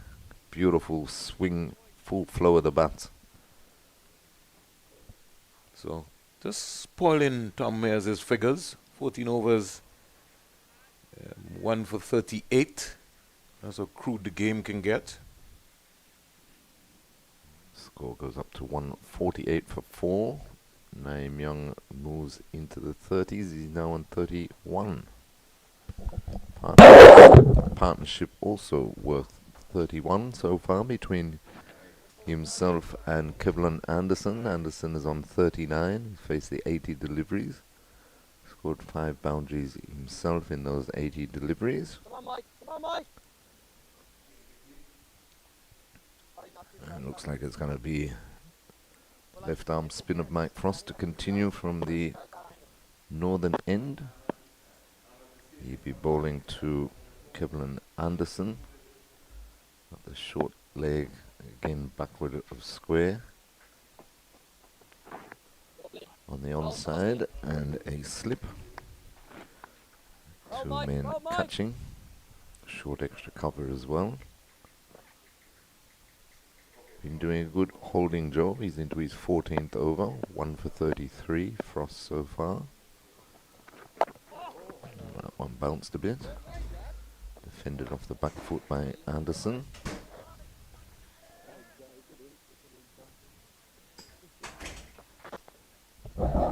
Conditions have cooled down quite considerably for the Irish boys.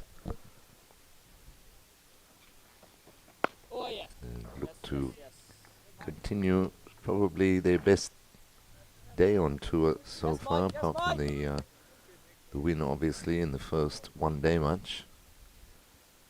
But they've stuck to their task very well today and kept the pressure on West Indies Academy. Been following the football, Terry? No, not really. Arsenal, I think, beat Wolves to move 4 points clear. See, I always notice this, that you never, when Liverpool do well, they held Man City to a draw, wasn't it, last week? You never mention football. So obviously, I'm a Man United Liverpool fan. must have lost. Don't go there. Don't go there. You're a Man United. I Yes, know you're a I- Man United. You yes, had a good so- win against Arsenal, Everton last week. I'm a Man United fan. And they're starting to come back into some form, aren't they? After oh, being oh. ridiculed and whatever. Okay, so I'm just reminding you. I was just only having a general conversation, Terry. I don't know why you feel like I have to come after you. I'm not into the banter, you know. I never know why you feel I'm always after you. Yeah, but you're trying to feel like I'm coming at you. 58 overs bowl, 148 for 4, maiden over there. You know, you got to taking place right now. Everton and Nottingham Forest. That's we would say a big one taking place. But as usual, things are heating up in the English League. Arsenal defeating Wolves 2-1. So they move 4 points clear at the top Stay of the on Premier top, League yeah. with victory over Wolves. The Gunners 6-0 win over Lens in midweek. So Yeah, and Man U threw 2-goal lead away, I believe. Ended up 3-all against Galatasaray. yeah, it's just it's just amazing, Terry. The expectation of the sportsmen and women. Especially the footballers. I mean, Yeah. the competitions, all running at the same time. You never get a break. That's why you got to understand that the athletes they're human beings. They're being almost like machines, but the amount of money that they're getting, that is just I think sometimes that's what people end up come down to. Say, well, how much you think I'm paying Terry? I'm paying Terry 200 and something thousand pounds a week. Right. But that means that you take advantage of him. Yeah, that's the problem, isn't it? They expect and demand, to be at the top of your game in, game out. It's not that easy, and you could consider the training in between and the traveling all over the place. So what is going to be important here, Terry, is that the West Indies Academy, they're 148 for 4, some 58 overs bowled, which means that we have another 32 overs to go in the day's play. It's going to be very, very, very important that, they pay attention and minimize their mistakes. These two will want to bat as deep as possible. Anderson approaching another half century. So too will be the captain Naeem Young, who will be looking to get busy. He's an attacking player, and he's going to counter-attack for sure. You know that. He's already demonstrated that in his short stay here so far. Pinch a single there. Yeah, good run in the end. But yeah, you're quite right, Vernon, and I'm sure that would have been the conversation at the tea break. Young will be saying to Anderson, you bat as deep as possible towards stumps. They say if they can go in still only 4 wickets down, or maybe 5. I stopped asking you about teams, right? Because you feel like I'm picking on you. Who's your No. basketball team? I don't follow basketball. You don't follow No. basketball. Okay. Never got into basketball. Just checking. A lovely shot that by Anderson. He just get the one, but very nicely stroked through the cover region. Originally, I was a Chicago Bulls fan because I was a Jordan guy. Right. Yeah. Now, what happened? I like Steph Curry. Okay. Yeah, I love Steph. That's Golden State. Yeah, Golden State Warriors. I love Steph. I think he's crazy. Crazy. Trust me. But that helps, doesn't it? In elite sport. You have to be a bit, man. This guy here, he's amazing, man. Amazing. It's both hands. He can just come down, shake and bake you, and just shoot the ball Right. Well, apparently he's very good from the 3-point line. isn't from he? anywhere. Right, okay. From anywhere. It doesn't matter who's marking him, you know what I mean? He just comes down, weaves his way around, and he just enjoys it. He's just like he knows. Like he's also a good golfer. Plays good golf as well Okay. too. Like most natural sports men, that's their retirement peeve. But he's just amazing. You always got to keep your eyes on him whenever you look around. And what's amazing also, Terry, bang on target. 150 up for the West Indies Academy, 151 for 4 at the end of 59. Because of what happened in the World Championship the other day with the basketball, it's now put some pressure now back on the United States of America. So for the Olympics now, you realize now that all the big guns are coming out. So a lot of folks have put their hand up, including LeBron James, Okay. Kevin Durant, Steph Curry. Some guys saying, "Hey, we can't, that can't be right. We we got to take back over this thing." But boy, what's happening in Europe is scary. Mali just remind me, Joel, how you deal with him? And what about this new boy that's about 7 foot Oh, tall or God. something? Oh my. Wembanyama. Yeah, he's gonna be phenomenal. But you gotta talk about the coach, man. How long he's been around, Mali? So, Mike, 27, about 27 years good stuff, this. with one Hey. franchise. Okay. That's a rarity. Coach or player. He's got some shares in that, man. Oh, he doesn't own it yet? By now. Single here, spanked down on the ground. He's a single. He's leaving the mid-off back on the rope again. Yeah. Sort of kind of complex situation now for Mike, Ireland, because they would have been reminded the last time that they ran into Hurricane Joshua Bishop. Yes. He just took the game completely away from them, including Ewan Lane. There's no Ewan Lane today. But Anderson, who scored 79 in the game, as reminded by Mali, he would be thinking like, hey, I've got to be in this conversation still, and I need a big score. And if I can come out of the series, if Joshua Bishop can get 100, I can get 100 too. And it was a very important point that Mali did make, along with you, Terry. Anderson is just under the radar slightly. And the reason why he's under the radar is that he's got all the shots. But what I think makes him different is his mindset. He's hungry. When he scores big runs. You know, you could see it. He's got the appetite, and he never looks ruffled. No, and he looks like he means business all the time, and he looks like he's very settled at the crease. Here is Naim Young trying to beat the extra cover fielder. So he doesn't look at that flair, if you like, that you get from a Kirk McKenzie or a Artenez when he was playing in this setup. Just goes about his business, although, as you say, that's not saying that he doesn't have all the shots. Into the 60th over, 153 for 4, West Indies Academy. This partnership, the Irish don't see the importance of breaking it because, as you say, there's still Joshua Bishop to come. Hallenbo and Tuckett look good.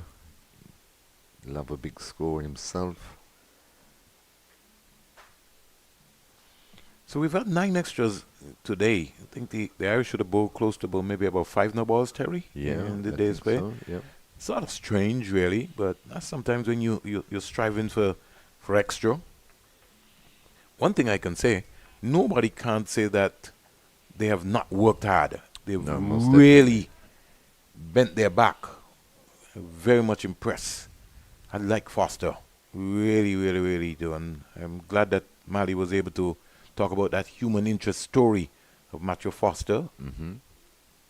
Working in the bank. Lovely shot there by Anderson. Back and across and punching it.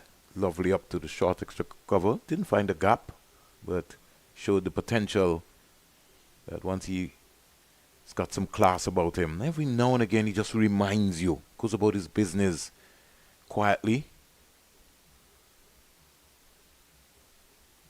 You know, everything happens for a reason. Sometimes, we question, why is Terry not back in the Lakers? He's not interested in basketball. Low shot there. That was a waft. Yeah, by Anderson. Yeah, they started using hands. He's now rehearsing now. Well, change of pace there. Sort of undone him there. He's looking for more height. Thought he was in the zone and in the area. I'm still trying to reflect on the Joshua Bishop's 100.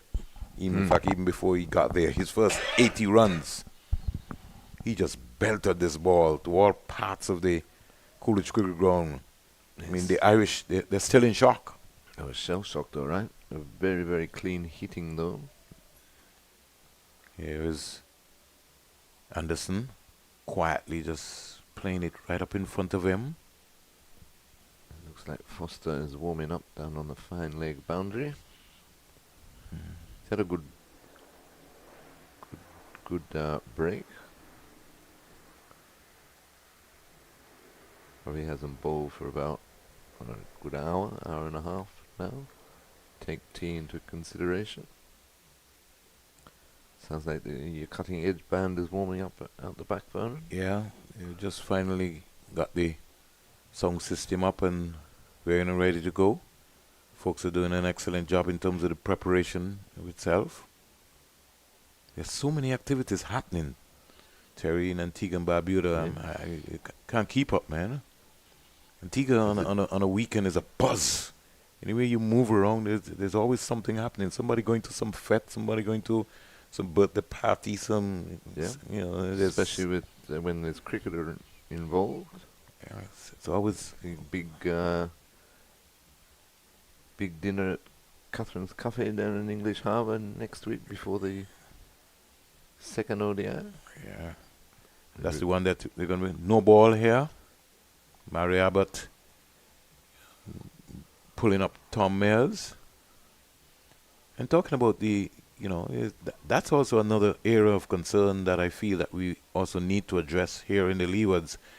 And so while Leeward Islands Cricket Board is awarding the gold jackets, got to be able to also find a way or a fund to set up for players who would have represented the Leeward Islands over the years. Players maybe who might have hit hard times and need that kind of support, because that's always important. I mean, if you look back, Terry, I don't know if you would have known the story.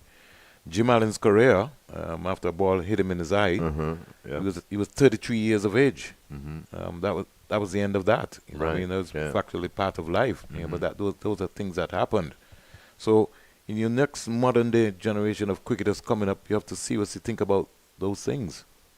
Or do you help those guys, or will you set up a pension fund? Definitely some kind of fund. That can be able to support those guys. Yeah. Guys In like the later Livingston, Lawrence and company. Ralston Otto for that Ralston matter. Yeah. Have to look after our sportsmen and women. Full toss. Shot. Lovely shot down the ground. That was a gift.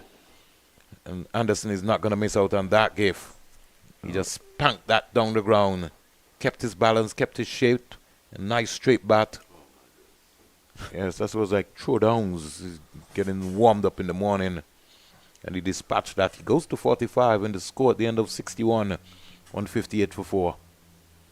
Yes, and he's looking better and better as his innings progresses. As the sun returns to Coolidge. It's almost kind of strange to Mally. I find that, not Mally, Terry. Weeper has been very, very, very, very quiet for the last couple of years. I would like to see some more bubbling activities happening around, about Weeper, introducing new concepts. I'm talking about even in the Leewards and Windwards, the role, what is the real role of Weeper?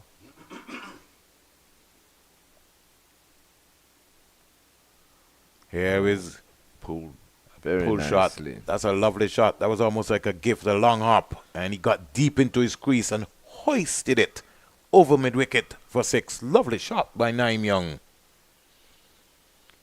Next time I go on a coaching course, I need to hire Naim Young for demonstration.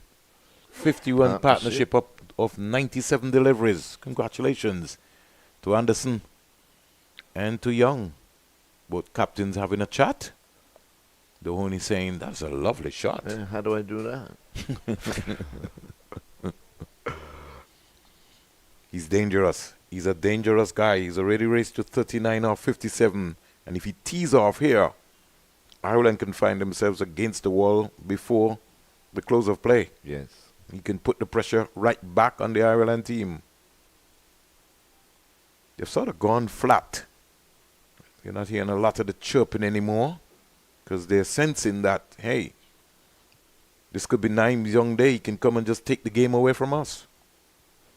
Yes, most definitely, and they know the importance of the wicket, but they just can't seem to produce that wicket-taken delivery so far after tea. They've either been too short or too full in general. But what we have to be mindful of, Terry, we've seen a cluster of wickets just fall from both teams at critical moments. So we've got a 53-run partnership taking place here. But if these two get out, then it's almost like a flurry. It's like the floodgate is open. And I think Naim Young has to recognize that. These two have to bat and bat till the cows come home. Yeah, most definitely. They'd have to tell themselves that they need to bat through to stumps. And at the same token, you're quite right, though, Vernon, with the fact that the Irish should be saying one can, breed 2, 3, or 4. We've seen it happen before. Well, if I'm the West Indies Academy team here, I'm looking to bat once. I'm telling you straight, plain and straight, Terry. I'm looking to bat once here based on what I saw from Ian, from Young Thorn. Partnership is 53 of 101 deliveries. So I want to bowl twice here, and I'm making sure that I bat once on this track. Yeah, definitely. And, possibly, they, as Marley and I were saying earlier, they get around 300 plus. It's going to be a strong challenge for the Irish boys because we've seen it. With they're more prone to a collapse than West Indies, and the batting has not really come off on tour so far. But Isaiah Thorne the other day, he had them in all sorts. I don't think they saw a ball bowled.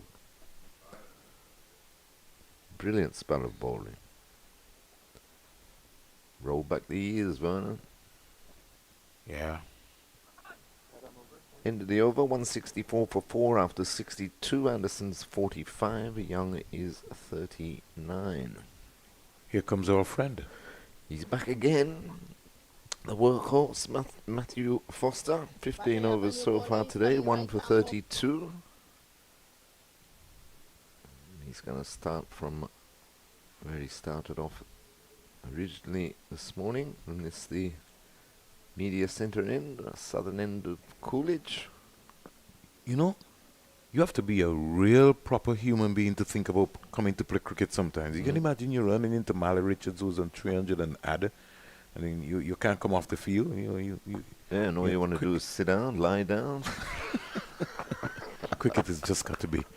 And then you got to come back and do it all again You tomorrow. you got to come back tomorrow and start again. That's why they had to come up with different versions of the game, Terry. Well, remember, originally white ball. Remember, we started 60 overs. 60 overs. You had a lunch break. You had a lunch break. Yeah. It came down to 50. Yeah. And now we're down to 10-10. Right. So you got to ask yourself, what is next? So you from 5 days. I remember during the 5 days, Terry, you had a rest day. Yeah. So you're hanging around for 6. It's amazing. It's really amazing. That one sort of stopped on Kevin Anderson. He's now rehearsing so that his right foot should have got back and across and got a little tighter. You look at Leeward Islands cricket. Leeward Islands cricket would have started like in 1913. You're talking about between two World War I and World War II. Right. You got to understand the oldest institution quite easily. The inaugural people who started Leeward Islands cricket tournament was Montserrat, St. Kitts and Nevis, Antigua and Barbuda, and Dominica, who was in those days part of the Leeward Islands. And those were the 4 main pillars of Leeward Islands cricket. Speaking of Dominica, though, it's a shame they had to pull out of the hosting the matches. That was always going to be a challenge. You know that, Terry. True. But they did well to put their that was always name up in the first place. That was always going to be a challenge. Yeah, not easy. You know what's happening. The roads, the infrastructure in Dominica, lovely ground. No doubt about it. The people in Dominica, they support cricket. Great. Great, great. They remind me of the folks in Montserrat. They come out and support. The Dominicans, trust me, they love to party. And Yeah. you can see it in the T10 competition. You know, it's a lime. Especially if you ever have the opportunity to go to a test match. They roll in the band after tea, and it's a real carnival party type atmosphere. Yeah. It's They know their cricket, very knowledgeable watchers of the game, Very. students of the game. very, very, very. It's all happening here at the Coolidge Cricket Ground. Yes, Foster's come back for his third spell of the day. And he's been bang on the money again. Yeah, we're in a big number 23. On the onside, so he starts with a maiden. Foster, going about his business quietly. Ireland Academy won the toss and opted to field.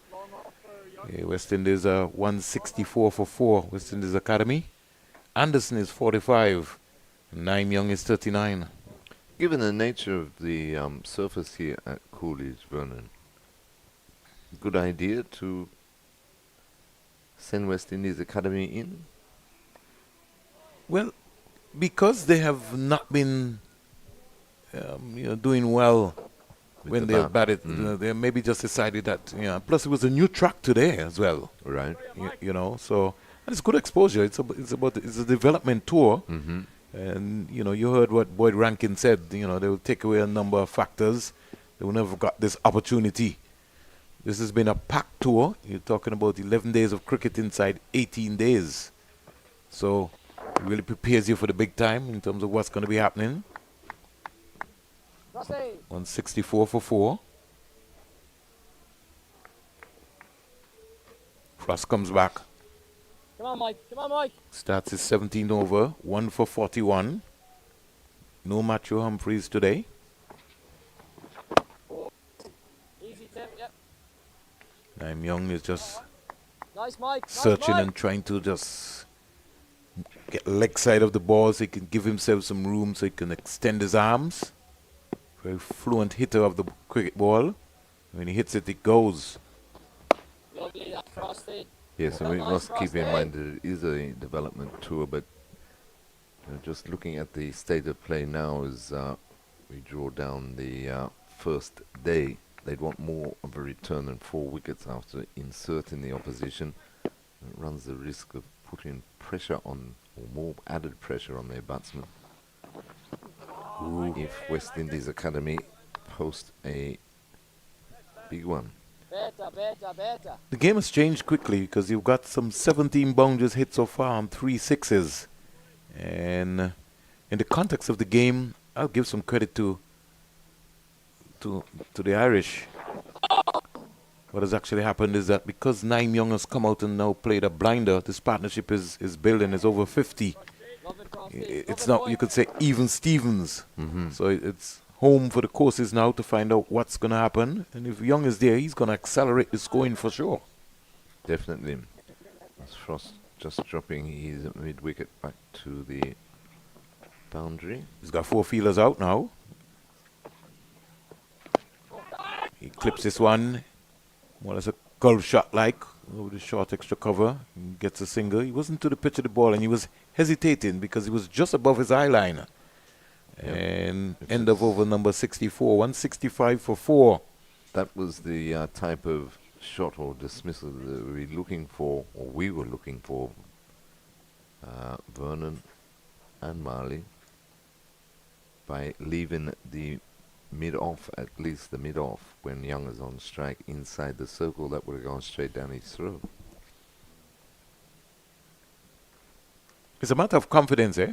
Yeah, true. Especially after you've been hit. Yeah, couple of times. the captain and the would be in Bowler. sync. He's going to feel guilty, that. But it's for the bowler now to be able to put some revolutions on the ball to make the batter, respect and think. If you sometimes I've got this concept. If you want to go. Let's see what's Yes, going to happen yeah. because I'm going to outfox you at some point in time. Yeah, you got to back yourself for sure. Finds the edge, drops in front of a diving second slip who kicks the ground in disgust, but he did well. Didn't have any pace on it. No, It was a slow leg cutter. I think he hurt himself though because awkward bounce there, but he did well, put his body on the line. Once again, these Irish boys are not afraid to get behind the line of the ball. We're in the 12th month of the year, Terry, and the ground is hard. Very hard, rock hard. There's no luscious grass No, out, it's not. out there. It's Coolidge. It's not Malahide.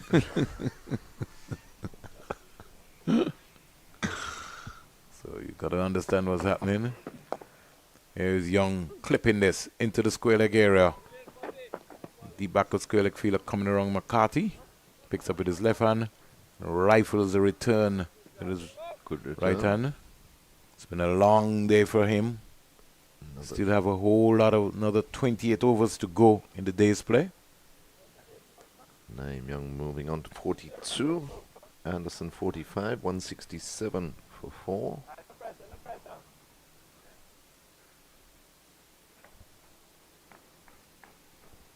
A good counter-attacking partnership this between Young and Anderson. Threatening to take the game away from the Irish. Definitely. In the meantime, right now, he's gone back into his shell because he's thinking about a half century here. Both are. Yeah, and I think both of them are thinking about batting at least right through to the end of the day. Well, it sends a message if you can bat. If you you know, can do that, yeah, if you, with definitely. 28 overs to go, if you finish the day on 225 for 4, Yeah, you would have done your work especially after being sent into bat. Mm-hmm. So that is key. That's going to be important.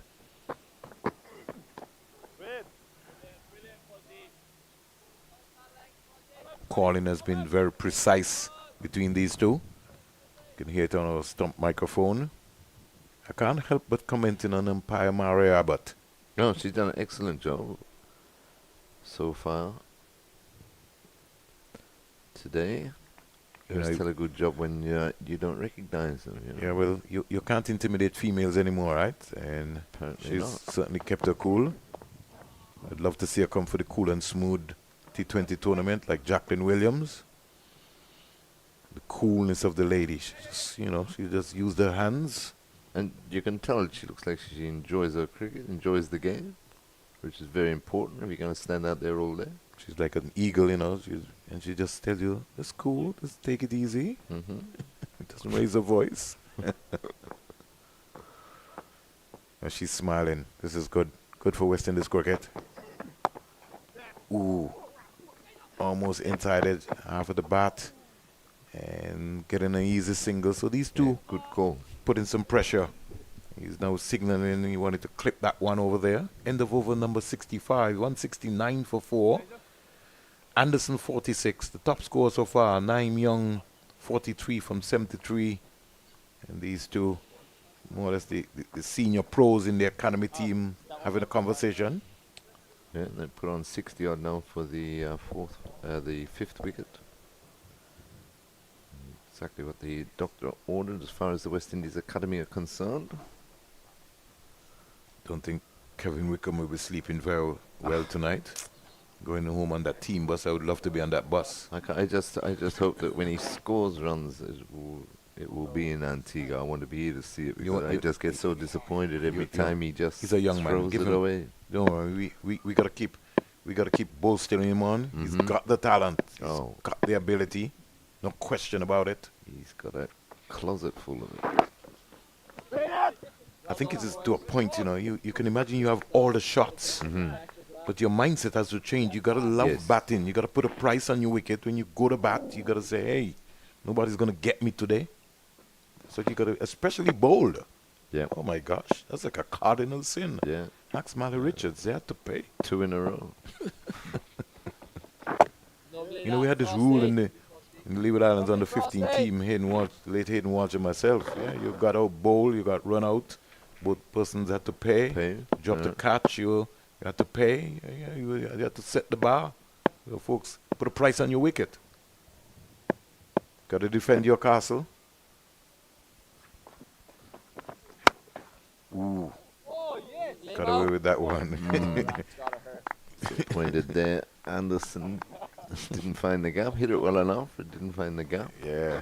But the difference about that one as compared to Naim Young is that he got across and was able to hit that one. Anderson was more or less pulling away from the shot. Lovely that, Frosty. That's all over again. I think the late great Malcolm Marshall, when he was coach of West Indies senior team, he used to charge them if they bowled a no ball, wouldn't it? Charge them for no balls. Try asking Eldin Baptist about that. his rules were stricter. Soca. Yes, Mike. Try asking Soca. But you see, it sort of prepares you for life, and so you understand that there are certain aspects of how you can lose a cricket game if you're in discipline, and it keeps you checked in line.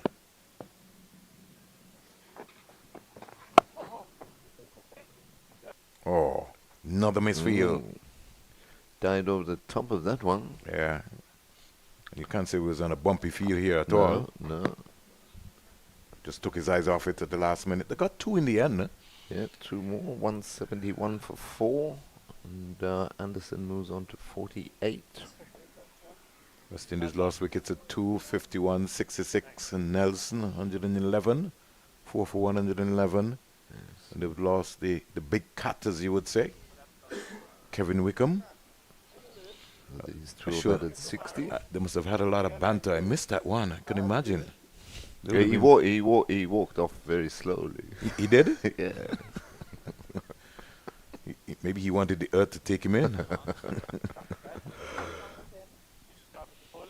Yeah, gotta get somebody to get into his mind, get into his head, Yeah, grab it's him. just a mindset for sure. And as Mali said, That maybe somebody like him needs to go to right. England, go to South Africa, go to Australia. Couple of different conditions, more of a test, more of a challenge. Yeah, move away from this environment. Yeah. We now understand that, hey, I'm the pro here. These are the things it's a learning process for me. Foster starts a new over. I think we have to go back to the days, Terry, where we find some way, and it doesn't have to be all about, maybe it could be even Pakistan. Get some youngsters to go to Pakistan, go to India, get a 3-month stint out there in some sort of academy. Because when you get into those conditions area, you get selected for the West Indies team, you have to be able to understand what's happening in India, what's happening in Pakistan. Yeah, definitely. How you can deal with that sort of pressure. Not for the first time you go in there and you don't have a clue. I think Pakistan is a good idea because we've always had a good relationship between Pakistan and West Indies cricket. I think they'd be up for something like that. And you could almost do it on an annual basis. One would have to salute to Winston Benjamin, who took a team across to Bermuda earlier this year and played in a T20 tournament which included Barbados. I think I had a second 11. That was good for most of those guys from the Winston Benjamin Academy. Lovely shot. Tours like those could balance there. He got on top of it. It's just the second time. It's the second time he's been hit by a return. Yeah, right on that bone area there. Ooh. He's got some pad in there. He's Lucky. Yeah, he's not. He said he tried to get out the way. In getting out the way, you got to get into your crease. Good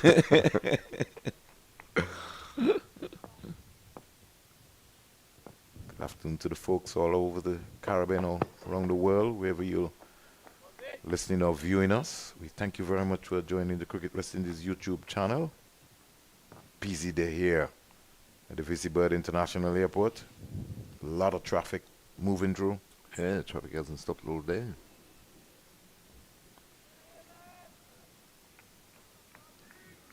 Two slips, a gully, backward point, cover, mid on, mid off, short mid wicket.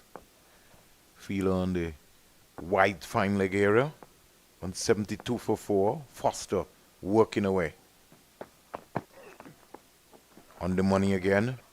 Anderson with his head in a good position, looking out.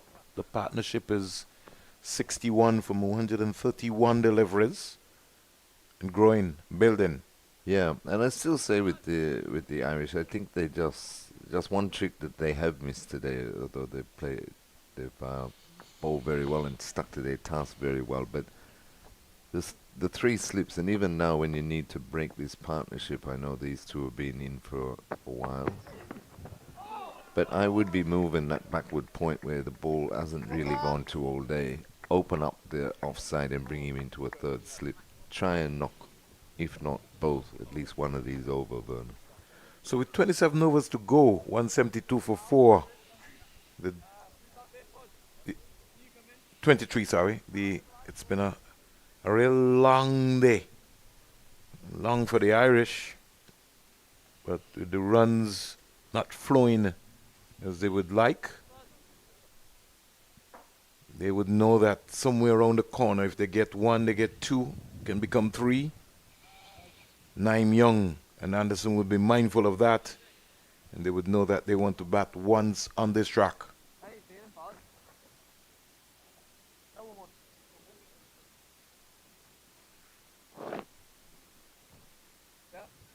Frost will continue from the northern end, 1 for 44 of 18 overs, and this has been a rather long spell for him. Been doing a good holding job in general. I think this is unfair. You've got Foster in a square leg after he's just ran in. He's in the fiery line. Young forcing this long to long off. Gets a single. Goes up to 45. It now brings Kevlin Anderson, who's been like there for a long time in the 40s. Terry, it's almost like we forgot him. True, 2 away from half century. I think he's batting time more than anything else here.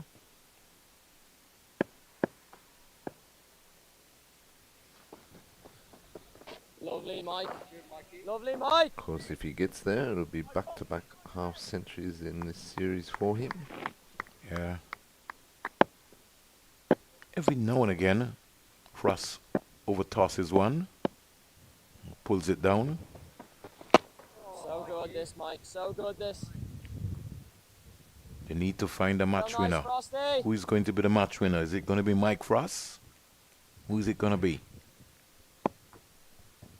They're searching. The captain wants somebody to come up with some magic deliveries.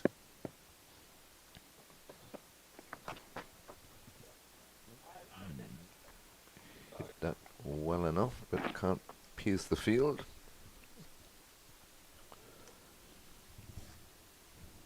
Drops the backward point out onto the boundary.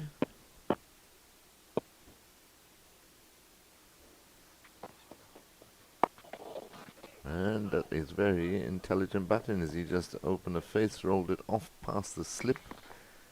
With the backward point on the boundary, comfortable single to go on to 49. Score 174 for 4. 11 minutes away from the first hour of play here on day one. First hour after tea, more or less. Get it, get it. Well done, boy. Good bit of fielding there by Frost off his own bowling to block that single. Brings over number 68 to an end. So West Indies Academy 174 for 4. Naim Young's on 45. He'll be on strike. Kevlin Anderson 49. So the game nicely poised. And the Irish just searching for one more. One comes two. Then we know what's happening. 174 for 4. Some 68 overs bowled.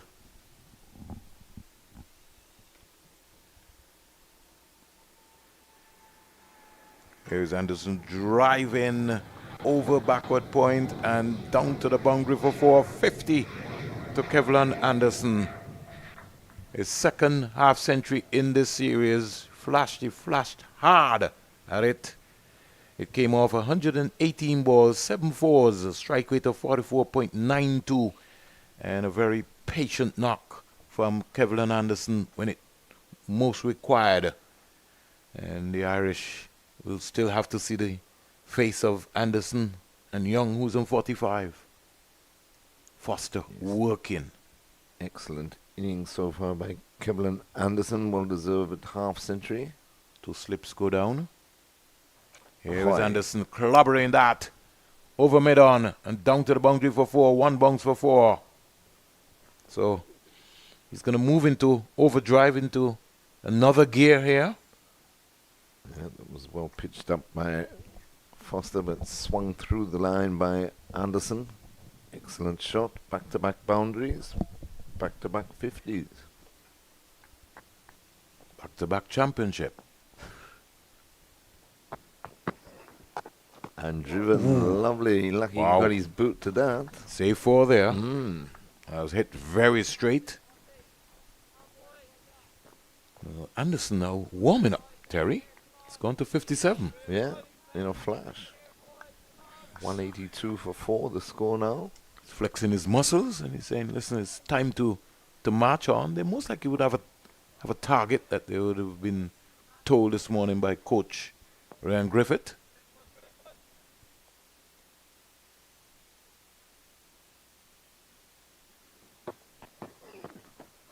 Driven, again. beautiful shot. What a lovely on drive by the young man. Oh, class. Class written all over that. That's a lovely shot here by Kevlin Anderson. The on drive is the hardest shot to play. Poise, composure, balance. Head in the right position, turn the hips, and hit that beautifully down the ground in front of us here at the media center end at Coolidge Cricket Ground. He races up to 61, 3 boundaries in this over. And Anderson threatening to take this game away from Ireland. He's back and cracking that. It's gone to cover, won't get a boundary, but he get a couple of runs here in the process. So Some good batting there by Anderson. 14 runs coming off the over so far. It's not done yet.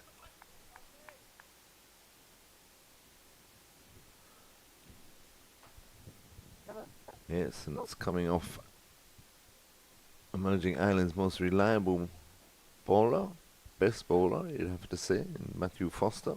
Yeah, but the ball is now 68 overs old. That's right. That's a complete difference. It's a lot softer.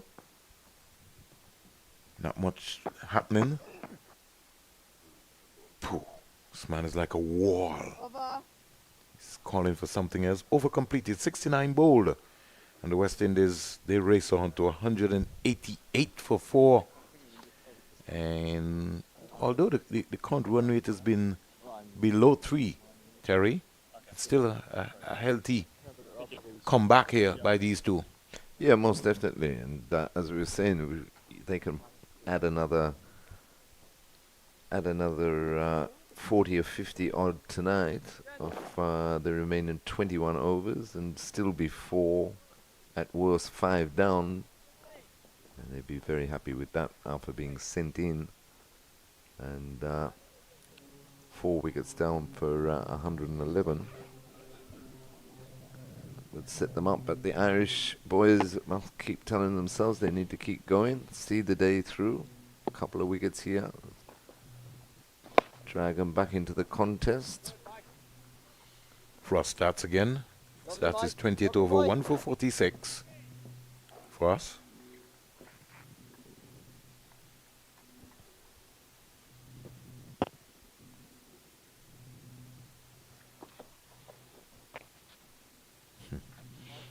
I'm Young playing with some circumspect. He's also looking for a half century. 45 from 80. Go, Mike.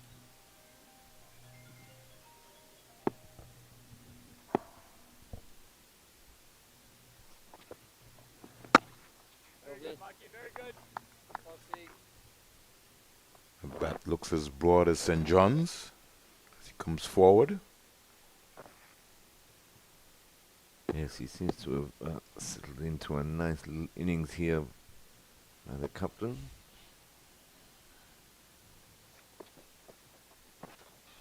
He's driving Played that inside well. out, over cover, down to the boundary for 4. Beautiful shot by Naim Young, the captain. Yeah, Well, Frosty. excellent shot to move on to 49. Deliberately hit that in the air, but inside out, as Vernon said. Well over the cover fielders. He moves on to 49, 192 for 4.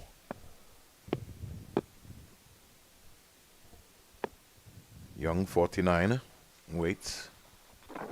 Oh, where did that come from? Yeah. Some overspin there on that one. Let's look at the replay. That ripped. And that's why it's important for the West Indies to just bat once here on this track.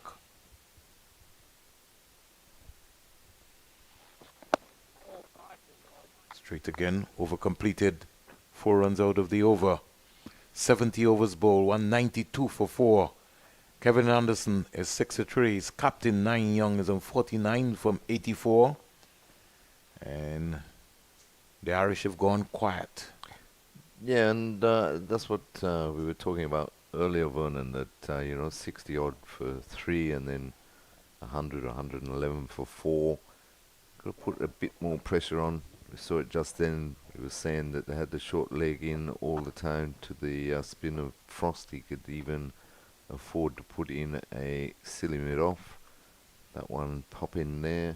He would have been in with a chance. We've seen a couple of, times where fielders in the right positions, a bit more pressure, a bit more attacking fields.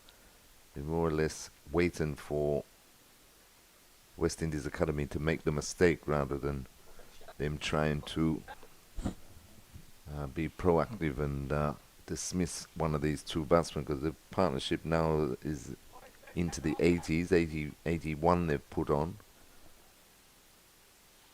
And if it gets any bigger, bat them out of the match. McCarthy comes back. He's bowled some 13 overs, 1 for 28. He's gone about his business in a very efficient way. Anderson 63. Full toss. Make it 67. Yep. That will run.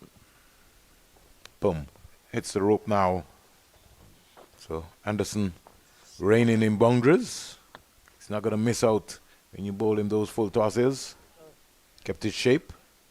And just when we were talking about in a bit more attacking, those boundaries in the previous over off Foster not only produced a bowling change, but McCarthy is now bowling with just the one slip in the gully. 96 for 4. Kept a bit low again. It did. That's why it's so important that the West Indies Academy got to be thinking about batting once. 196 for 4. Into over number 71. Anderson 67. Young 49. Approaching a half century.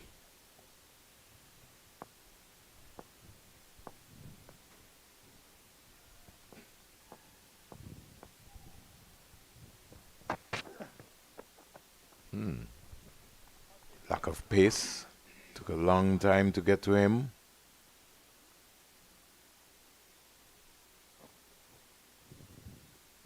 Despite the high proportion of boundaries in the latter part of the innings, Liam McCarthy has managed to bowl some 13 overs. He's into his 14th. He's got 1 for 32. So he's not been in the carnage yet. No, and generally all seamers have done well to keep the run rate under 3. Here is Anderson losing his shape there. He's going for an extravagant big drive. Left foot didn't come out to the pitch of the ball there. He didn't turn the hips. It was more or less the hands. He just tried to hit that one a bit too hard.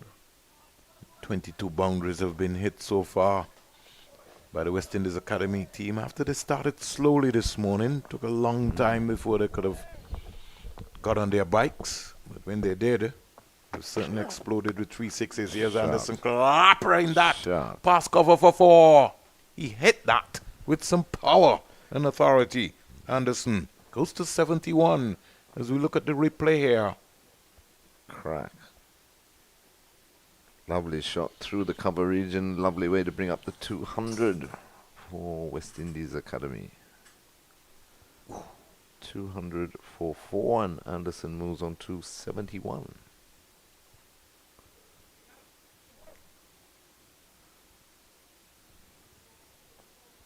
$200 for 4.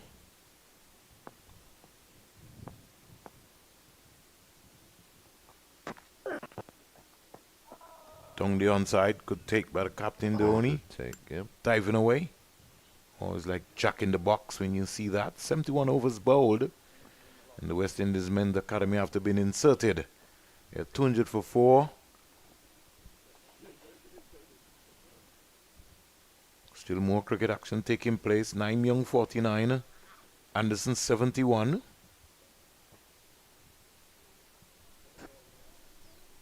Yes, and the run rate just improving slightly up to 2.8 now. But the West Indies Academy won't be concerned about that. It's all about keeping wickets in hand as they look to build a big first innings total here. This partnership now worth 89. And going very strongly. They haven't been in any trouble really since the tea break. Irish boys just tiring slightly, as you could imagine. It's been a warm day here at Coolidge. Stuck to their task though. Give them credit for that. Frost to start a new over. Yes, Mike.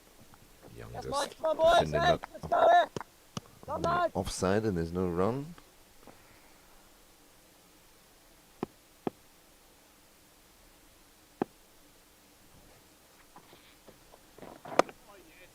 Yes, Frosty.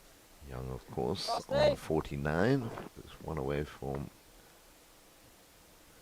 another Real half nice century for the West Indies Academy skipper.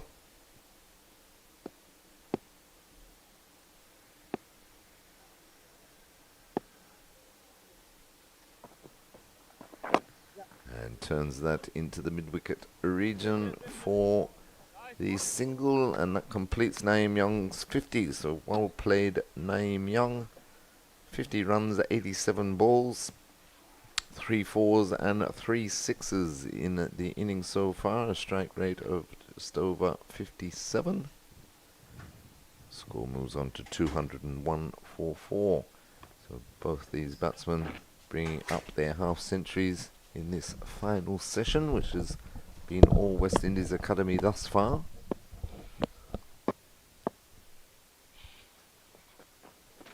Anderson gets a full toss and dispatches it with ease through the mid-wicket region. 4 runs. And every now and again, Mike Frost releases the pressure. I was a full toss. I was meet and greet. And with Anderson's class, he's going to put that one away into the mid-wicket area. A boundary now to him. Naeem Young's 50, coming off some 87 deliveries. Congratulations to the skipper.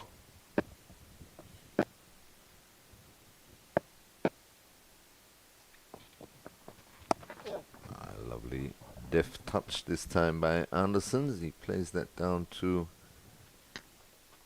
third man region for a comfortable single. Yes, 87 deliveries, 3 fours, 3 sixes. So 3 of each for the boundaries in that Naeem Young 50. Anderson's moved on to 76, 206 for 4.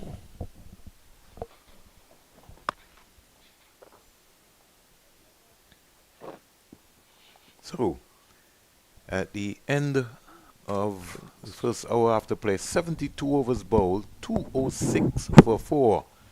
And West Indies lost wickets at 251, 66, 4 for 111. Kevin Anderson not out 76, Naeem Young not out 50. We'll take a Paradise water break and we'll come back to call it end of the day's play. We'll see how things go as Jason gets a break.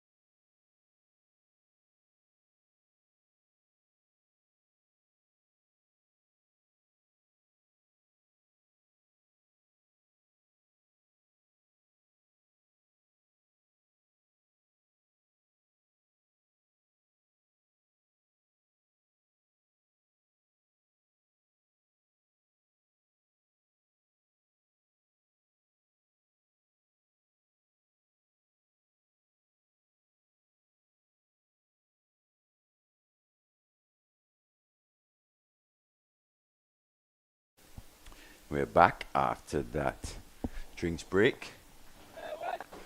It's going to be Liam McCarthy to continue.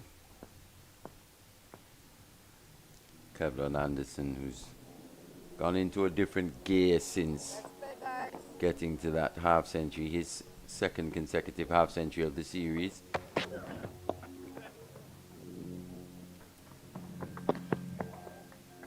Scamper through for yet another single. Moves to 77 now. The previous over, Captain Naeem Young bringing up his half century. And how well he's played. Came to the crease at a sort of precarious time for this West Indies Academy team. But he's been positive, 50 from 88 deliveries. He's looked to score at every opportunity. And from a West Indies Academy perspective, you'd hope this pair can see them through to the end of play.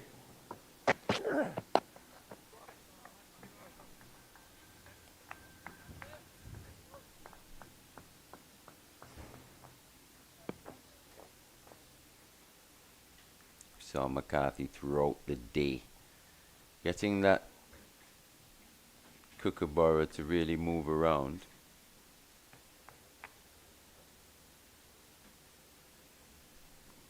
So far in this spell, no real movement for the young man. That's a good delivery though. That's what's been good from this West Indies Academy team, especially in this partnership. They've scored off good deliveries, Terry. Most definitely, Marley. Good afternoon once again to everybody. And they've rotated the strike a lot better too.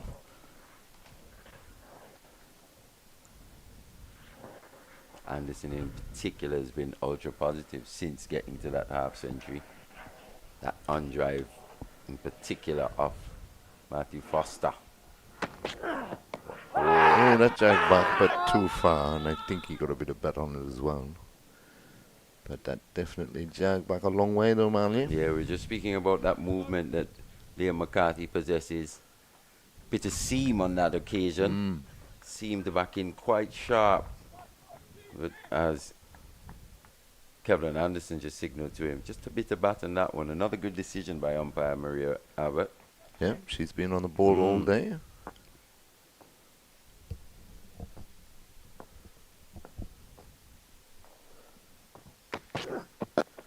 Full toss. Doesn't get it away this time though, Anderson. Yeah, one of the first times we actually see him try to overhit and not make the contact that he would like. As we see him just rehearse stroking that one. When he stroked it, he's looked so compact and He's looked brilliant. brilliant. He's hit the ball as clean as anyone as well. Yep.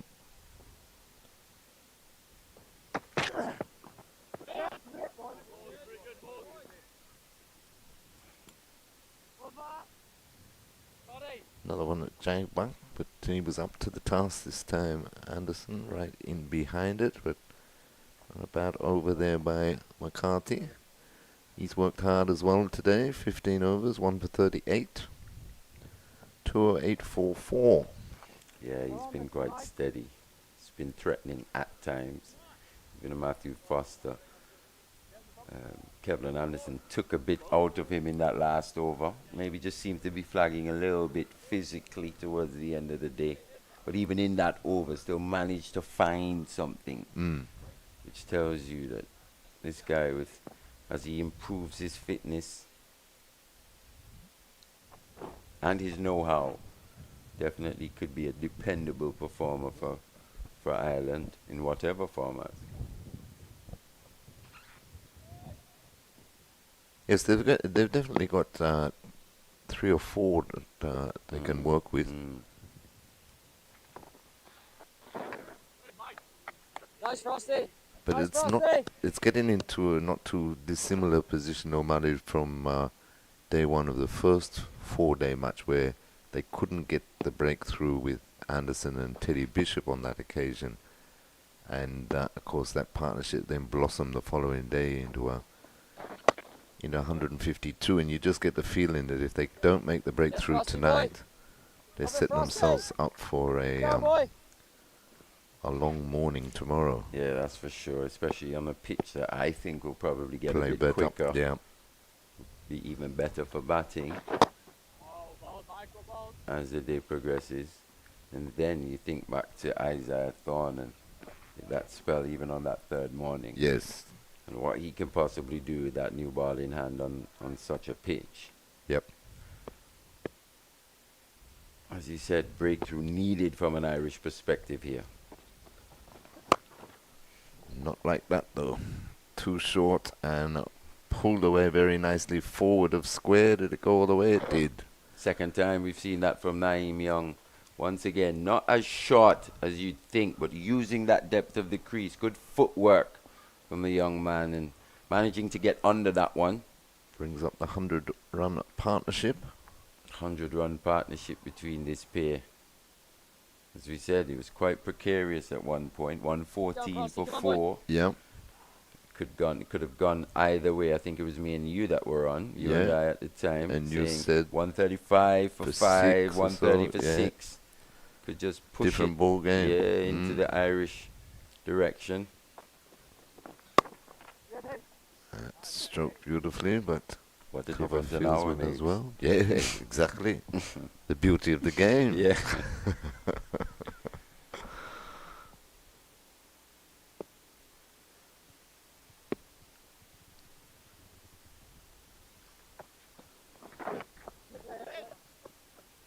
And to be fair, it's something we've seen from Naeem Young. This level of batsmanship kind of started in the Super 50, Yes. end of that over. From Frost, 214 for 4 from 74. We were saying we just started to see him, that improvement that you would have wanted to see. Mm-hmm. Especially with the bat from Naeem Young in that regional Super 50. And he's carried that Carried it forward. yeah, especially from that 70-odd not out, the match-winning innings in that last one-day match. Yeah. He's played very similar style of innings in this particular Very similar. Strode to the crease match. with Yeah, purpose. right, didn't he? right, yeah.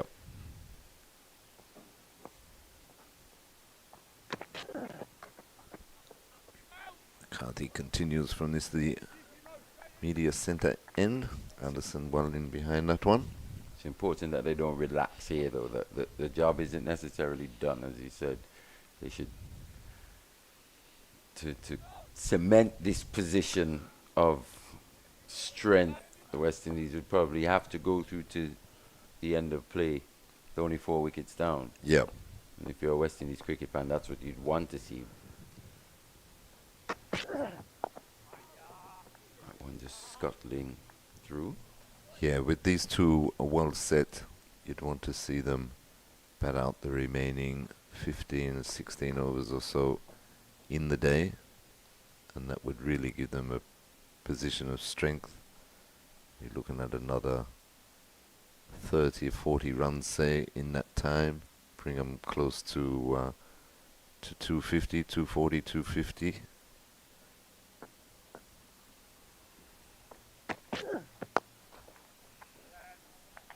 It was 245. That's been the top score from the Irish on this tour in either format, in both Right. the ODI series and the first class matches. And that 245 that you speak about, Mali, that took a lower order partnership, didn't it? Of 109 for the ninth wicket. Right, Yeah. right. Murray Cummins actually scored 100 in that game. Mm-hmm. Got 90 odd as well in the first innings for them in the first class match as well.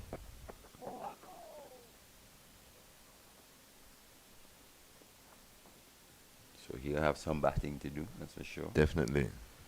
I think they can get more out of their captain, Doheny. Yeah, I that's think for he sure. looks a good one. Kate Carmichael as well. Yeah. So they've got, as we were saying, 3 or 4, but it's just a matter of them putting it all together on the same day. Young Tector will definitely want to make a score in this game. Mm-hmm. Well played there by Anderson, didn't try to overhit it. They got the backward point on the boundary, so it restricts the scoring to 1. Score goes up to 215 for 4. Anderson moves on to 78. Of course, he made 79 in the first 4-day first-class match last week. The only innings that West Indies Academy batted. Only batted once in that match. A full of ball and struck beautifully by Naeem Young. They pick up the single. The mid-off does well, and that completes the over. So after 75 overs, West Indies Academy, after being put into bat, 216 for 4. Anderson is on 78, and Naeem Young is on 58. Yeah, interesting that we haven't seen Tector with the bar yet, though. Yeah, very interesting, eh? Considering. Especially after they brought back Foster, Yes. and then he got belted a bit. He's got a bit of a mystery element to him as well, especially in this circumstance here. You're looking to break a partnership. But that forced them to keep Frost on, who's been doing a tidy enough job. Yeah, he's done very well, to be honest. Yeah. But yeah, I would have thought you bring Tector into the team At by some point, by the 10. You're looking for breakthroughs. By the time you've bowled 3/4 of your overs for the day, you would have seen him before now. Definitely worth a punt. Can't hurt. Mm. Something different. Something that the academy boys haven't seen, or haven't seen a lot of. If you remember back to that leave from Naeem Young in that First match, yeah. Yeah, that was a funny innings, wasn't it? Because it was a beautiful stroke down the ground for 4, And then he and just then left one. dropped, caught and bowled, Yeah. dropped chance, and then he just shouldered arms. He's not shouldering arms there, though. Again, Frost dropping just a fraction short, getting deep in his crease, and whipped that through the mid-wicket area for another boundary. Yeah, this time just picking up 4. Didn't quite hit it as sweetly as we've seen the previous 2, but still good result for the young man. He moves on to 62. Yes, and now Doheny has decided to leave the... He's left the square leg now on the deep mid-wicket boundary, and he's kept the mid-wicket to strengthen that onside. He's got a fine leg on the boundary and a long on, long off. Cover point and short. Almost looked Third like he was man. going to launch into something Yes, there. yeah. Skipper Young.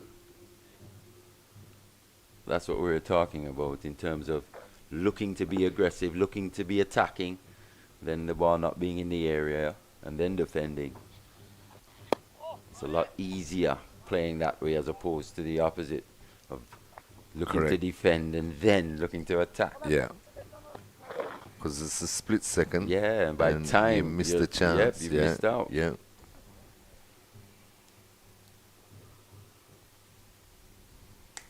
But they keep Matthew Nando in this format. I think you really progress into a good solid opener. And I think this is the When he thing, the gets that in. the different formats can aid each other, Mhm. right? But they can also You can also harm each other. Yeah, but it's mainly his fluency that Yeah. needs addressing, right? And just realizing that take one and be happy. At least you're still turning the strike over. As we were saying earlier, especially if you're batting with a right-hander, And which get- you're going to be the predominantly, you'll be batting with a right-hander, you being a left-hander, you know, messes up the bowlers' lines and so, gives them something else to think about. And also getting maximum value for his shots. Yes, yes. That weight transference at times just a little behind where it should be, especially onto that front foot to get maximum value for those drives. Mm-hmm. Just leaning back slightly at times. And that's when that pressure's built of him not scoring.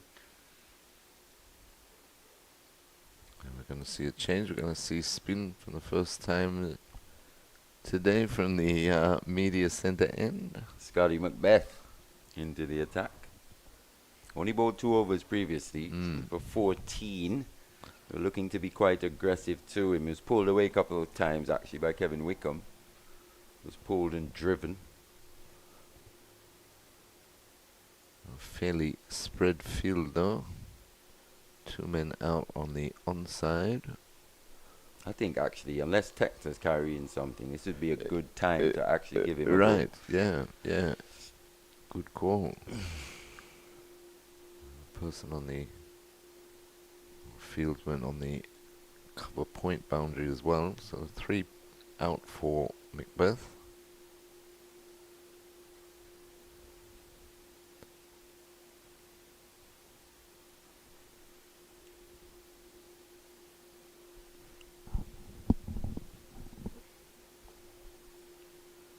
How about you, Marley? But been watching Macbeth. He just sort of the bowling arm doesn't come over quite as fluent as it could. But it gets just there, just at the top, just before the release point. He sort of stops a bit. So probably not getting that maximum momentum behind those deliveries in which to impart the amount of spin. Right, that more or he less would just need. putting them down there. Yeah. Probably just needs to build into his spell. So we have seen him turn the ball at times. Let's get a bit of bounce as well. That's a floaty one though. Full toss, and Naeem Young says thank you very much as he crashes that past mid-off for 4. That's what happens when you're looking to be positive. Pressure on the bowler. Knowing that if he misses his area, he's going to pay. Naeem Young makes him pay down the ground as well. Particularly strong in that area. Also, anything just slightly short, quick enough on his feet to get back, get under those bars and deposit them long over the boundary for 6 as well. Yes, that's what I enjoy about watching Young, the way he uses the crease. He gets very deep if you pitch anything short. Goes forward well. 225 for 4. He's moved on to 66. And he's sweating on that one. And good effort there on the boundary. Diving attempt at long on, who had to run around 5 or 6 meters to his right. He did. He had a shot at that one, Tom Mays. Really did. Bit of a chance, but just getting under him. He didn't lay a glove on it. Went under him and into the boundary for 4 to finish the over. So Young moves on to 70. The score 229 for 4. Yeah, and from an Irish perspective, they would have needed that one to find the hands of Tom Mays to break this partnership, which is threatening now. Take the game away from Ireland after battling so hard for most of the day. Exactly. 13 overs remaining.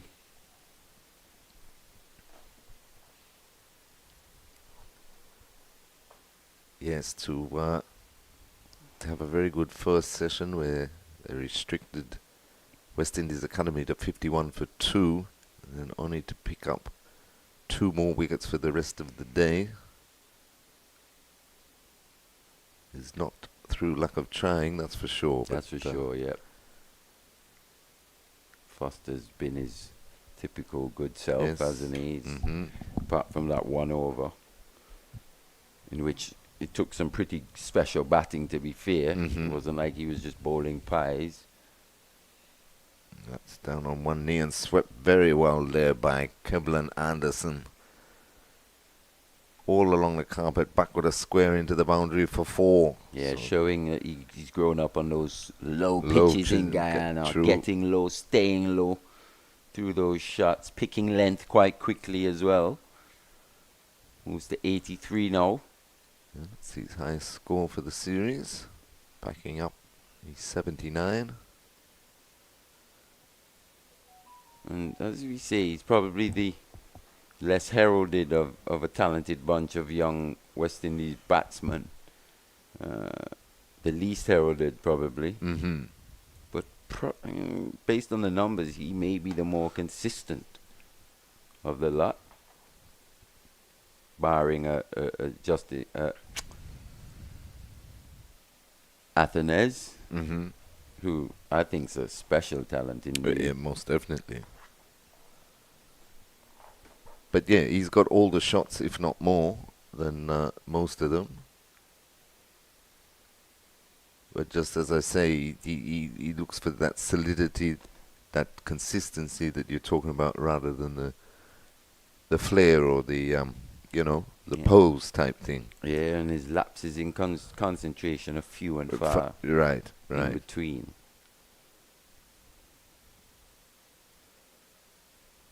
Again, he tries the sweep. That one just bounces a bit, comes up his forearm, I think. Lobs harmlessly into the leg side to complete another Frost over.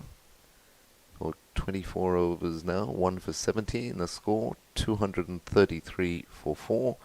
Anderson is on 83 and Naeem Young is on 70. If we think all the way back to April, May time, Headley weeks, that 100 from Kevlin Anderson, chanceless. Exactly.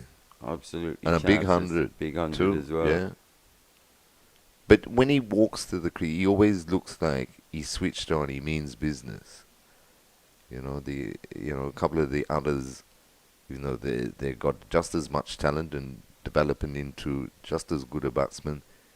You always feel like you're in with a chance early, whereas with him, you really have to work from ball one. We see good things more consistently from a Kevlin Anderson. Right. More often than not. It's the same Kevlin Anderson, which is a good one, especially here at the CCG, It's a place where he loves batting. Yeah. So Macbeth to start a new over. He's bowling to Naeem Young. And Young has launched him again. This one's gone straighter. And a great dive and attempt once again by Mez. But to no avail. Got away from him again. Is he just not picking them up quickly enough, maybe? Not quite getting all of that one was Naeem Young. Got there in good time. There's a massive dive as well. But didn't manage to get a hand to that one, Terry. No. So another 4 to Young, who advances. Sticks out the Pandas. Macbeth saw him come in, so Young's gone on to 74, 237 for 4, and I think they can see that the Irish boys are struggling to get through these remaining 12 overs in the day, so they're trying to cash in as much as possible, which is a great approach, but they just still need to be careful. They don't want to throw their wicket away late in the day and let Island Academy back into the game. Especially when he's chasing what would be a very good maiden first-class 100 here, Naeem Young. Yes, and there he goes again. Launched him high, wide, handsome. He got all of this one. That's in the car park. Yeah, got all of this one this time. Right in his wheelhouse from Scott Macbeth. Crossed the line, but in the slot and dispatched. So 6 more to Naeem Young. Score races up to 243 for 4, and Naeem Young now is in the 80s. Yeah, looking to go past 80. Kevlin Anderson as well. Yes. What a partnership this has been. Definitely 133 now they've added for the 5th wicket. Macbeth taking some stick, done for 33 in his 4th over. Yeah, this definitely hasn't worked so far. Look to really give that one some rip there.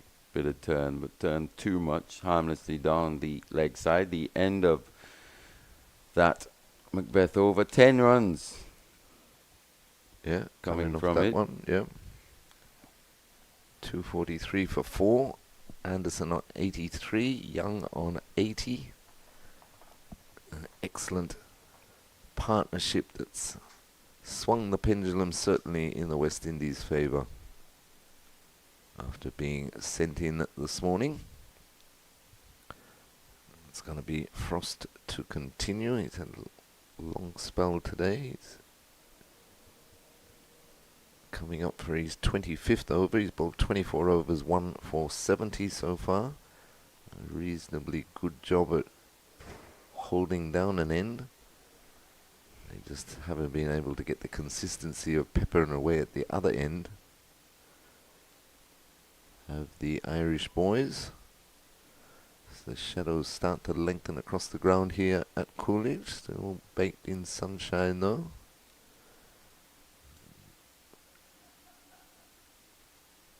I'm quite sure with at least one spinner. I'm not sure whether Macbeth will get another over after his last one, but with one spinner operating, we'll get through these. I think we got to see 11 overs. Tector at some point. Yes, yes. Well, if you pick him, you've got to bowl him. I know he's playing as a middle order batter as well, but brings a different component, as he was saying, with his bowling, and especially if he can hit his areas. And they need a breakthrough more Yeah. than anything, especially before stumps. Yeah, with not much to lose. No, not at all. If he gets hit, you know, you could always bring him out. But it just gives them another option to break the partnership.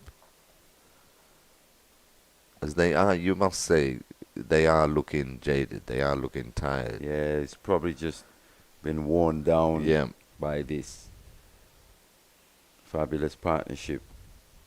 That's cut in the air, dive forward, and he's taken him.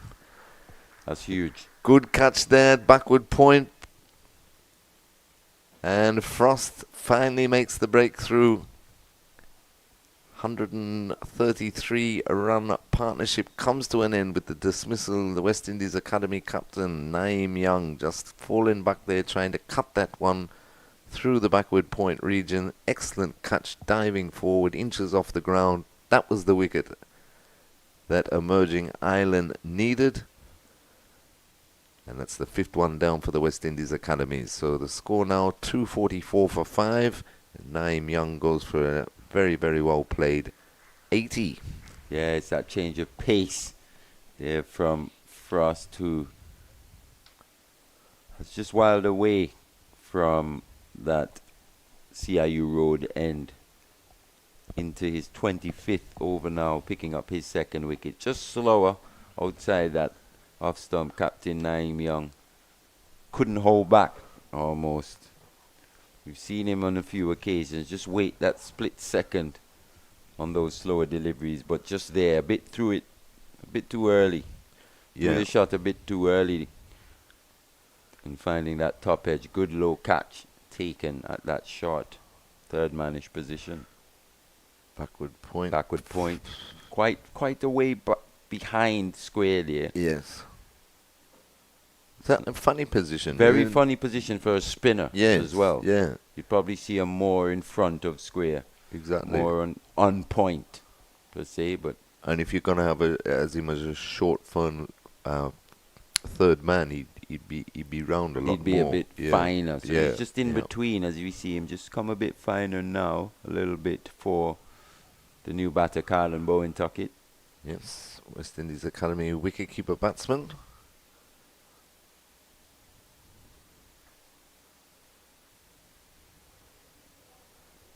And he's well behind that. Look at how close Delivery. he gets as well. Walking in quite strong there at that backward point position, number 20. Good catch, was very alert. Yeah, most definitely. Threw You don't the chance, yep. you don't see many willing to dive forward like that. Especially late in the day. The sun as well is still quite high, as we Right. see a few shadows now starting to creep across the CCG.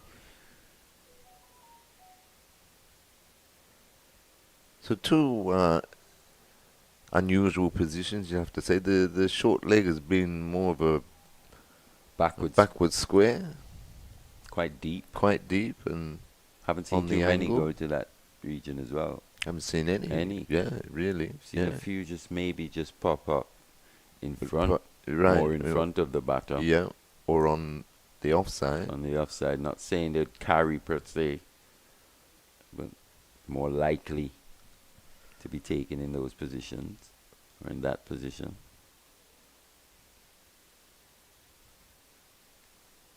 So Tom Mez is back with the ball in his hand. Bowled 16 overs, 1 for 45. Ireland ideally, now that they've broken the partnership, couple more tonight would be ideal. That's well run by Bowen Tuckett. Well, they're in with an opportunity here. They are.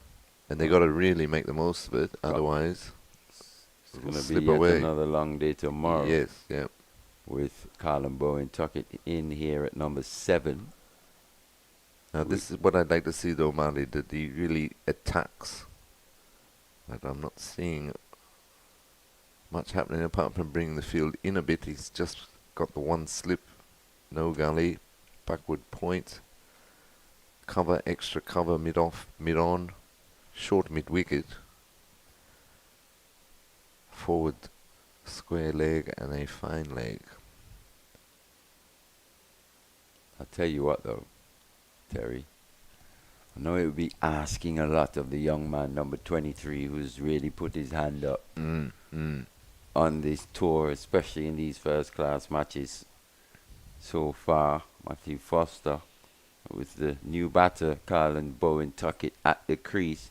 I'd definitely be asking him if he could give me 2 Yeah, true, at true. the most. He's the one that's been able to just find something at times more consistently out of these pitches. That's definitely not something he would have gotten from a Matthew Foster in that on that delivery, a floaty Half volley, half like, volley yeah. outside off stump. Mhm. Matthew Foster's definitely looking to hit the deck. Gets a bit of bounce as well. Even in that final over of that spell in which he went for 14, you think back to that final delivery to a Kevlin Anderson. He hit the deck quite hard. It was a good, solid defensive stroke as yep. well, but Mhm. he was right back on his lines and lengths with a bit of bounce as well. Just told me he still had something in the tank, even though that over would have been aggressive True, they're from just Anderson. having a look at the ball. Taking They're the new taking one. the new ball. Yeah. We're in the 81st over, so they've claimed the new ball and they've moved the short mid wicket into a second slip, brought in a gully, so now they've got 2 slips, a gully, backward point, cover, mid-off, mid-on, mid-wicket and fine leg for Bowen Tuckett. I would still though bring the backward point into a third slip and just open up that area and We haven't let seen him too go many, for a drive. Yeah. Try and entice the right. drive. Yeah. Still got to dangle the carrot. Yeah, exactly. You know, they can go in now 260 for 6 or 7, and they'd feel that they've shed the honours for the day. But if it's only 5 down by the time they go in, they'll feel like all their hard work, they've still come up a bit short. And now he's taken the mid wicket and put him down on the deep backward square boundary. So he's got 2 out for the hook. He bowls it short and wide outside off stump, and that's excellent running to pick up 2 there out to the I think it's important that point boundary. Tom Mays doesn't waste a new ball here in terms of just whacking it halfway down. Yeah, and he's been 1 down leg side, 1 Yeah. outside off. He's still got to be able, you understand why he's got the man down at that backward square position. Maybe he's just trying to keep it in Anderson's mind, possibly, but he's not that type of bowler based on what we've seen. Just trying to keep Anderson honest. He's got to look to swing it here. Got to look to take the edge. That's a good shot ball, though, to be fair to the young man. Yeah. Well played by Anderson, though, to complete the over. So at the end of the over, 81 overs, 9 overs left in the day's play. West Indies Academy 248 for 5. Kevin Anderson is on 87. And Colin Bowen Tuckett, who's just come to the crease, is on 1. Yeah, approaching what would be a fine second first class 100. Century, yeah, for sure. 13 away. It's been another very, very impressive and solid knock by the young Guyanese. And now that they've taken the new ball, Matthew Foster is returning. He's returning from the northern end. I like this. Replace Frost, yes. Opportunity Best chance. here. Best chance for a wicket. 9 overs remaining in the day. As he said, you want to see 3 slips here, especially to the new batter, Colin Bowen Tuckett. And he's got a chance, whatever he's got left in him the tank. today. You know, good 4 or 5 over burst here. He's into his 20th over now. He couldn't ask for more from the young man.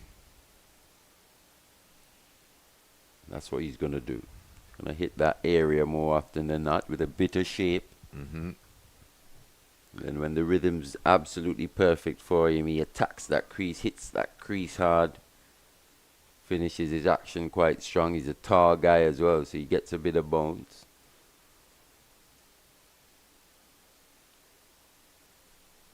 Two slips in a gully for Bowen Tuckett. Who's shouldering arms, playing them well. Got to show some good patience. He looked good in that first match, but fell for 15. He Very can score some runs. He'd be excellent cricketer because his glove work is superb. yes. He's, Foster's also quite economical with his run-up as well, which almost preserves him throughout the day. Bit of swing, driven. Shot through the covers. Will cross the rope just now. First boundary to Bowen Tuckett. A very good shot that. Fuller delivery, down on one knee, flew through the covers. Big boy, Big boy warm there. Warming up now. Seeing the new ball and his eyes lighting up, thinking, "Oh, I could take a few here in these conditions." Yeah. 250 up for Academy now. 252 for 5. Good comeback though from the young man.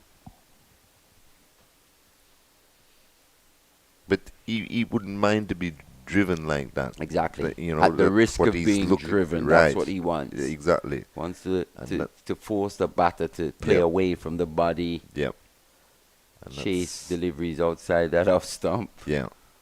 And that's why I, like to see that third slip in with the new ball in hand. I think it was Fionn Hand that was bowling from CIU Road End, match 1, when Anderson actually, that edge was taken, that flew through to third slip, and that was one of the chances that they needed to take at the time. Not many chances came after that. Right. Once again here, still just the 2 slips and the gully. Right. Especially with the way Foster's bowling, with Colin Bowen Tuckett on strike, you want to see the other slip in. Yeah, most definitely.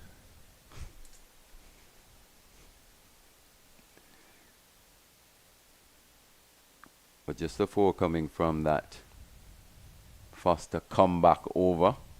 20 now for the big man. West Indies Academy 2-5, 2 for 5. Yes, 20 overs, 1 for 55. He's worked hard all day once again, backing up his strong performance in the first match last week. He always looks like he can take wickets as well, doesn't he? Yes, yeah. He's probably the most consistent of the pace attack that we've seen so far. Also quite skillful with it. Think of his command of his outswinger and that delivery to Teddy Bishop that bowled in for 90 when he was well set. That in-swinging Yorker. Mays continues, and it's nicely turned behind backward square by Anderson for a single. Score moves on to 253 for 5. Anderson on to 88. What do you reckon? 100 this evening, or? I think certainly. Certainly. Yes. He's got enough time anyway. When he got to his half century, it looked like he was looking to press Yeah. to that 100. Because I think he was disappointed last week. Yeah, He not was- getting that yeah. ton. He's already gone past that 79 last Right. week, 88 now. Mm-hmm.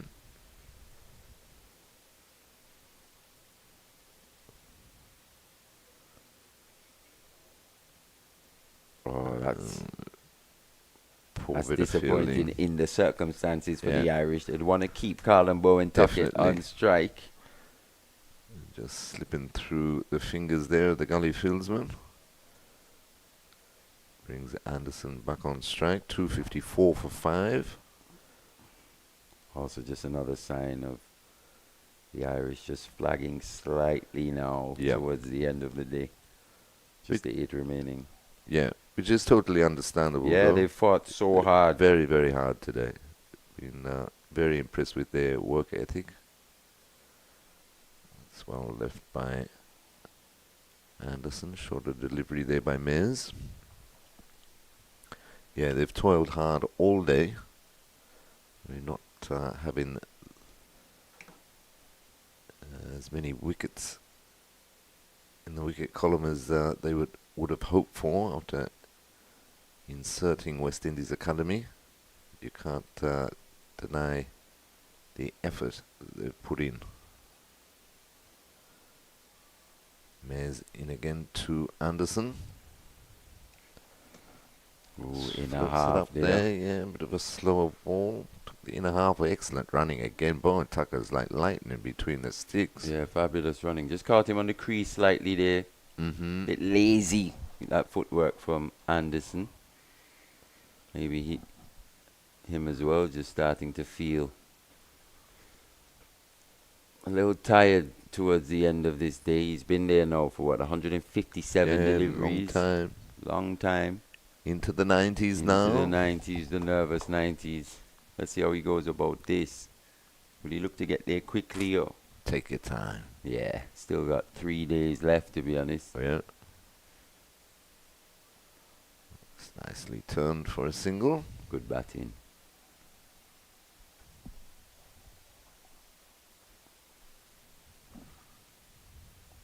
Yeah, maybe starting to feel a little tired now as he signals to the Calling for some fluid. yeah, some fluids, energy levels. Probably just needs to pick them back up. All part of the development of Exactly. why these tours are organized. Yep. Terry. And why they're so important. Give your young players the opportunity to really learn the art of batsmanship. Spending time at the crease, pacing your innings, all that business. A lot to think about. Very much so. Being a top line cricketer, batting or bowling. It's also it's important not to overthink. Right, definitely. You can think too Can have much, a that's for sure. negative effect. Yeah. 257 for 5 at the end of the 83rd with Anderson on 91 and Colin Bowen Tuggett on 6. Probably something we're seeing a little bit from a Matthew Nandu. Yes, just overthinking a it. little bit. Yes, just a bit too much. Just probably needs to relax a little, let the game come to him a bit more. Mm-hmm.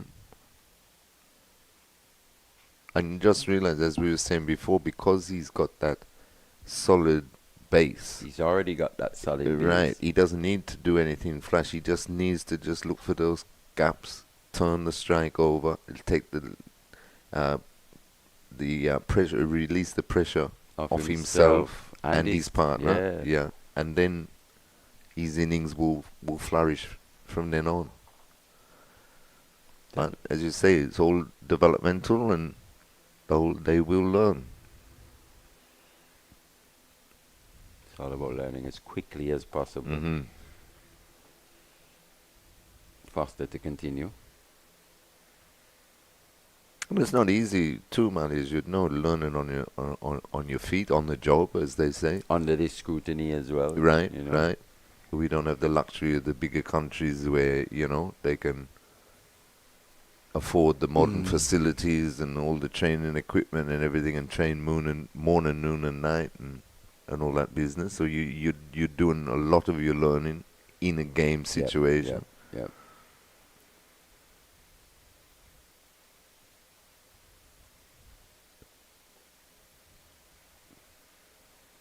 Big man. Bit to see movement again. Good leave though. Good leave indeed. Anderson looks so assured at the crease now. Well, he always looks assured at the crease, to be honest. Having a discussion, Foster, with his captain. I think he wants the field moved in a I bit. think he wants a third slip. I don't blame him. I think he wants a third slip, Terry. He's been listening to you. He's heard you.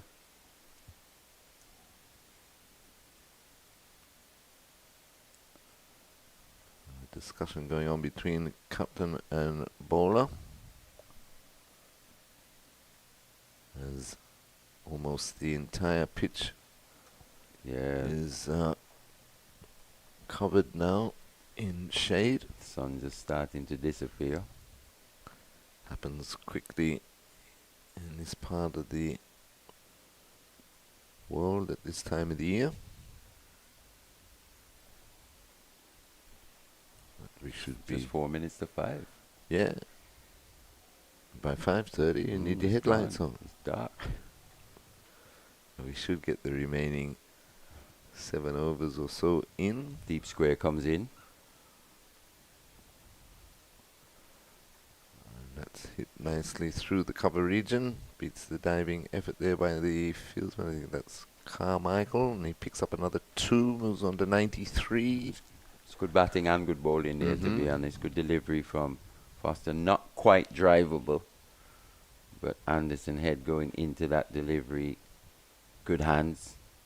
Didn't try to overhit. Just looked to make good contact. Picked up 2 easy runs. 93 now. 7 away.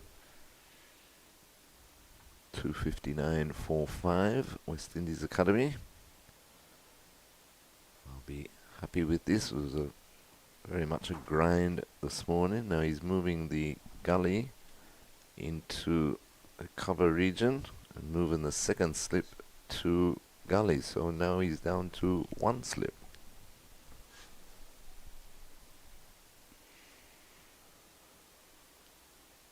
Oh, it's a good delivery. He's looking to cover this off stump here. Just Kevlin Anderson. He's just moved across slightly onto the off stump. And just popped on him a bit. He always seems to find something, this Foster, though. But as you were saying in the previous match, but the strong wrist position and so on. He's always in the game, his ability. Foster. As a batter, you've always got to be cognizant of the threat. Right. Whether it's early morning or late afternoon. Mind you. He's in the bank 9 to 5. Right. So imagine if he was him as a pro. Yeah. Full pro. Yeah. I think it's definitely been a beneficial tour for him in terms of his development. He's shown that he can definitely go to the next level. So it's incumbent upon the Irish administration now. Down on one knee and driven beautifully there by Anderson, past the diving mid-off, rolls down into the boundary now, moves on to 97. Yeah, hasn't been driven too often, but isn't scared to, at the risk of being driven, take that edge. But that occasion, Anderson's covered that sweetly down the ground. 4 more to the young man. 3 away. 3 away. Wow. End of the over, 263 for 5. Sure, he'd love to take this pitch and this ground with him Oh, everywhere yeah, he wrap it up. goes. Yeah, for sure. Kudos to Yes. Kadim Phillip and the staff for producing yet another cracker here at the CCG. Excellent pitch. Most definitely. Especially if you love to Backing see up the first fast one. bowling training Yes. tomorrow. Yeah. Isaiah Thorne. Woo! With that new pill. Let's hope he can find that rhythm. As I said to you, Marty, when we were on commentary on Monday, I had tears in my eyes. He rolled back the years, but I've watched I've watched the days play about 50 times. Let's just hope he can find that rhythm again. Exactly, yes. Here, and because he definitely announced himself, and It's well left there by Bowen Tuckett. it was a hot topic on social media as well amongst cricket fans, West Indian cricket fans after the game, during the match. People were posting his wickets, and he saw it flying around, and there's a lot of talk about the young man. Right. Well deserved. Yeah, and we were saying on the air, if he's not anywhere near this team, the West Indies senior team in 12 months, then something's wrong. Yeah, definitely. Something's definitely wrong.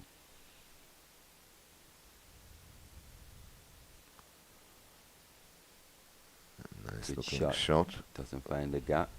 Busy little player, isn't he? He is. He always is. looking to score. And then when you think of Shamar Joseph as well, alongside Alzari Joseph, Isaiah Thorne. What's his name coming back? Seals. Jaden Seals. You're just starting to see the makings of a pretty decent attack. Definitely. Providing everything goes well with the development of these young guys. And Cricket West Indies notices that. That's why they're looking at revamping the franchise system to get more value for their dollar, and more growth. These guys, when they progress on from academy teams and second 11s and A teams, they've got or should have more permanent role to play in their various territories. More consequential cricket Right. to play this Oh, time. and Leading that's- edge, it's going to be taken quite easily. So Carlin Tuckett goes again. Just looking to play that into the onside there. Got a bit early on that one. Turned the bat a bit too soon. Leading edge taken. Easy catch through to Liam McCarthy at mid-on. So the 6th wicket goes down now for the West Indies Academy. Carlin Bowen Tuckett down to 6. Yes, as you say, Molly, just threw the shot a bit too early and got the leading edge, and it went straight up in the air. Very simple catch there for the mid-on, so unfortunate for the young man. Not getting a score again this time.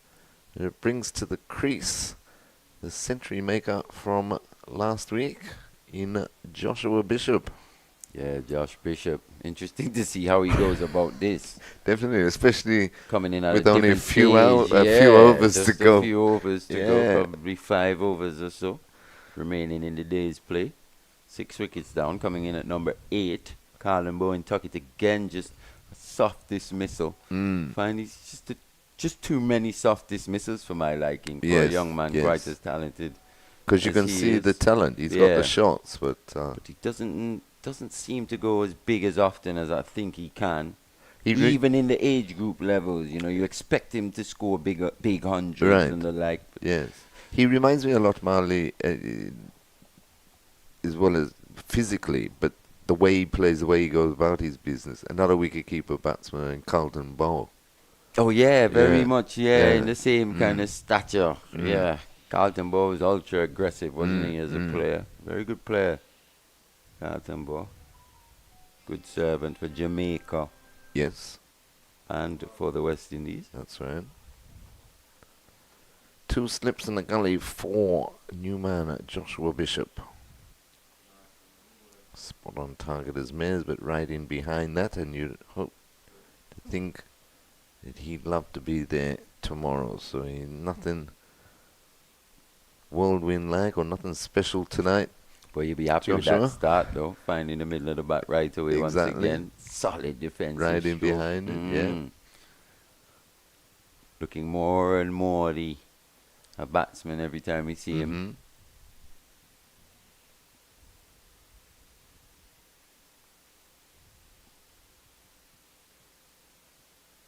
Oh, that's a cracker. Beating him. That's the deliveries Tom Mays would be looking for more often, looking to swing it away late from the right-hander.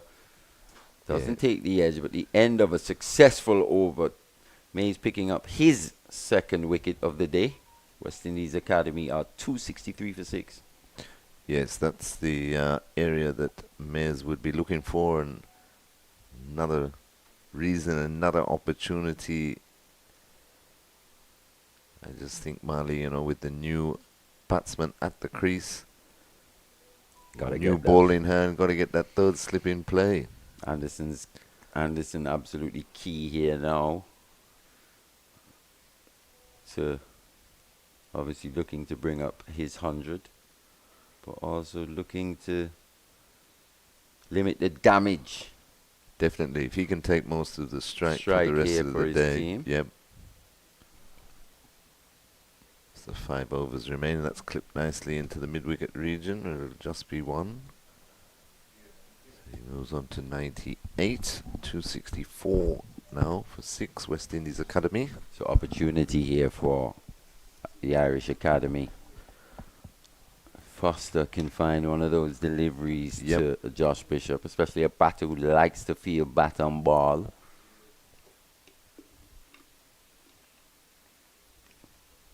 Just touching on or about that off stump, that bit of shape and bounce that we've seen so often from him. And they have to learn from that. They know if he gets in how destructive he can get, so if they can get him tonight, make their job a hell of a lot easier tomorrow. And that's very solid in defence there as Bishop. Solid indeed, but from the Irish perspective, they'll be saying, yeah, that's okay, that's our half of the bat. Right, true. Get that third slip in. Yeah, that's... Got nothing to lose now. I know they'll be less than 5 very overs annoyed left. if one was to fly through there. Exactly. Yeah, if it goes between second and gully, they will only have themselves to blame. We've seen it once before in the match previously. Whoa. Oh. Jeez. He's hammered that high and straight over the fence at long off. 6 runs to Joshua Bishop. Well, we were wondering. He's had a couple of sighters now. We were wondering how he'd go about this, but the young man, if the ball's in his area, there, he's gonna hit. And clean strike again. Yeah, this ground is not big enough for Joshua Bishop. No. We've seen that already. And that's what I was most impressed about his 100, is that how straight he hits the ball. Yeah, he hits it dead straight, consistently as well. And they'll always tell you there's no fieldsman there. Dead straight, keep it in the V. Foster, anticipate him just to be a bit short of length here. No, goes full again. Clip nicely through square leg region. There's a chase going on. He won't get there. 4 more to Bishop. So 10 off 2 balls, 6, and then backed up by a 4 in a half of the bats, but he got enough bat on it. Yeah, it was probably aiming more to that mid-on region. Yeah. Or a straight mid-wicket region, but took the inner half. That's what they say when you look to play straight, even though it does take the inner half of the 9 bat. times out of 10, you're still safe. 10 he survived. Yeah, right. 274 now for 6. Bishop moves on to 10 of just the 5 deliveries. And again, it's a full ball, and that's beautifully driven straight back down the ground. 4 more. Yeah, just guilty of over-pitching there, Foster. Long half volley on that occasion. Going for the in-swinger.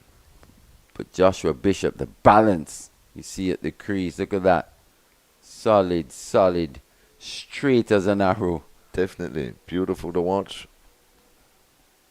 So 6-4-4. He moves on to 14, 278 for 6. One more ball left in this, the 86th over. And he's hooked him and hooked him well. It's gone all the way over deep backwards square leg for another 6. So 6-4-4-6. Yeah, he's taking a liking to Foster here towards the end of the day.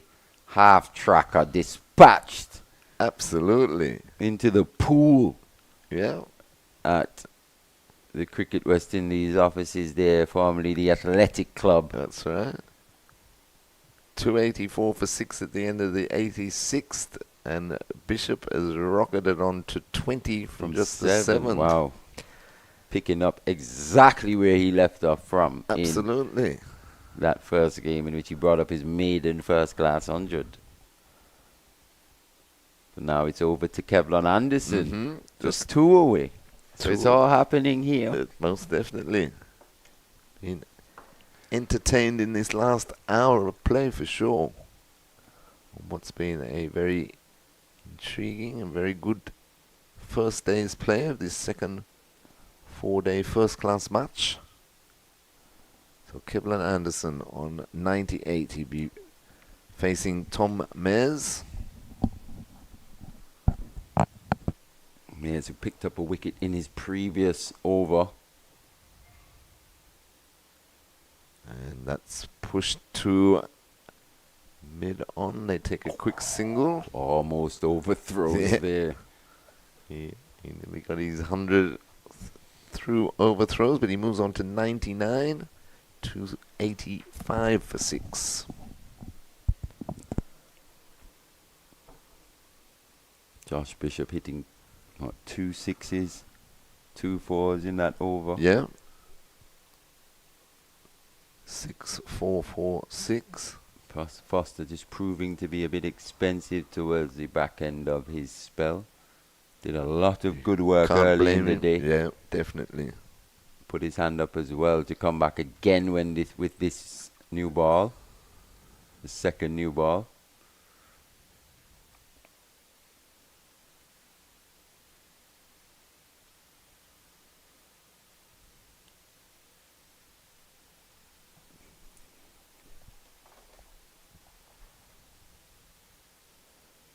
Two snips in the gully. Backward point cover mid-off for Joshua Bishop. And if I was him, and this is the competition you want, I'd be itching to just go a bit higher in this batting lineup for the West Indies Academy. Oh, extremely wide that one. Lucky not to be called wide. Yeah, he's got away with that one, Tom Mays. Almost taken by second slip. Yeah. Keeper Dohoney full stretch way past first slip there. By the time he caught up with that delivery. Umpire Abbott chooses against it. Huge outswinger, but started wide and kept on going wider. Definitely. Only just landed on the surface.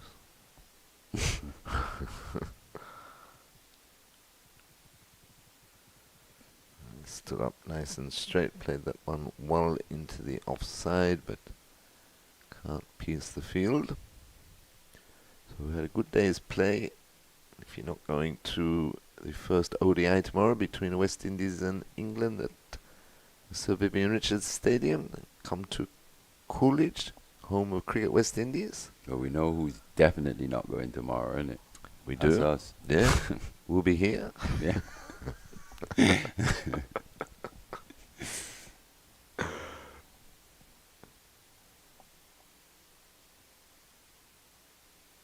Oh, that one that just comeback.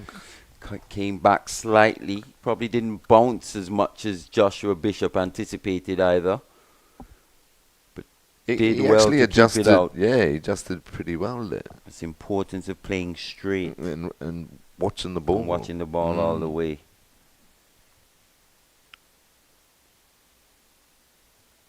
Sometimes batsmen just see length, and on occasion you could see a batsman saying, "Oh, that's just a bit short. I'll go back and pull." Right, yeah. Scoots along a bit lower.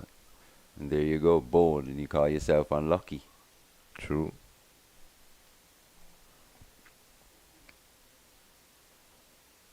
Oh, through that Comes region. off the outside edge, but quite safely, and he does well. Just picks it up, flicks it back inside the rope down there at third man. So a good chase by the gully fieldsman. Fantastic save there. Looks like Scotty Macbeth doing the work. Excellent.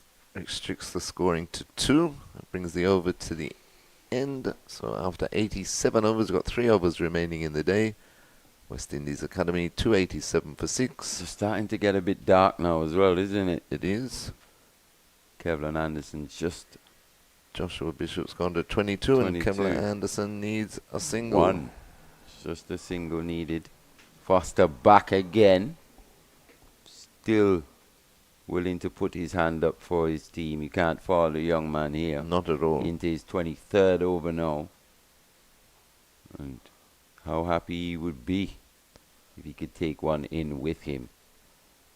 Especially if it was Anderson. Especially if it was Anderson. The form batter so far in these matches for the West Indies Academy. And he rides the bounce on that one. Just knocks it into the onside. No runs. So he stays on a 99. Faced 167 deliveries and batted extremely well. And if you think Foster now 82 from his 22.1, he would have gone for 15 and 14 in 2 overs, 29. Again, clipped into the mid-wicket region, but can't find the gap. He keeps Those 2 keeps you overs. on 99. Yeah, those 2 overs have really done a bit of damage to his figures. Mm-hmm. But if you're not just looking at figures, more often than not, he's been the standout for the Definitely. Irish.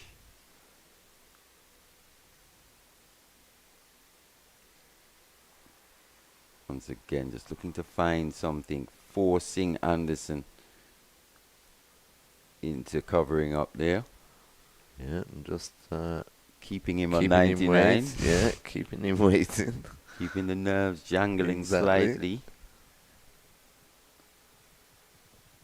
Especially now, the lights fading fast here Very at quickly. the CCG. Yes. Will it be this delivery? Again, defending up on the onside. Played quite stylishly there from Anderson, easily. Tell he's under no pressure whatsoever. Not at all. Just shrugs his shoulders a couple of times, as if to say, still here. I'll be here at stumps as well. 2 deliveries remaining in this first over.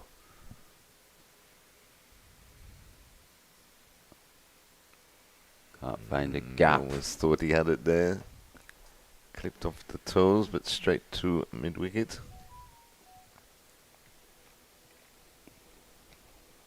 It'll be a nervous night's rest if he goes to stumps at 99. I tell you that. He won't get... It won't be his best night's sleep, that's for sure. He'll be looking to get the one needed here.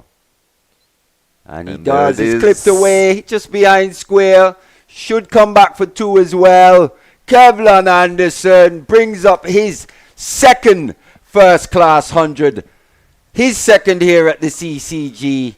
His second for the West Indies Academy.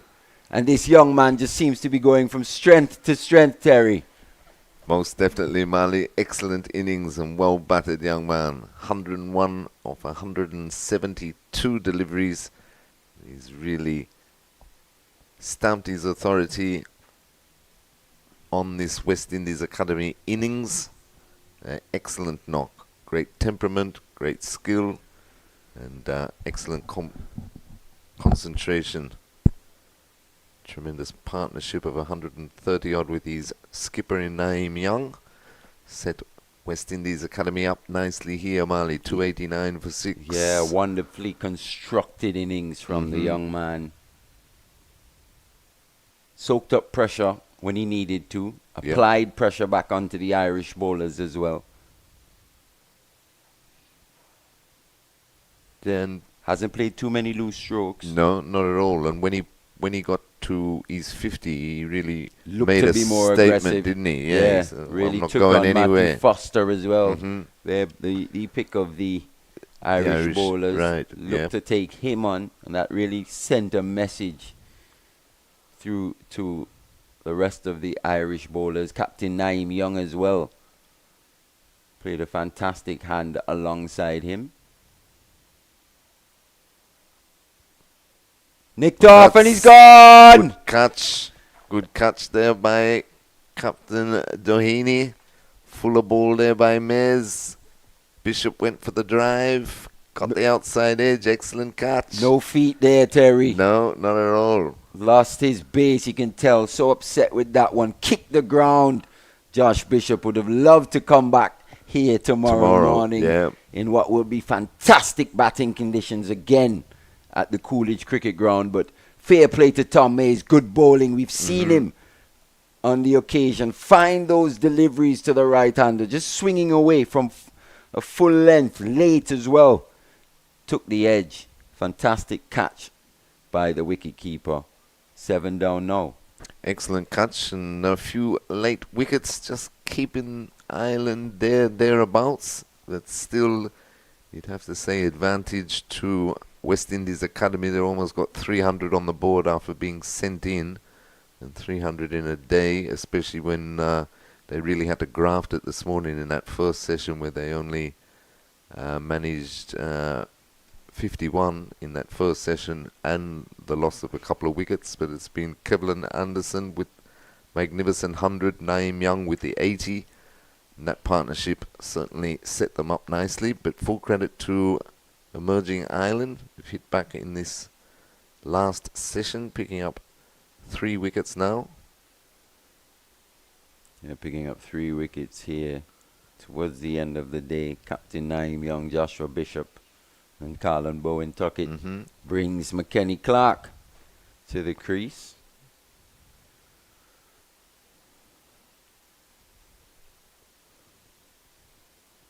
Well, we got about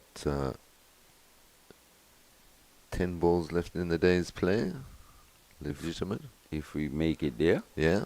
Well, that's a lovely way to get off the mark by McKenny Clark. He driven that beautifully straight back past the ball into the boundary for 4.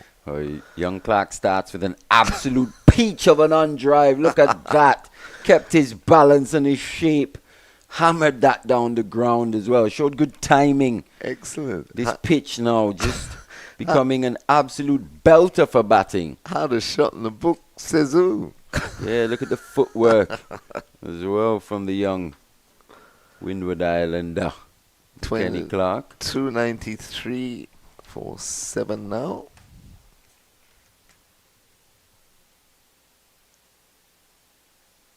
One dragged down the leg side by Mears. It's also good to see our young players, especially down lower to the lower order, actually contributing in the way that they do. As we were saying, and this game look like that they have the potential, enough. Yeah, to be even better. You know, long gone past the times when this game is just one-dimensional. You only contribute in one aspect, be it batting or bowling. And has he that's chipped? Lofted. Just clears the mid-on. Looked like for a second I was just going to chip that one to Liam McCarthy at mid-on, but he survives. Tom Mays here doing a pretty good job into his 21st over. He's fought back well. He's reaped a lot of the benefits of his hard work earlier in the day. He's dived around. He's been in the wars a bit in the field as well. His whites are no longer white. White for sure. He's put in a real shift.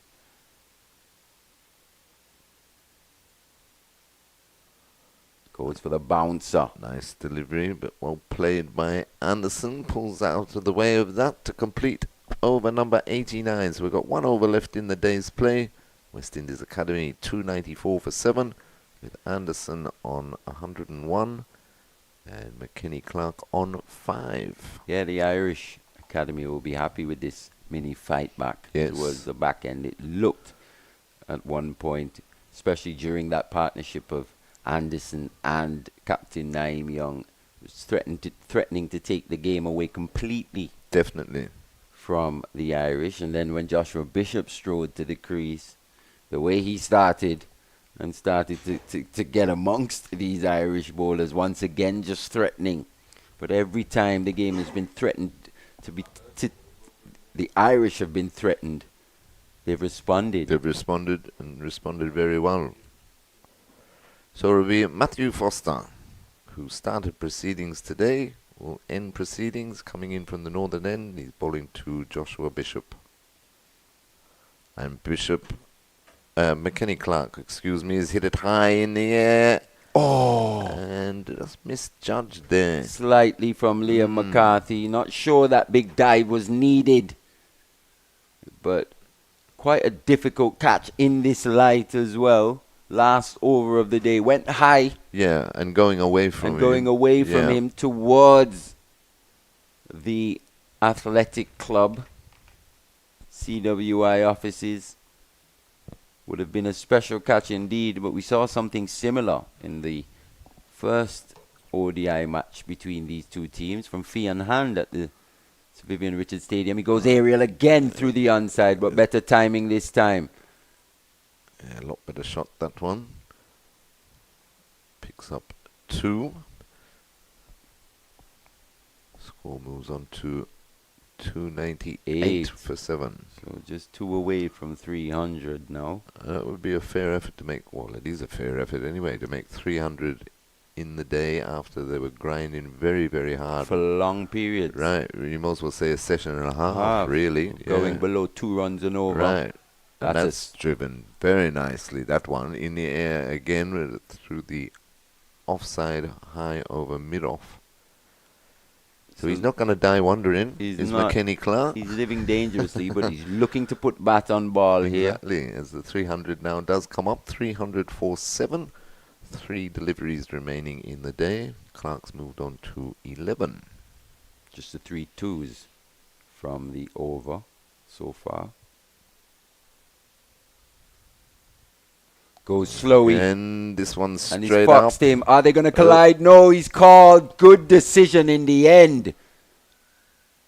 Pulling out of that catch. Looked like Scott Macbeth. Just pulling out. Allowing Liam McCarthy to take that one. So Matthew Foster picking up his second wicket of the day. Going for that slower delivery. And just outfoxing McKenny Clark slightly. And that was a lot better judged there by Leon McCarthy. Took the catch well, as you quite rightly said, Marley Macbeth pulling out, otherwise they would have run straight into each other, going in opposite directions. And that has drawn the first day to a close here at the Coolidge Cricket Ground. So after 89.3 overs in the day's play, that wicket has drawn the day's play to a close. And at the end of the first day, after being sent into bat, West Indies Academy end the day on 300 for 8. Splendid unbeaten century by Kevlin Anderson. He remains 101 not out. And his new partner will come out tomorrow morning. Foster will complete the over, first up tomorrow. But a tremendous effort there by the Irish boys. They really toiled hard all day. Made it very difficult for scoring, especially in the first session and a half. But, that partnership between Kevlin Anderson and Captain Naeem Young set the West Indies Academy finally on their way, and they'd be happy that after being sent in, especially to bring up 300 runs in the day's play, and still not yet done. Anderson remains, as I say, on 101 not out.